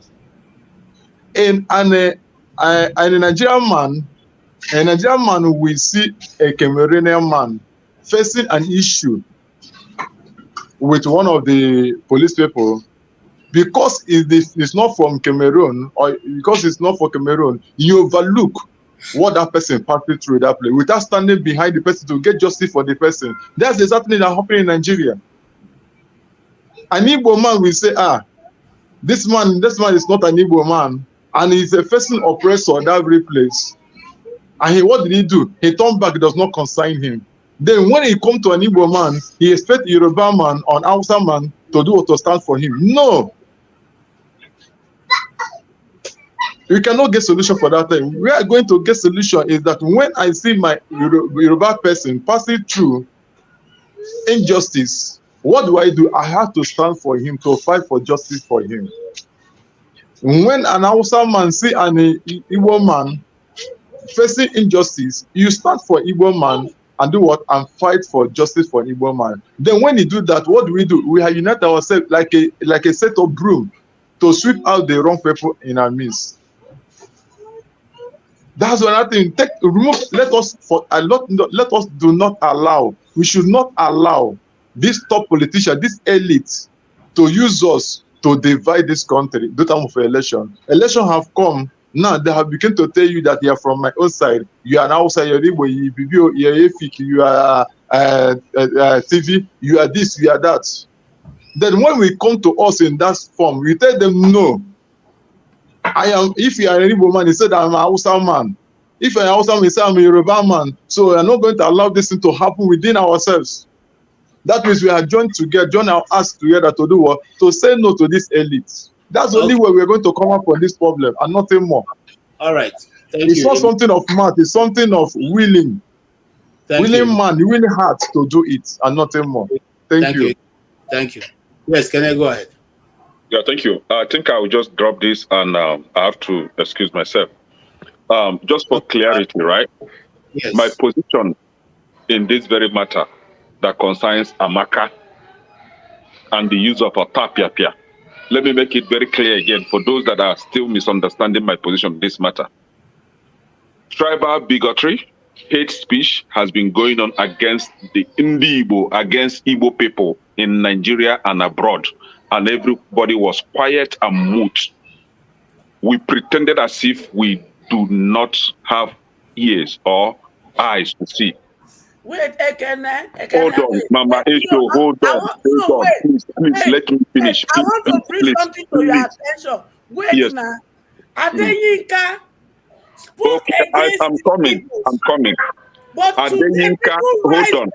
Pursued it, and it's in there. Hold on. No, Adeyinka grandson. Hold on. Adeyinka grandson. What you are saying is hold on now. Master, please, Aku. Master, saying that, yes. Master, can I finish? I did not interject you when you were speaking, please. No, because you always Adeola insist that when grandson somebody says something made wrong, an hateful speech against Igbo people in the UK. The UK government took charge of the situation and got him arrested. Do you understand that? So he was arrested based on his utterances against Igbo. But how about, hold on now. Nigerian people that petitioned them to take that action. No, it was Igbo people in the UK petitioned Adeyinka grandson. It was Igbo people in the UK. We fought for ourselves. Hold on. What I'm about to tell The you House is that during the House of Representatives was it House of Representatives that petitioned Adeyinka? Answer this question, Mama Isho. Was it House of Rep that petitioned Adeyinka grandson? Was it House of Rep? Was it Abike Daberi that petitioned him? Who petitioned him now? Answer the question. See why I say until we begin to be truthful to ourselves. Please petition Mama Isho. Please let me finish my time. Hold on. Please Hold on now. Go ahead. When Adeyinka made his utterances against Igbo, it was Igbo people in the UK that petitioned him and got him arrested. Not Nigerian House of Representatives, not the federal government, not the DSS. So we fought for ourselves. This has becoming too much. Last time in Nigeria, every little thing, Igbo people in the north will get massacred. Are you talking about the justices or the Sharia riots? Igbo people always been the victims. And nobody will speak for us until we began to retaliate. This is when it stopped. Okay. So this hate speech against Igbo has been going on, and nobody has condemned that. Nobody has taken this measure of petitioning the perpetrators. Hold on now. Master, can you respect yourself, please? Please now. Hold on. Nobody has petitioned these morons to get them arrested. We've been doing that ourselves. Recently, in Austria, like I stated here again, a Yoruba guy and one Ebenyo have been calling for extermination of Ndibo, the children of Igbos, globally. Nobody called them, nobody petitioned that they should get arrested. One Effiong, one useless boy, has been calling for that too. One wounded civilian, one Edo guy called wounded civilian, has been calling for killing of Ndibo. Nobody petitioned this guy. He's working freely. Are we talking about Bayo or Nonuga that even when he was called out, he refused to apologize? And this even a spokesperson to the president of that useless country. Nobody questioned that. Nobody questioned Remi Tinubu when she called for killing of Ndibo and seizing of their properties in Lagos. Nobody called her out. Nobody petitioned that she should be arrested. All they've been saying is they cannot apologize. But when Igwe of Ndibo, when Ndibo called IPOB to come and rescue them, he was arrested. Double standard. Now we have Amaka that said that she's going to use Otapiapia, even if she meant what she's saying. The House of Rep know how to use their pen and paper to petition that she should be arrested. And here we are telling ourselves, let's love reign. Which love?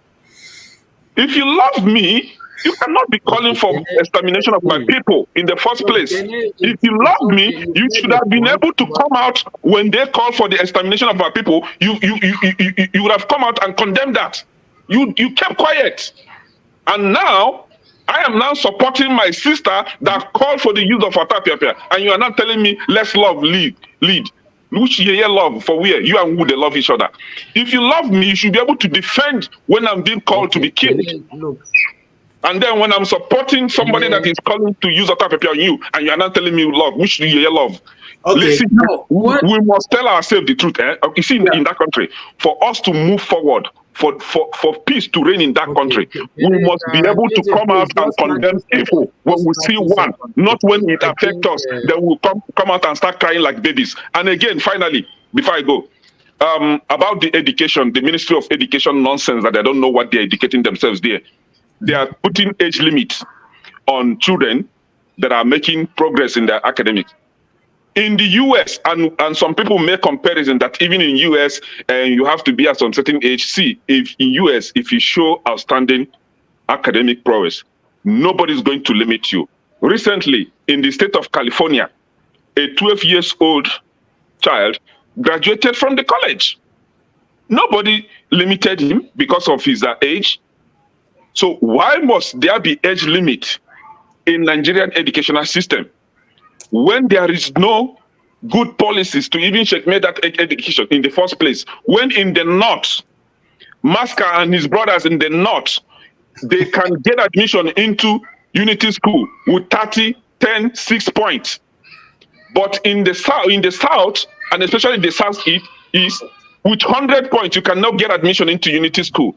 Double standard in the same Nigeria that we should live in love. We should understand. Keep your love but one side. If I see love, I recognize one.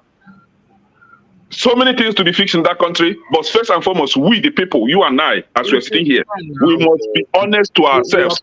We must be honest to ourselves. If we don't, do we expect the leaders to be honest to us? They will never be honest to us until we begin to tell ourselves the truth. We reach on a particular agreement where it is led by love and truth, then we can pursue these people. But if we begin to play corner with ourselves, we can't fight these people. They will keep winning. Those criminals will keep winning until we come with one front, with unity and love and truth. Truth leads. Which kind of love? Thank you. Treat me with honesty. Forget about love, please. Thank you, Kene. Thank you, Kene. You made a very valid point. And thank you. Thank you for that valid point that you made. Thank you for also those who have given us super chats. Thank you for the Oscar, the Blackstone. We appreciate you so much. You have been doing this so much. This channel, we need all the support we can get, because right now it is Dr. Damages alone that is sponsoring or footing all the bills. We're just parasites. We're just sitting in for him. So the much anything you can do will be welcomed, because we need to make sure that he does not carry the burden alone, and and it becomes a problem. And you may know that he has not finished the last part of his book, the last chapter, so he's not here yet, but he's going to be here very soon. So let's make this thing. We are gradually rounding up. So I will ask Bumi. Is it Bumi? Maska, do you want to go first, or Bumi should go? I just wanted, even though Kenya has left, but I just want to draw attention to the blanket statement he made, which is part of the problem. We would say that other people should be honest, but in our own statements, we are not also honest ourselves. To say that whenever there's an injustice against the Igbo people, all Nigerians are mute, I think it's a very big lie. I myself saw a video during the last protest of a Yoruba woman when she was confronted by other people that Igbos should not protest in Lagos. She's a Yoruba woman, but she went on a tirade that, okay, she is not Igbo anyway, but even if she were Igbo, why would a Yoruba man say that an Igbo man should not protest in Lagos? She's a Yoruba woman. The fact of the matter is that it is not true to say that all Nigerians are against the Igbo. It's just we create images in our head and want to sell it to other people, and it's not true. That's just the point I wanted to make to Kenny. I see all the time where injustices are done, at least for that woman, it's evident. There's a video where she came on a tirade that, no, she's a Yoruba man, but it's not, she's a Yoruba woman, but it's not correct for Igbo or Yoruba people to say that Igbo people should not protest in Lagos. That's on record. We cannot turn a blind eye and say that every Nigerian is against the Igbo. Thank you. Okay, thank you, Master. And I think in philosophy that's called, what's the name they call it now? Okay, I've forgotten my philosophy. But it's called fallacy, you know. and it simply means that you are over exaggerating stuff. It's and we all know that when the person says all people, it doesn't necessarily mean all Nigerians. Simply probably saying that people you have mixed with are this way, or maybe again it's not giving enough media attention. And I see that all around the world. I see that because, like I said, I follow a lot of news. I follow a lot of news, Master. You won't believe it.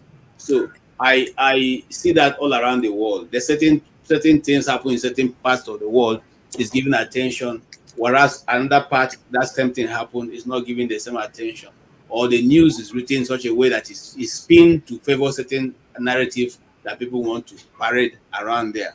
And I see that it's the truth of the matter, Masca, is that. So will it be correct, AJ, if I say that Kene is twisting the news to favor the narrative that Igbos are being hated? No, he's telling it in his own, the way he feels. That is his own belief. He's telling it the way Yeah, he but wants. he's twisting it. No, hold on. So that's twisting it to that narrative. That's why you are here to bring a reporter to that. You can say, well, can I? Much as you have said this, but this is also part of that narrative you are making, and it's understandable. You understand? None of us hold all the A's. Some people have some others don't have. So that's the truth. And going forward, I will say that such. Okay, so that's what I'm just saying. I think Kene is just over exaggerating and twisting it. All right, thank you. Bumi, let's move on. I will come to you after Bumi, ma. Bumi, go ahead. Okay. I wanted to say I do agree to an extent or understand where Mr. Ekene is coming from in terms of I don't necessarily think the problem actually stems from the people itself, but I think it also stems from the government. The government are the ones with so much power and the ones that make sure that we maintain balance and order in our society. Now, for them going after this woman in terms of um them making sure that the Canadian government are aware of her behavior and that, it's totally fine because she did make a very concerning statement. But I wasn't even aware that there was someone else too in Austria making the same statement. And I would actually want the Nigerian government to do the same about the same man because we cannot be biased. We can't treat certain people a certain way and treat them the other. And then you complain when they are not happy. And I think maybe that's where Mr. Kene is coming from in terms of what she did was wrong. But if you only caution her wrongness, but then let the other person go scot free. In this case, there are other people making similar comments. It's a bit unfair. And I think, and then we say, oh, he's biased because, oh, he's twisting the narrative to favor his um, perspective. But we're also biased by not understanding that we have a government that has not also done something against other people. Because are you telling me that if I said the same, because I wanted to ask, what's the difference between her saying that statement and me saying the exact same thing she said? Because by the way, if you can't tell, I'm from my name, Bumi, I'm Yoruba. So if I say the same statement that she says, would I also receive the same consequences? Or is it different because she's saying it? And am I allowed as a Yoruba person to say that this should happen to the Yoruba people? And there's a question to everyone: are we also going to be this? Are we going to face the same anger? Because if we're going to say it's the same, then the guy that said the same thing in Austria or wherever should also, the Nigerian government should contact the Austrian government and say, by the way, there's another person we want you to, caution and whatever, based on your laws about hate speech and everything. We cannot keep on being one-sided.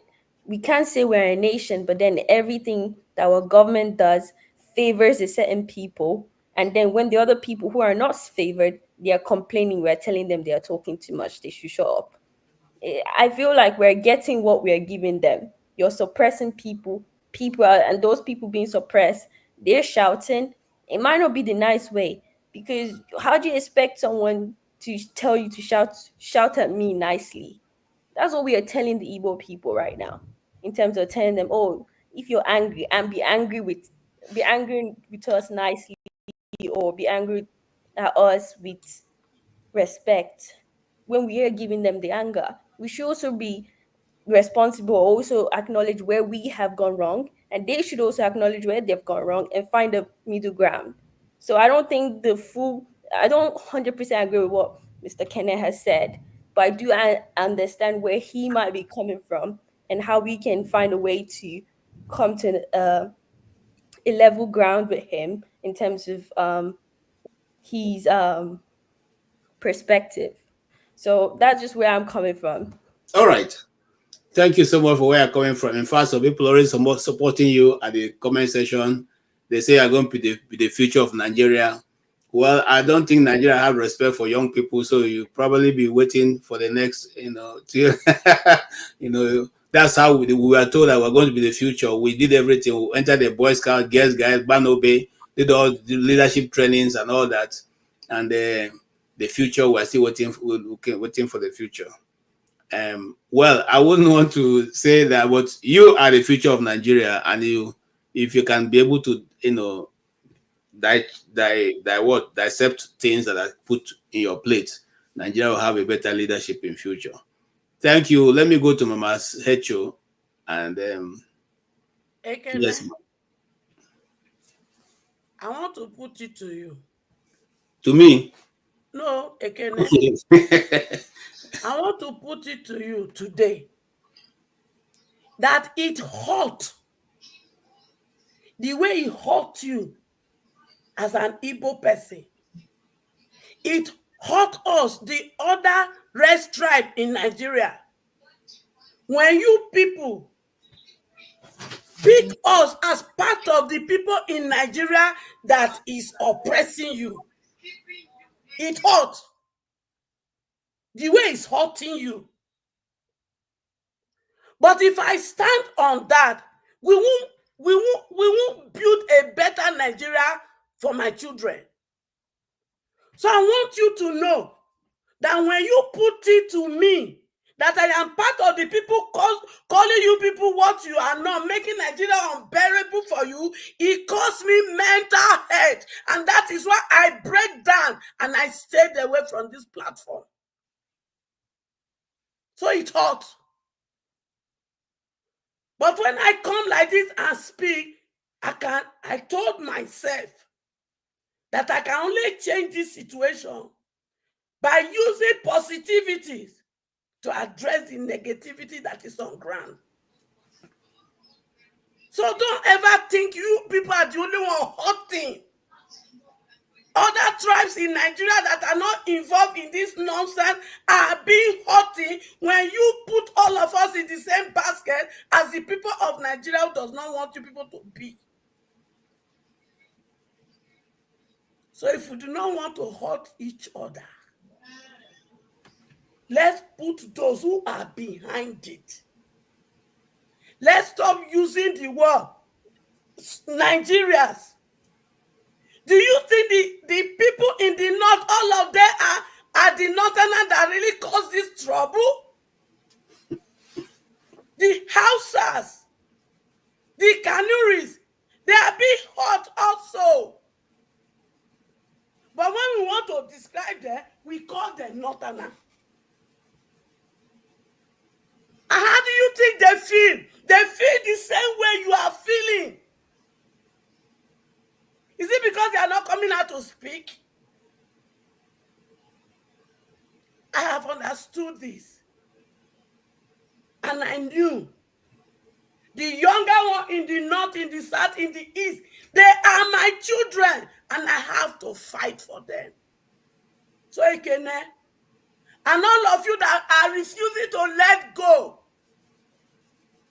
stop hurting us too. Stop. The past cannot be changed, but the future can be changed. If you do not want to change the future for any reason, because you are hurting, Let's change it because of our children. And if you know you don't want to be part of this change, enter your bedroom, stay there, stop coming out to talk. If you are not ready to have an open mind, a mind that will let go, a man that will learn new things, a man that will know that there are people in the north, there are people in the south, there are people even in the west, and there are also the Igbo tribe, which is the east, that there are people who are also being hurt by these political wicked oppressors, which are classified into the political atmosphere and the religion. The only way out is for me and you to know that we belong to the tribe of the oppressed. Okay. Because in the north, we have our family that are there that are being oppressed. And the people that are oppressing us, they only do this, they only use tribe and religion only for their political gain. If not, they marry themselves, they go to party together where you and me does not belong. Okay. Okay, ma. When they sow the seed, we are the one that put it in as gele on our head and will run with it. If you want to run with it, stay in your closet and run. I refuse you to put it in my children because I refuse them to run with this. They have to build a better Africa for themselves so that when me and you go, we will leave a better Africa for them. All right. Thank you so much, man. Yes, One Africa, do you want me to come back to you or you have something to say? Yeah, I just wanted to say that with regard to Kenya, sometimes there are some element of truth, right, about what she was trying to say. And we also need to understand that there is this element of double standard. We need to recognize that, right? Some people will pronounce consent statement, right? They will try to hold them accountable, while other people will do the same thing and they will not do anything. It's true, right? We need to recognize that. And it's not at the people level, it's at the government level, meaning that, as I said, they are using tribalism as a strategy. That is a fact. We need to recognize that. It's even where, when I hear you talking, I feel like I'm in Cameroon because it's the same thing that is happening. They even went to the extent to suspend some journalists, while other journalists say the same thing and they will not do anything. So we need to recognize that it's true what he was saying. Now, I want to say that now, because I want to leave and I will not belong, I will say that we have to deal, the issue is that we have to deal with diversity and taking into account external factor. That is the issue we are facing in Africa today. And my solution was that, as a Pan-Africanist, I was saying that we live in the same building. You might be on the 3rd floor, I might be on the 1st floor. We are surrounded by security. I'm not saying that we should be friends. I'm just saying that we should come together to fight that insecurity. That is my solution. And I'm not saying that we should really leave our culture. No, we need to preserve our culture. It's even important. Diversity is not a bad thing. It's been using in the wrong way in Africa. I'm saying that it's not only in Nigeria. There are tribes in every African country. It's not even just in Nigeria. But you will also see that the United States is the most diverse country in the world. But yet they are united. But not that they are united, but they are, I would say that they are not so diverse as Africa. Right?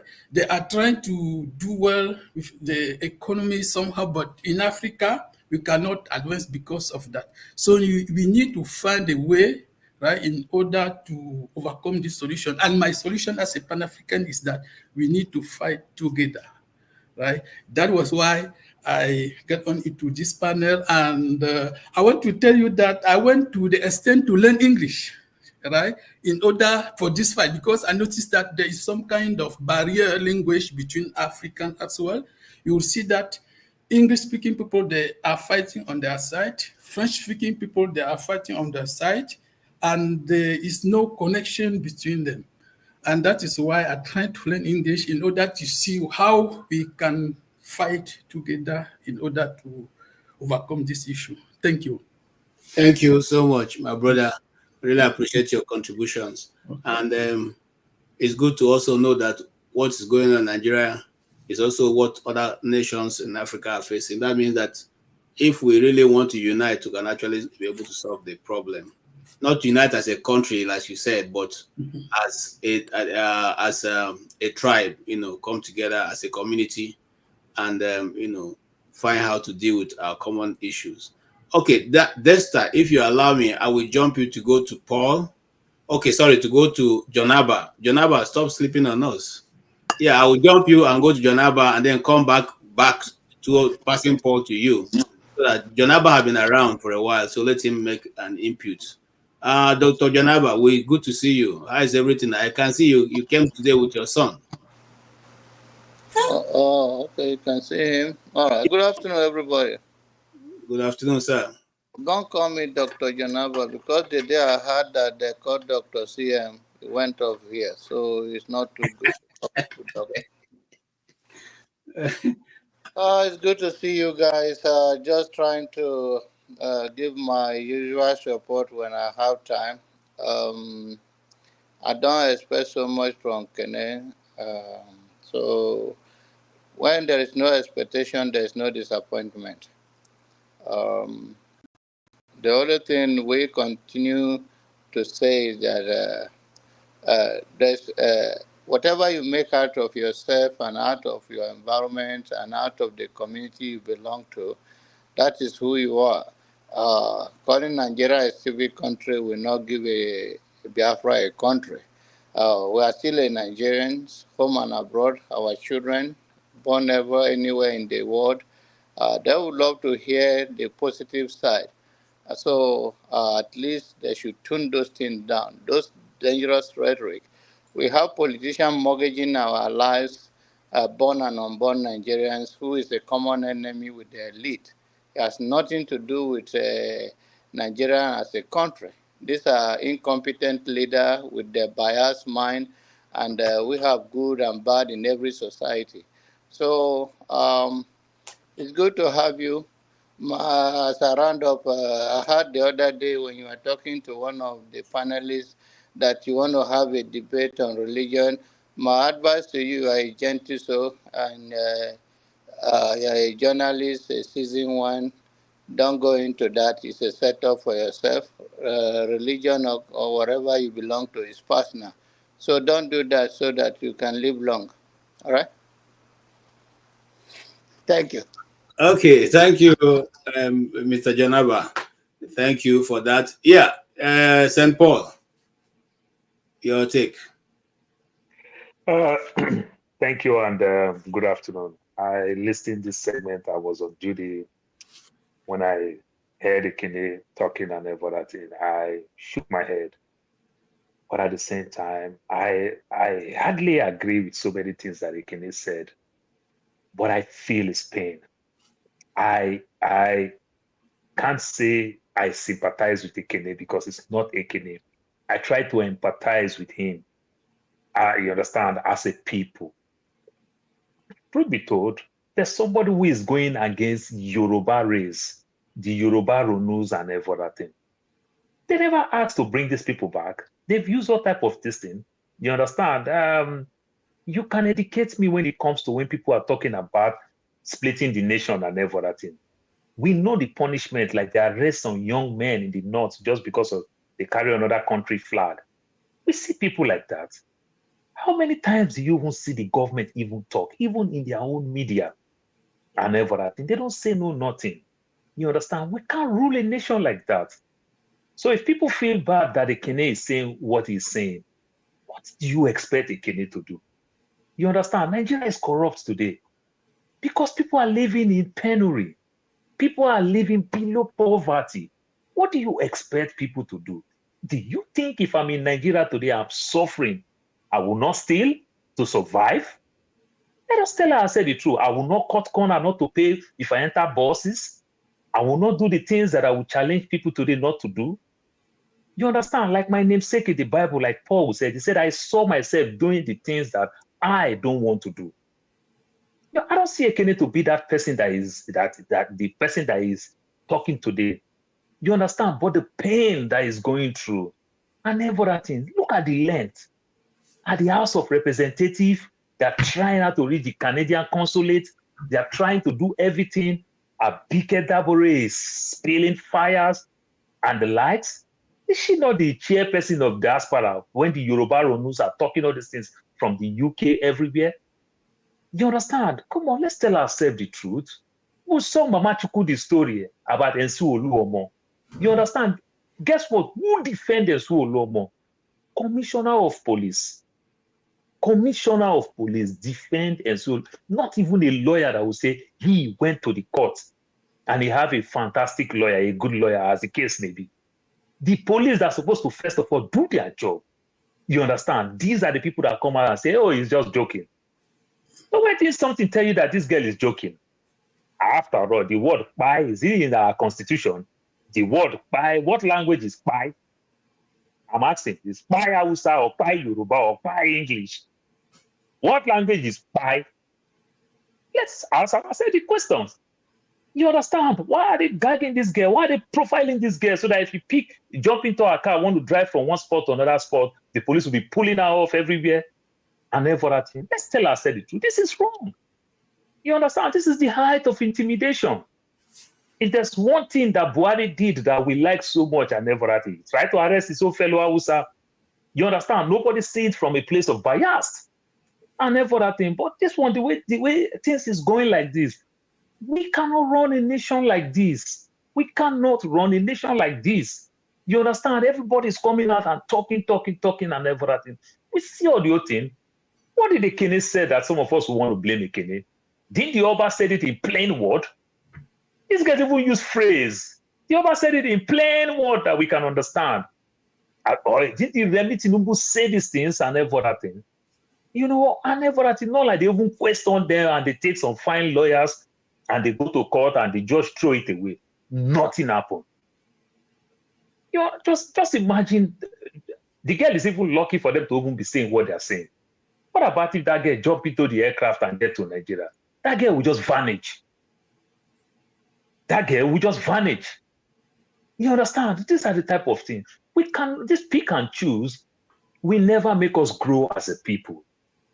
This president win a vote with ordinary 36%. This government should understand the word called unifier. If you cannot unify us in economy, at least unify us in tribe, at least unify us in love, at least unify us in friendship. You understand? Today, we that live in the West, we pride ourselves very well when we wear our African attire. Anytime I see John Abba with his African attire, we know say party don't day. Anytime I see any one of us with our African attire, we know say party don't day. You understand? Back in the days, we don't do that. We're so ashamed. We look like an Africa that is just coming with the only clothes that you have. That's why you wear African attire. But these days, we wear our African attire when we are going out. We stand tall. We talk with pride and confidence. You understand? I'm expecting our government to stand strong. Like I said, if you don't unify us with your economy, unify us that we are neighbors. We are friends. We are everything. But this pick and choose and everything will not make us grow. You know, I keep saying these things all the days, all my life. I was born, raised in Lagos. You understand? Eating amala and eating pomo. The Igbo people use it to yab the Yoruba people. But the same Yoruba man again says, since Igbo man start to eat amala, if they will eat amala and enjoy it, they will need to travel out of Lagos because Igbo man don't bring business inside amala. Amala now is too expensive for a Yoruba man to eat in Lagos. You understand? Because it's kind of expensive because the Igbo man brought business inside it. The Igbo man now teach us now to understand that we needed to eat pomo and not to eat beef. But yesterday they were cursing the Yoruba who were eating pomo, say, come on, that one I meat in the chop, chop, pama, pama, pama. Today, look how it is today. You see the way we dress. You see an Igbo man dress, certain way we wear our native today. You can't even say it's one tribe native. We all dress and it looks good in us. It's time for us to put ourselves together. I didn't go to school with all robots. You understand? None of us go to school in this age and time where you go to school, you see all tribe. You understand? Why are we bringing all these things? From the place of the government, like Bumi will say, and everything. If you and I can do all those things because we are speaking from pain, what about the place from the government who's supposed to follow the book called the Constitution? Like they said, the woman with the law thing blindfold his eyes, so the woman knows no tribe. Take us to that woman, let the woman judge.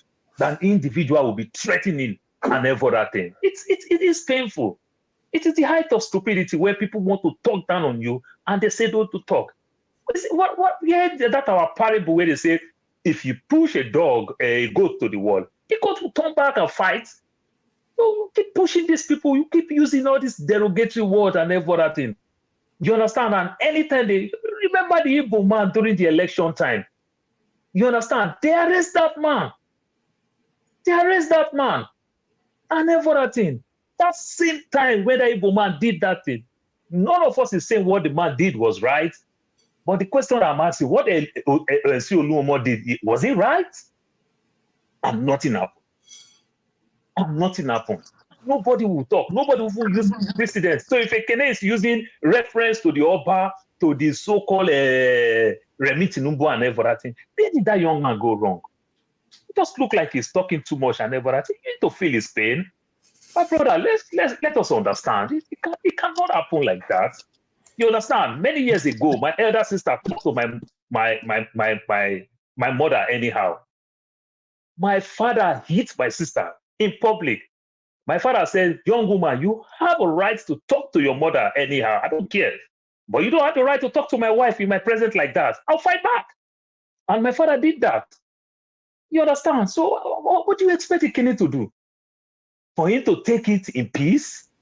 For him to say, let God judge his case? Let's tell ourselves the truth now. It's too much. That's my take. Thank you so much for your take, Mr. Paul. Now, John Abba wants to talk. Yes, I'm sorry to take you back. You know, I don't like to keep you guys long. Paul, nobody is saying that he has no right to fuel his differences and his anger about the Nigerian space.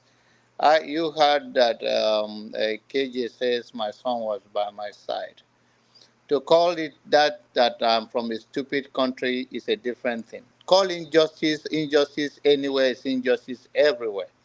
Whatever they are doing, whatever is going on under this government, we all know that it's not right. We can call it out what it is. That they are not being fair, injustice. More journalists have been arrested, even more than what we call the detector of maybe Abacha or even Buhari that just left, that is former military and become a president. So we have to draw the contrast between that and to call the whole nations, including yourself, that name. That's what we are trying to draw it. I'm not saying that you have no right to his anger and to speak injustice, but it has nothing to do with our flags. It has nothing to do with that. Whatever is the current government is doing that you see is injustice, call it out what it is. But it's not about the nation that will raise the flag. And my son cannot be sitting by my side and giving that impression. I will lose him to the system. People are going to ancestry.com to know where they are coming from. I do not have to do that. It's not that I'm making fun of them. I'm privileged to go to Nigeria to and fro to be called a country, and that's not the way I want Nigerian to be represented. And I respect Kene's view about the Nigerian space, but the other extreme of it, if you are not careful when you are trying to correct people, then turn the mirror on yourself and see that your correction have a boundary. When you go too far, it's not good anymore. Thank you. Thank you, John Abba. And I think I agree with that also. we can make our, our anger known without necessarily using any word, especially the fact that you can see also my son comes in here and sometimes seems to listen and goes away. And sometimes it's just good for us to be able to put our, our thoughts together without having to necessarily, turn it to an abuse. Because KJ, I'm so sorry. See this country thing that we're talking about. My daughter is the first grandchild from my wife's own side. You understand? The father worked in British Embassy. The man is still there, probably going to retire next year. He's been working there for decades. But what am I saying? This is a child that they like so much, they love so much. When my daughter want to come to university, my daughter said she want to go school in Nigeria, in Unilag. They said no. Is it that they don't love their country? Because the country failed them. You understand? Somebody talking from House of Representatives, Abike is representing the government. If Abike said so, it is the government also talking. So you need to empathize where Ekene is coming from. So it's not an individual talking, it's also government talking. Listen. So people in government should watch their word. You understand? So that's why, so feel for Ekene too. Listen, what Jonaba is simply saying, that you can make that point without necessarily using those words. That's what he's saying. And you can be vehemently angry and yet still be civil about your presentation. And I'm not saying that he has presented badly, but what Jonaba, if I understand him properly, is saying that there's no need to say stupid over the country. It doesn't change the situation. It doesn't even help your cause either.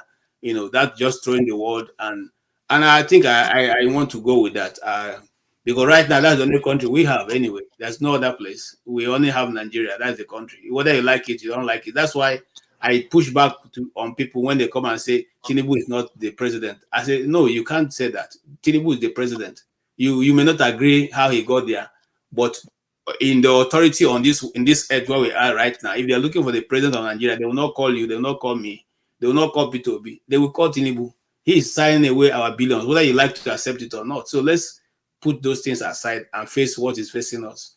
All right, Mama Hecho, I don't want to jump. I'm trying to give you an opportunity. So when you make your this thing to be, you are rounding up. So let me just take it in the same direction. Wait, let me just beg Paul and Ekene for one thing. You see, when they make submission, do not put me into consideration. But put these children that I'm fighting for into consideration. Now they hear me? Put them into consideration. We fight. Now we be like this. So as me and you, they march on our way to buy and go and meet Papa God. Now they put my children into consideration. In anything. Don't speak because you must speak for yourself. Speak because this is what they have used to destroy us. Me and you not endurer. So should we continue to speak this way and teach these children say Nigeria is so useless? Now you are saying something. When you hear that, your daughter desire to go and school. But because of the kidnapping, Mama and Papa say make it not come. How do you feel? How do you feel? And how does that your daughter feel? So, Mama Echo, truth be told, the country failed us. The thing that I'm enjoying in the country now is individual friend and family. The country to pride as a country is been failing us. But let us speak our truth, Mama Echo. Wait, who not know the truth? Who not know the truth? Even the pikin when they never born, when they carry belly for Nigeria, he don't know say he don't enter one chance. You understand? So, but the question is this. Since we have known the truth, let us unite as a broom and find solution. These people that have turned themselves to become an hero country and say that there is no breeze that can blow them off. I know say there is a breeze that can still blow them. They prepare, they make useless policy. They buy private jets. They tell us maybe they drink water. Do you even look at what is happening in the north?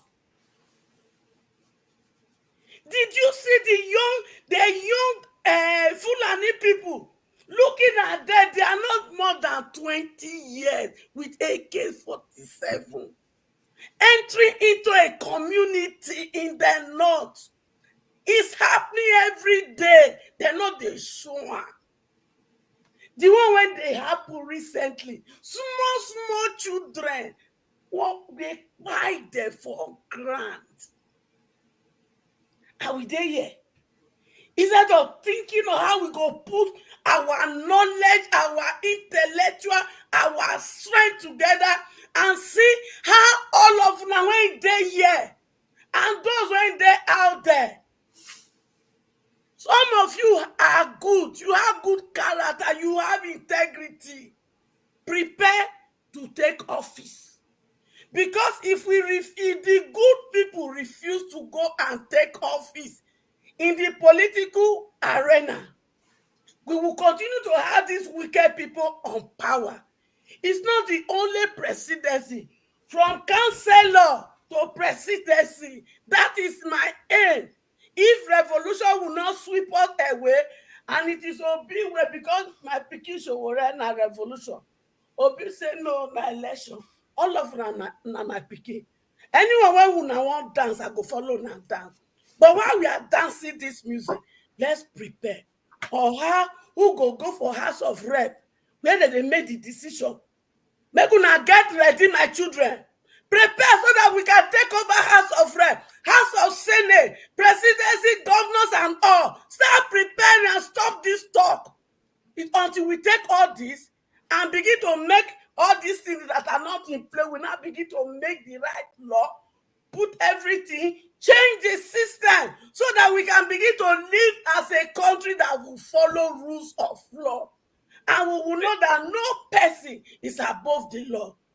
Now, this discussion we supposed to discuss. Now, those plans we supposed to plan. Not be all this one. They go through us carrot. We go they pursue every day. Now they don't throw us social tribalism, bigotry. Maybe by next Saturday, now religion they go through to us and go they dance for us. We not go prepare.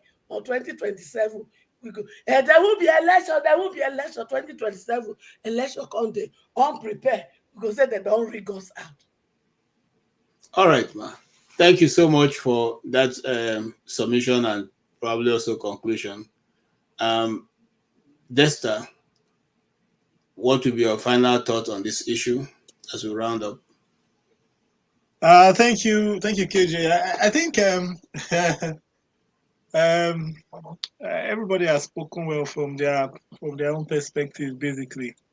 You know,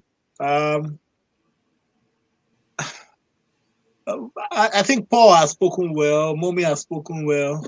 You know, I always say one thing. You know, if you are, so just imagine that you are in Port Harcourt and you are going and you want to go to Lagos, okay? And you get on the east-west road and you face your car going right. So if you're in Port Harcourt, if you come out, you need to go left, you need to go west, but you turn right and you're heading towards Eket, Orong. That's where you're heading. And then you just believe that, okay, somebody tells you why you ask on the road, I'm going to Lagos. They say, you're going the wrong way. But you say, I've gone so far. Let me just keep going. Let me keep going that way. Let me keep going. Maybe I'll get to Lagos, as far as I go. You are deceiving yourself. Okay? You are deceiving yourself. You get to Orong, and when you get to Orong, you get to Cameroon, you keep on going. You are going the wrong way. I like the optimism, especially from the older people, especially from those people who saw maybe the good old days of Nigeria. There's that optimism. They want us to stay in that optimism. It's good. I think the best thing Mommy said here was when she said that we should get people to be House of Rep, take over leadership. I think that's the best thing. The other part is that we cannot deny the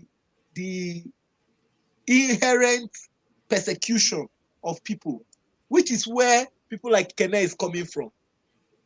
It is clear to the blind. I mean, what is good for the goose is good for the cat. Justice must be seen to be served.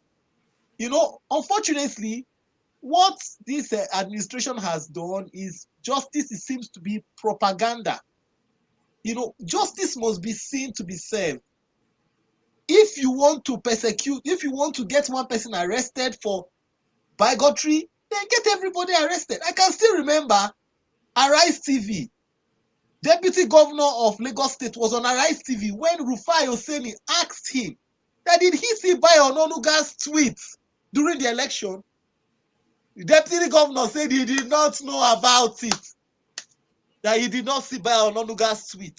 Where Bayo Ononuga said this should be the last time that the Igbos should interfere with elections in Lagos. He said he did not see it. The Deputy Governor claimed that it was oblivious, the tweet, he didn't see it. And that, he will investigate.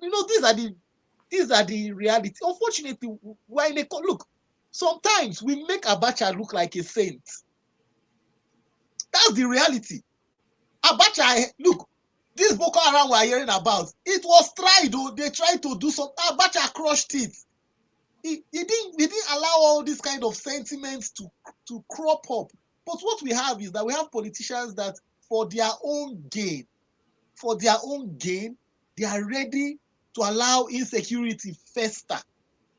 They are ready to allow tribal, because if there's a tribal war and then you would win. The truth, okay, example, it is known that in Lagos State, APC is seen as like Yoruba party. So APC must rule Lagos State forever. Any other person coming, what APC does to win the election is that they will paint the party that is contesting against them as an Igbo candidate.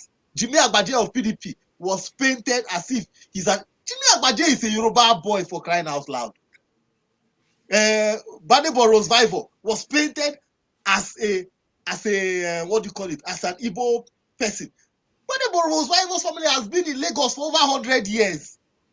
So the point is, if we want to make progress as a country, we must be honest with ourselves. We must be completely honest. Justice must go across board. It's not justice of and then this idea of putting, unfortunately, let us say the truth. The Tinubu administration has taken nepotism to another level. Let us not lie. Look, Buhari did his own nepotism, but this administration, their nepotism is pro max. Absolutely pro max. I don't care. See, I don't care where whoever it is that is in position comes from, as long as the people can deliver on the job. Unfortunately, we have an EFCC chairman that till today they cannot bring out Yahaya Bello, but they are busy arresting journalists, arresting innocent protesters everywhere. Okay, and then what are we talking about? What are we? So if we don't come to ourselves and decide that, one, we want merit to be applauded and to be rewarded in Nigeria, we want justice for all, not justice for a particular tribe or a particular section. Unfortunately, we are just on our way to telling ourselves that we're going to Lagos, but we're on our way to Oron, and from Oron we'll get to Cameroon, and from Cameroon we'll probably enter the Central African Republic, and we'll go into DR Congo, and that's what we'll be doing. That's my final take. So we have to be honest with ourselves. All right, thank you so much. And I think you virtually covered everything. And I gave you, you have enough time to do that. Thank you. Bumi, you want to do your final take on these issues? I'm just gonna say that I think one of the things that I feel like is the biggest lie in our society is the fact that we think that our tribesman is going to be the one to save us. Like, I think that's the biggest lie, because even if we want to ride on tribalism, if we truly were riding on it, we'll be way better than we are presently. Because at the end of the day, whether you love the president or not, whether it's an Igbo man, a Hausa man, a Fulani man, or a thief, it does not change the fact that some of the things that directly affect us as people come from your governors. And those people are your tribesmen.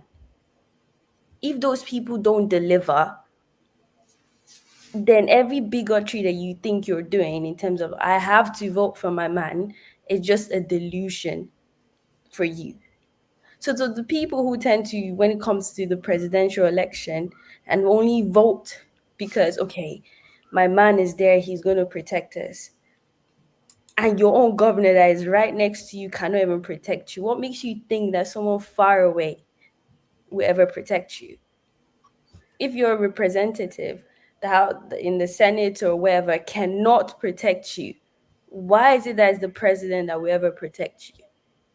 And I think that's the biggest lie we tell ourselves.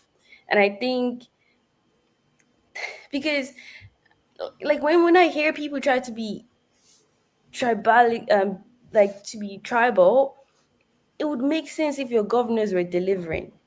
I would probably maybe understand that perspective of things. But your governors are not delivering. Your local governors are not delivering. So where are you getting this so-called outcome that your tribe man will actually deliver? Where it's I feel like it's just a lie that we keep on telling ourselves, but we don't want to just like sit down and reflect on that. And maybe if we keep on talking about it to an extent, we'll probably start realizing that, okay, actually, the problem is not maybe having an Igbo man or a Yoruba man or whatever. It's actually having people who can actually follow rule of law, who can be held accountable, people who are competent enough, people who actually want to make the nation better and has nothing to do about tribe. But that's on the tribe one. I think another thing that we also tend to lie to ourselves is that I commented that in the chat, that the divine reign of kings, empires, and all that, if you ask people in those days that do you ever think you're never going to have a king or so, they'll probably would say that's never possible. To have a society where you could actually vote for people, a democracy actually existed, they can't even imagine that, because for years and years, those people are seen as the chosen people. Like royal family were seen as the chosen people from God. So the people who tend to say that in a Nigerian society that that it's impossible not to have the certain people in government to surprisingly vanish, that it's not possible. Like the corrupt ones are forever going to be there.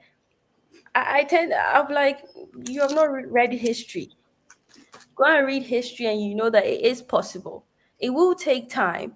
It will take, effort and sleepless nights sometimes, but it is possible. And we cannot just disregard that and say, okay, let's just continue, wallowing and wherever we're going, all because those people have so much money and so much power and we don't have as people.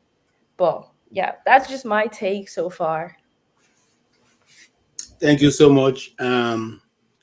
Egos Air.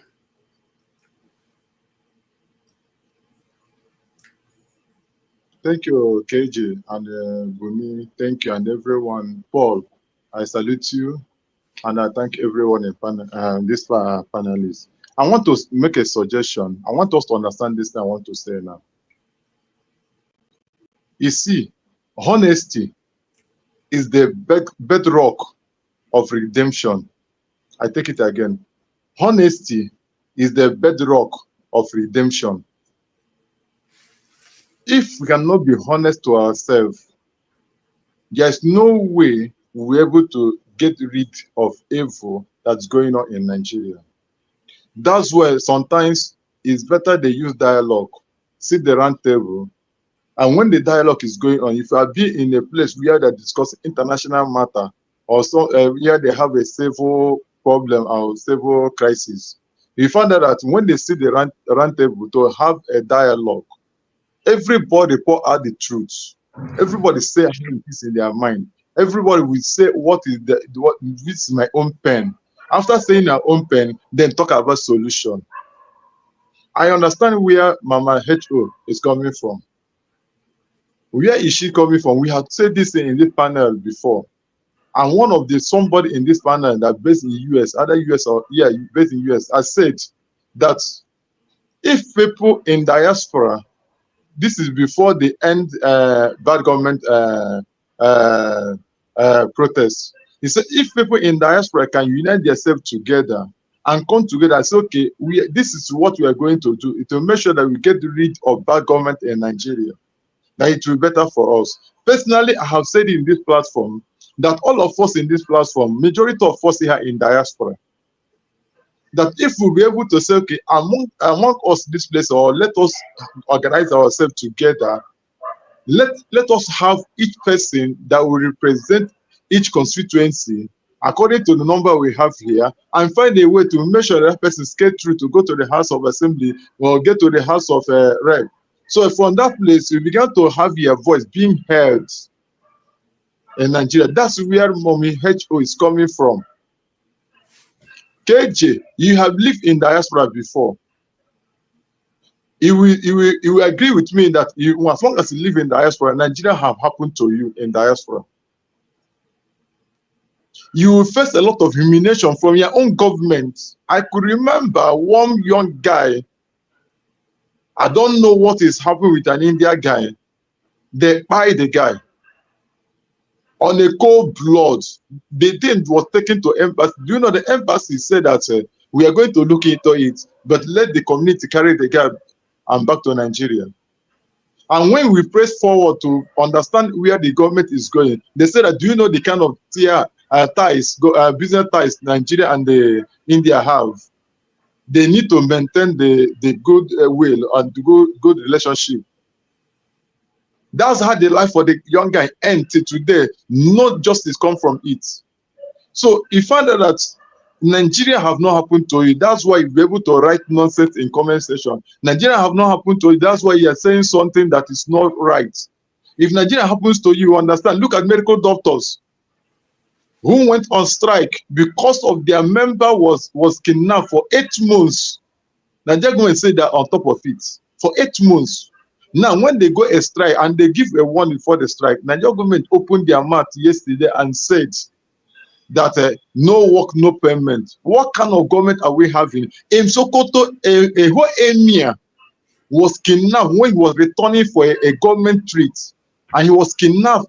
After some time, his wife was released, and after some time they hid him. If Nigeria have not happened to you, not understand what we are saying here. What is the way forward? The way forward that we need to make a change. What did that make a change? I have said the Sky Bank, when the Sky Bank is the function, when they're doing advert, they say think ahead and see ahead. Are we thinking ahead? Are we seeing ahead?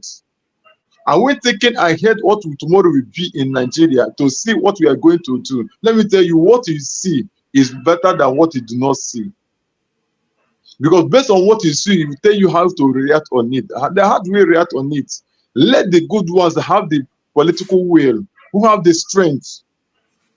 Find a way, some people join hands together to make sure that one person represents. That's where Mama HO is coming from. Let us have a representative who can stand firmly and say the truth and has to fight the battle, fight the good fight. Okay. So that this country will move forward. Let us not fighting each other here or saying sorts of things that does not matter. Abike Dabiri, I end from here. Abike Dabiri that is making this nonsense statement. She forgot that the thing is in the internet. When she opened her mouth on Instagram, on internet, abusing somebody. Has she not abused somebody before? Let's just tell ourselves the truth. Thank you so much. Thank you, Ego's Air. Yes, Masca.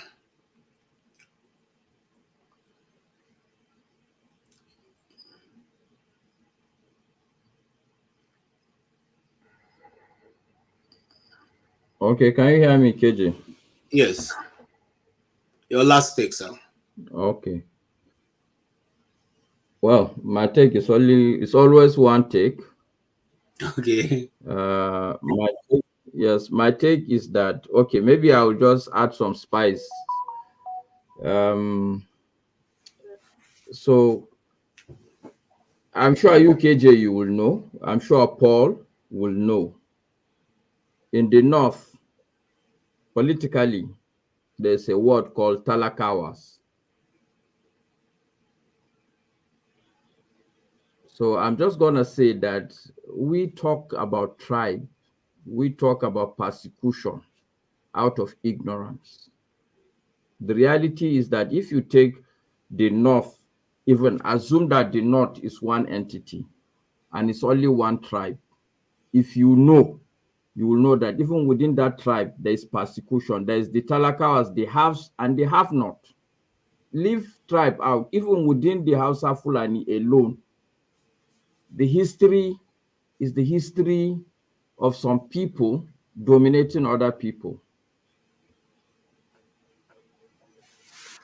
So the idea that, okay, all Hausa people or all Yoruba people, but what is even happening now, the theory we are telling ourselves, the risk of that theory also is the propensity of the theory, because what people are painting now is that the whole country is ganging up against the Igbo people, because this is, take it or leave it, this is what we are telling ourselves.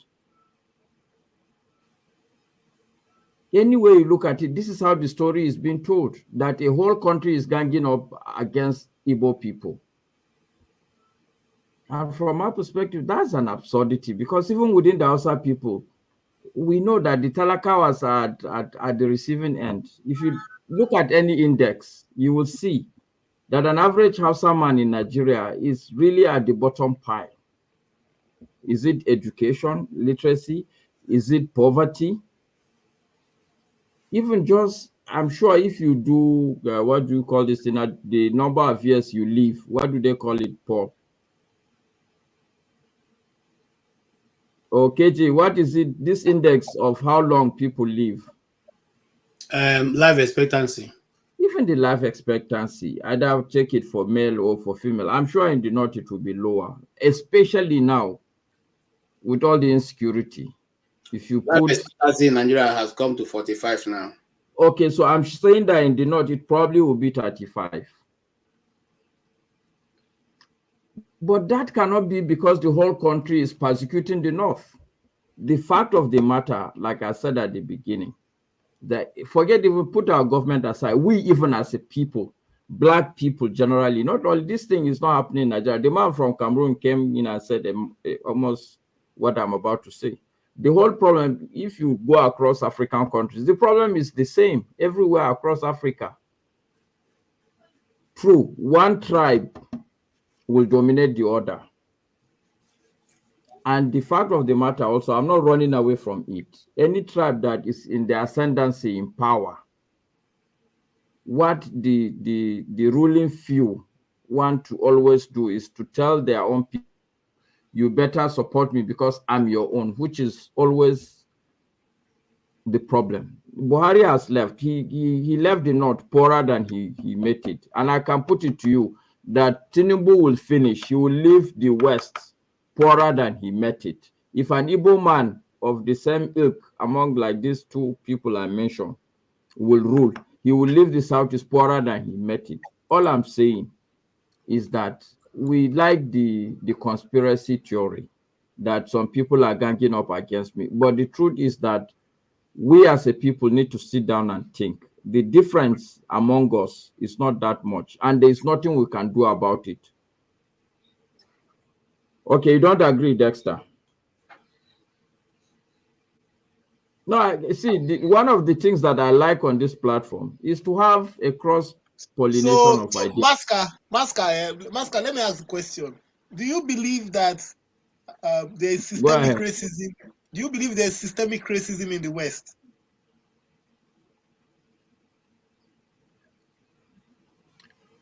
When you said the West, what do you mean? In the So UK, let me say it's probably going to the be UK, in a place America. like Norway. It's probably going to be different. In the US, it's probably going to be different. So do you believe that in Western countries you have systemic racism?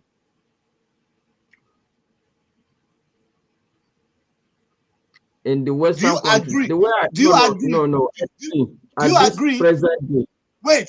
Do you agree, Paul? Paul, you are living in America. Is there systemic racism in America? 100% yes. Good. Masca, that's yes. somebody living. He's a black man living in America. He can tell you for a fact that there's systemic racism. Masca, what's the difference between systemic racism and what's happening in Nigeria? I like your point. Okay, I'll tell you the difference. See, Clearly. I like your point. I like your point. No, I see you asked a question. So okay, yes. Now tell me. Okay, so you see the difference between what is happening in the West and what is happening in Nigeria is very basic. Okay, in the West, what is happening, and I don't like using the word the West because I understand very well that there are very fundamental differences today, especially between Europe and America. But let's assume that we lump them all together, the West. The basic fundamental racism that is happening is not about race, like this is black, this is white in the West. The West look at the whole world across all the countries. They are not, you think that because you're feeling it because you're black, so you think that racism against black people is not. The West is fighting China more than you think they are fighting us today. Okay. Masca, let me narrow This this West that you're talking about rule India for how many years that you know? Wait, Masca, you're broadening the question. Let's narrow it down. No, I'm telling you, when you say systemic racism, when you say, listen. Yeah. No, see, look, let's have a good discussion. What I'm trying to point to you is exactly the point I'm making. Yes. That in the West, they are not looking at one tribe against another or one race against another. It's one race against the world. They, for them, as white people, as Caucasians, they do understand that they have to fight the whole world. It's not about, oh, I don't listen. It's not about I don't like this person or I don't like that person. It's the fact that they do understand that for them to survive as a race and to do well, they have to undermine the other people. And I'm not supporting that by any means. But what I'm telling you, so let me wait now, don't be interrupting me so that I can line your point. You're broadening it. That's the problem. I don't want you to broaden it. What is if you broaden it. No, you see, we shouldn't do that. If you ask a question, you should open your mind. Don't think I'm going anywhere. What is happening in Nigeria today? We are just killing each other without any clear-cut objective or goal. This is all I'm saying. If the Hausa man is seen to be persecuting the Igbo man, that Hausa man is not articulate enough to understand his left from his right. And most likely, if the Hausa man steals the money in Nigeria, it's going to take to the West. I agree with you. So you can't compare that systemic thing that they do. I agree with you. Let me say, I think you are. And just for emphasis, the man in wait. No, wait. So when just to make you understand clearly my point, when Europe as a whole want to come and colonize Africa, they sat on the same table, even though they are not the same people. They understood that as different countries, we will sit down on the same table and go together and share these things out. Is that what we as Nigerians or Africans, is that what we do? Do we sit on the same table? So you can't say systemic. Don't use the word systemic. It's a very, let me put it this way. If we don't like each other or we don't, it's just on a very stupid and unsystematic basis. That's all. Okay. Bumi, I'll give you a minute to say what you want to say. Yeah, go ahead. I wanted to ask Mr. Mascot that does he think that the West is fighting, for example, because he says they're fighting the entire world. Are they fighting China or let's say Russia on the same level that they're fighting, let's say Nigeria? Are they fighting them on the same level? Absolutely not. As far as the West is concerned, they've already, Nigeria is in their pocket. So they're not going to dissipate as much effort. The fact of the matter is that people will know that no, it's not Ukraine that is fighting Russia. It's the West that is physically fighting Russia. They are not firing any ammunition to Nigeria as we speak. So that's your answer. All right. And based on that, I'll bring this to a close. It's been a very useful and important day. Everybody has made a very fine point. Whether it is systematic. KJ, just let me land with this. Just let me land with this. Since you want to close, and I feel your pain, I know you want to close for a very long time. So let me not talk. Eagles Air quote Skybank, and I really like that quote. So that just take me back to 1994, the World Cup, when the Japanese introduced this Toyota car. They call it a good product, good thinking. Your Shanghai, your good thinking. So if Nigeria today is a bad product, do we want to say good people? You understand? It is painful. We don't hate the country that we have good history with. This thing you said is apt. You see, for Nigeria to be a good product, it's just the thinking we need to change. It's our thinking. We need to have good thinking. Exactly. But the product will come first. The thinking will not come first. You understand? So right now, when from the place of government, as a people, we all live in different places, and I know we like ourselves. But from the place of government, we get disappointed all the time. That is just my pain. We get disappointed. The government beat us down all the time. When people from government will not know how to... Pastor, KJ, I am so sorry. Look at what happened with the shite people the other day. Common logical thing that government understand that these people, they are minority, different type of Muslim. Doesn't that make sense that whenever these people want to do their protest, you go bring an Igbo man police, like they used to do those days in Lagos, where they want to bring riot, they bring Godo Hausa. Just go bring an Igbo man police, put everywhere where the child people want to do. Don't you think they'll live in peace? But when you bring another type of Muslim man as a police, they will say, no, I will whoop these people. And the crisis will keep coming up. And then for that time, just bring an Igbo man, pack on the Igbo man, the Edo man, the Yoruba man as the police. Pack them there and let the shites do that thing. I don't even understand the difference. I'll just leave them, let them do that thing. I even wait for them to say, I'm not key ramp for this one, make I move down then chop. But when you also put another different front of another Muslim person there will always be anarchy. Our government keeps failing us all the time. So it will never be a good product and good thinking. It always starts with bad product, and you want us to say good people. The government itself is a product. It's the product of bad thinking of the people. Thank you. That is true. Thank you. Itself is a product. Thank you. I remember that advertisement, Yoshina, Yokange, good thinking, good product. As long as our thinking does not conform with what we need or where we think our mindset is going, we'll continuously to run around the circle.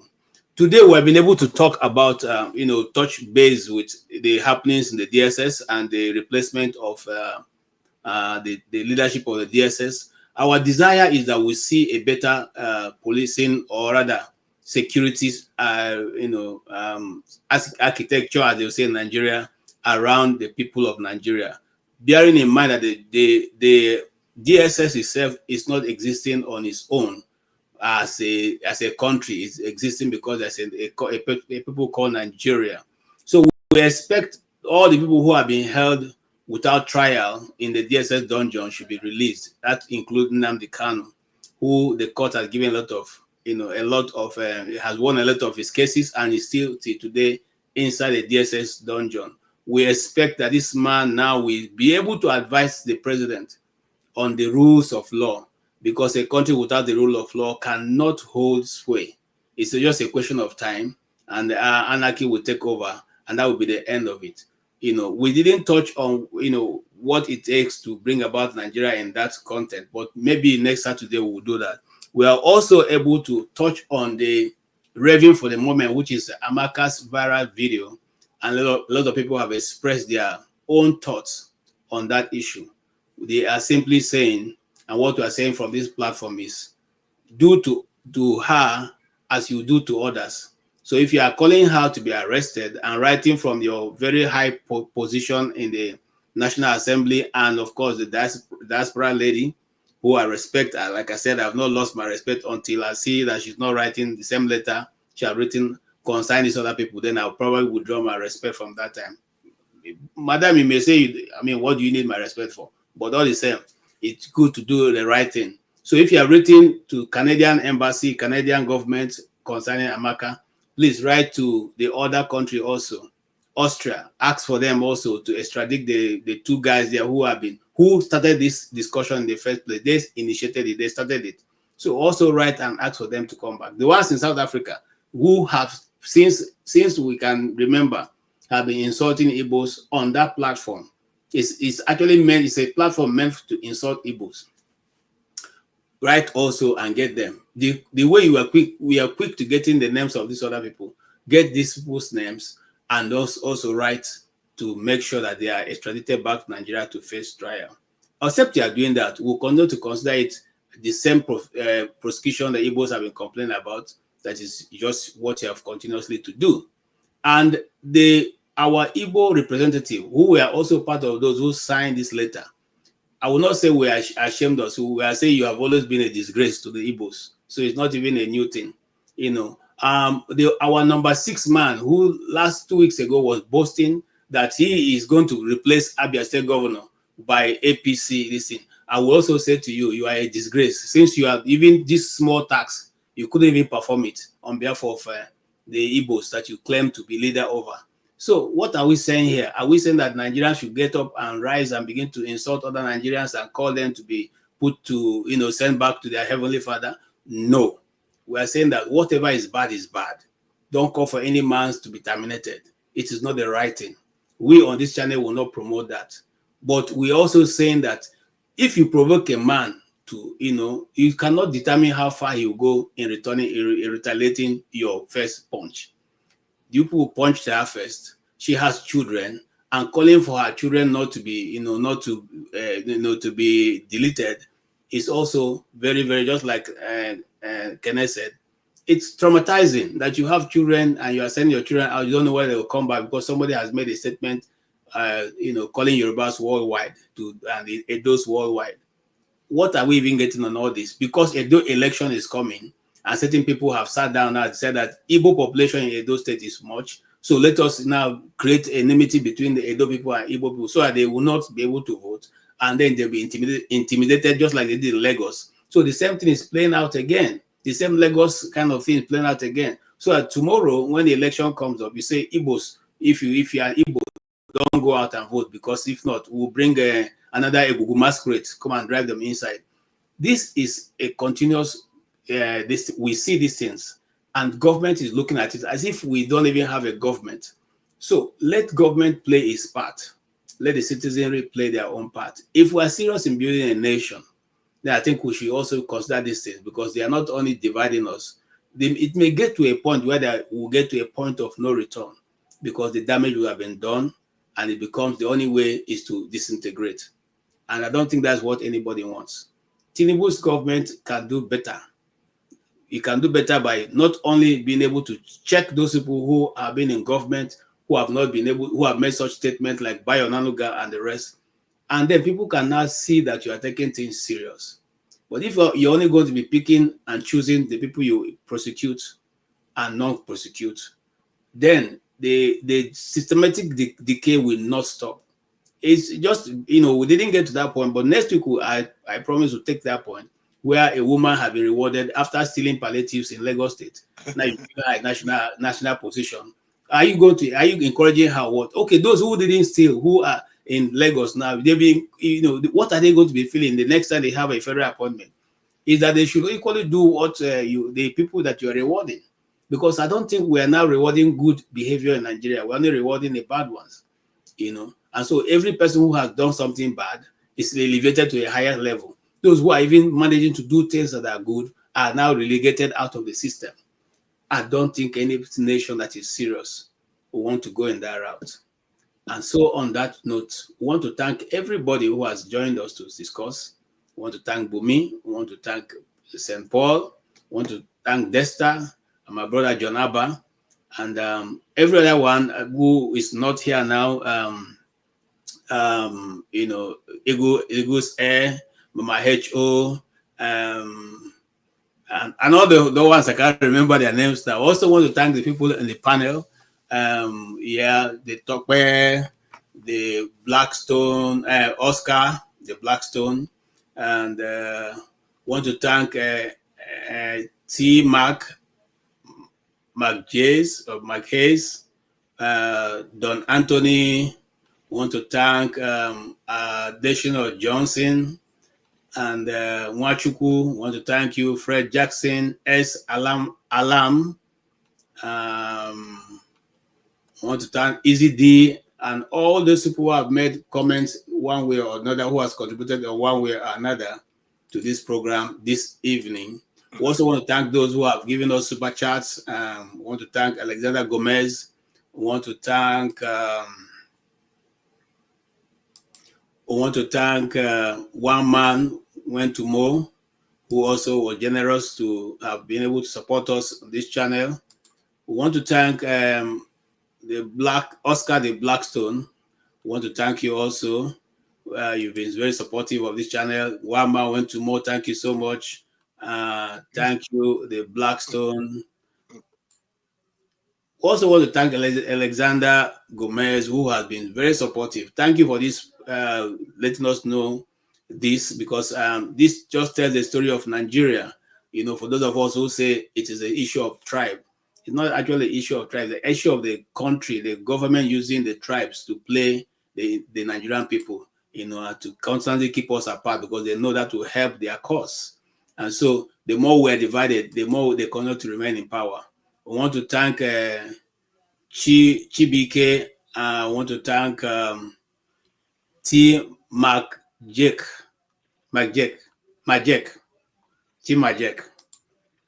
I want to thank Alexander Gomez again, the Blackstone, Chibike. You all did so wonderfully well supporting this channel today. And God bless all of you, where you have brought that from. May God also replenish. We'll be here next week again with more exciting information and news concerning what is going on, the current affairs in Nigeria, and if possible, around Africa and the world. And we'll be I want to say we'll start maybe taking some segments to discuss the upcoming American election in each of these times that we'll meet, so people can see what is going on here and how it is being played.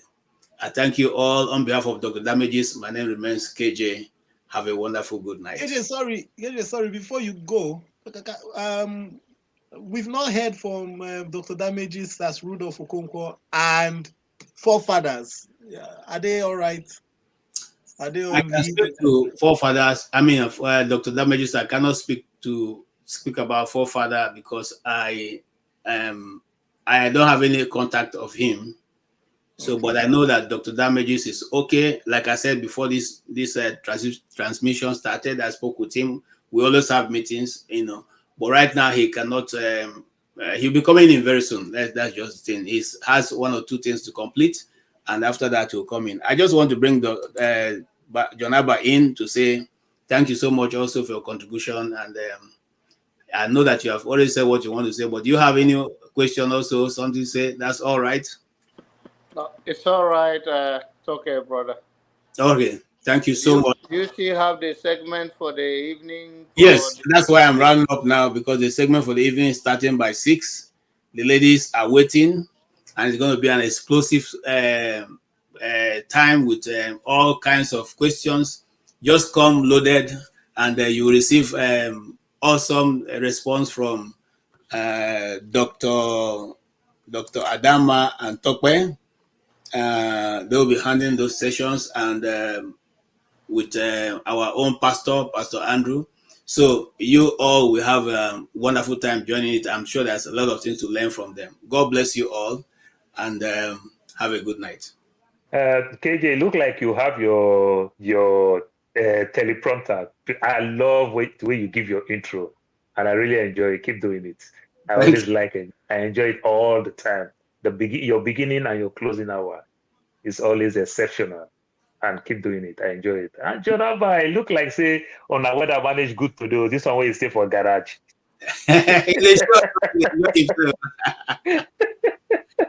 It shows that he's enjoying himself, sitting outside and having a good sunshine. All right. Thank you all. You have a great weekend, a week ahead, and God bless you all. Have a good night. Thank you. Night.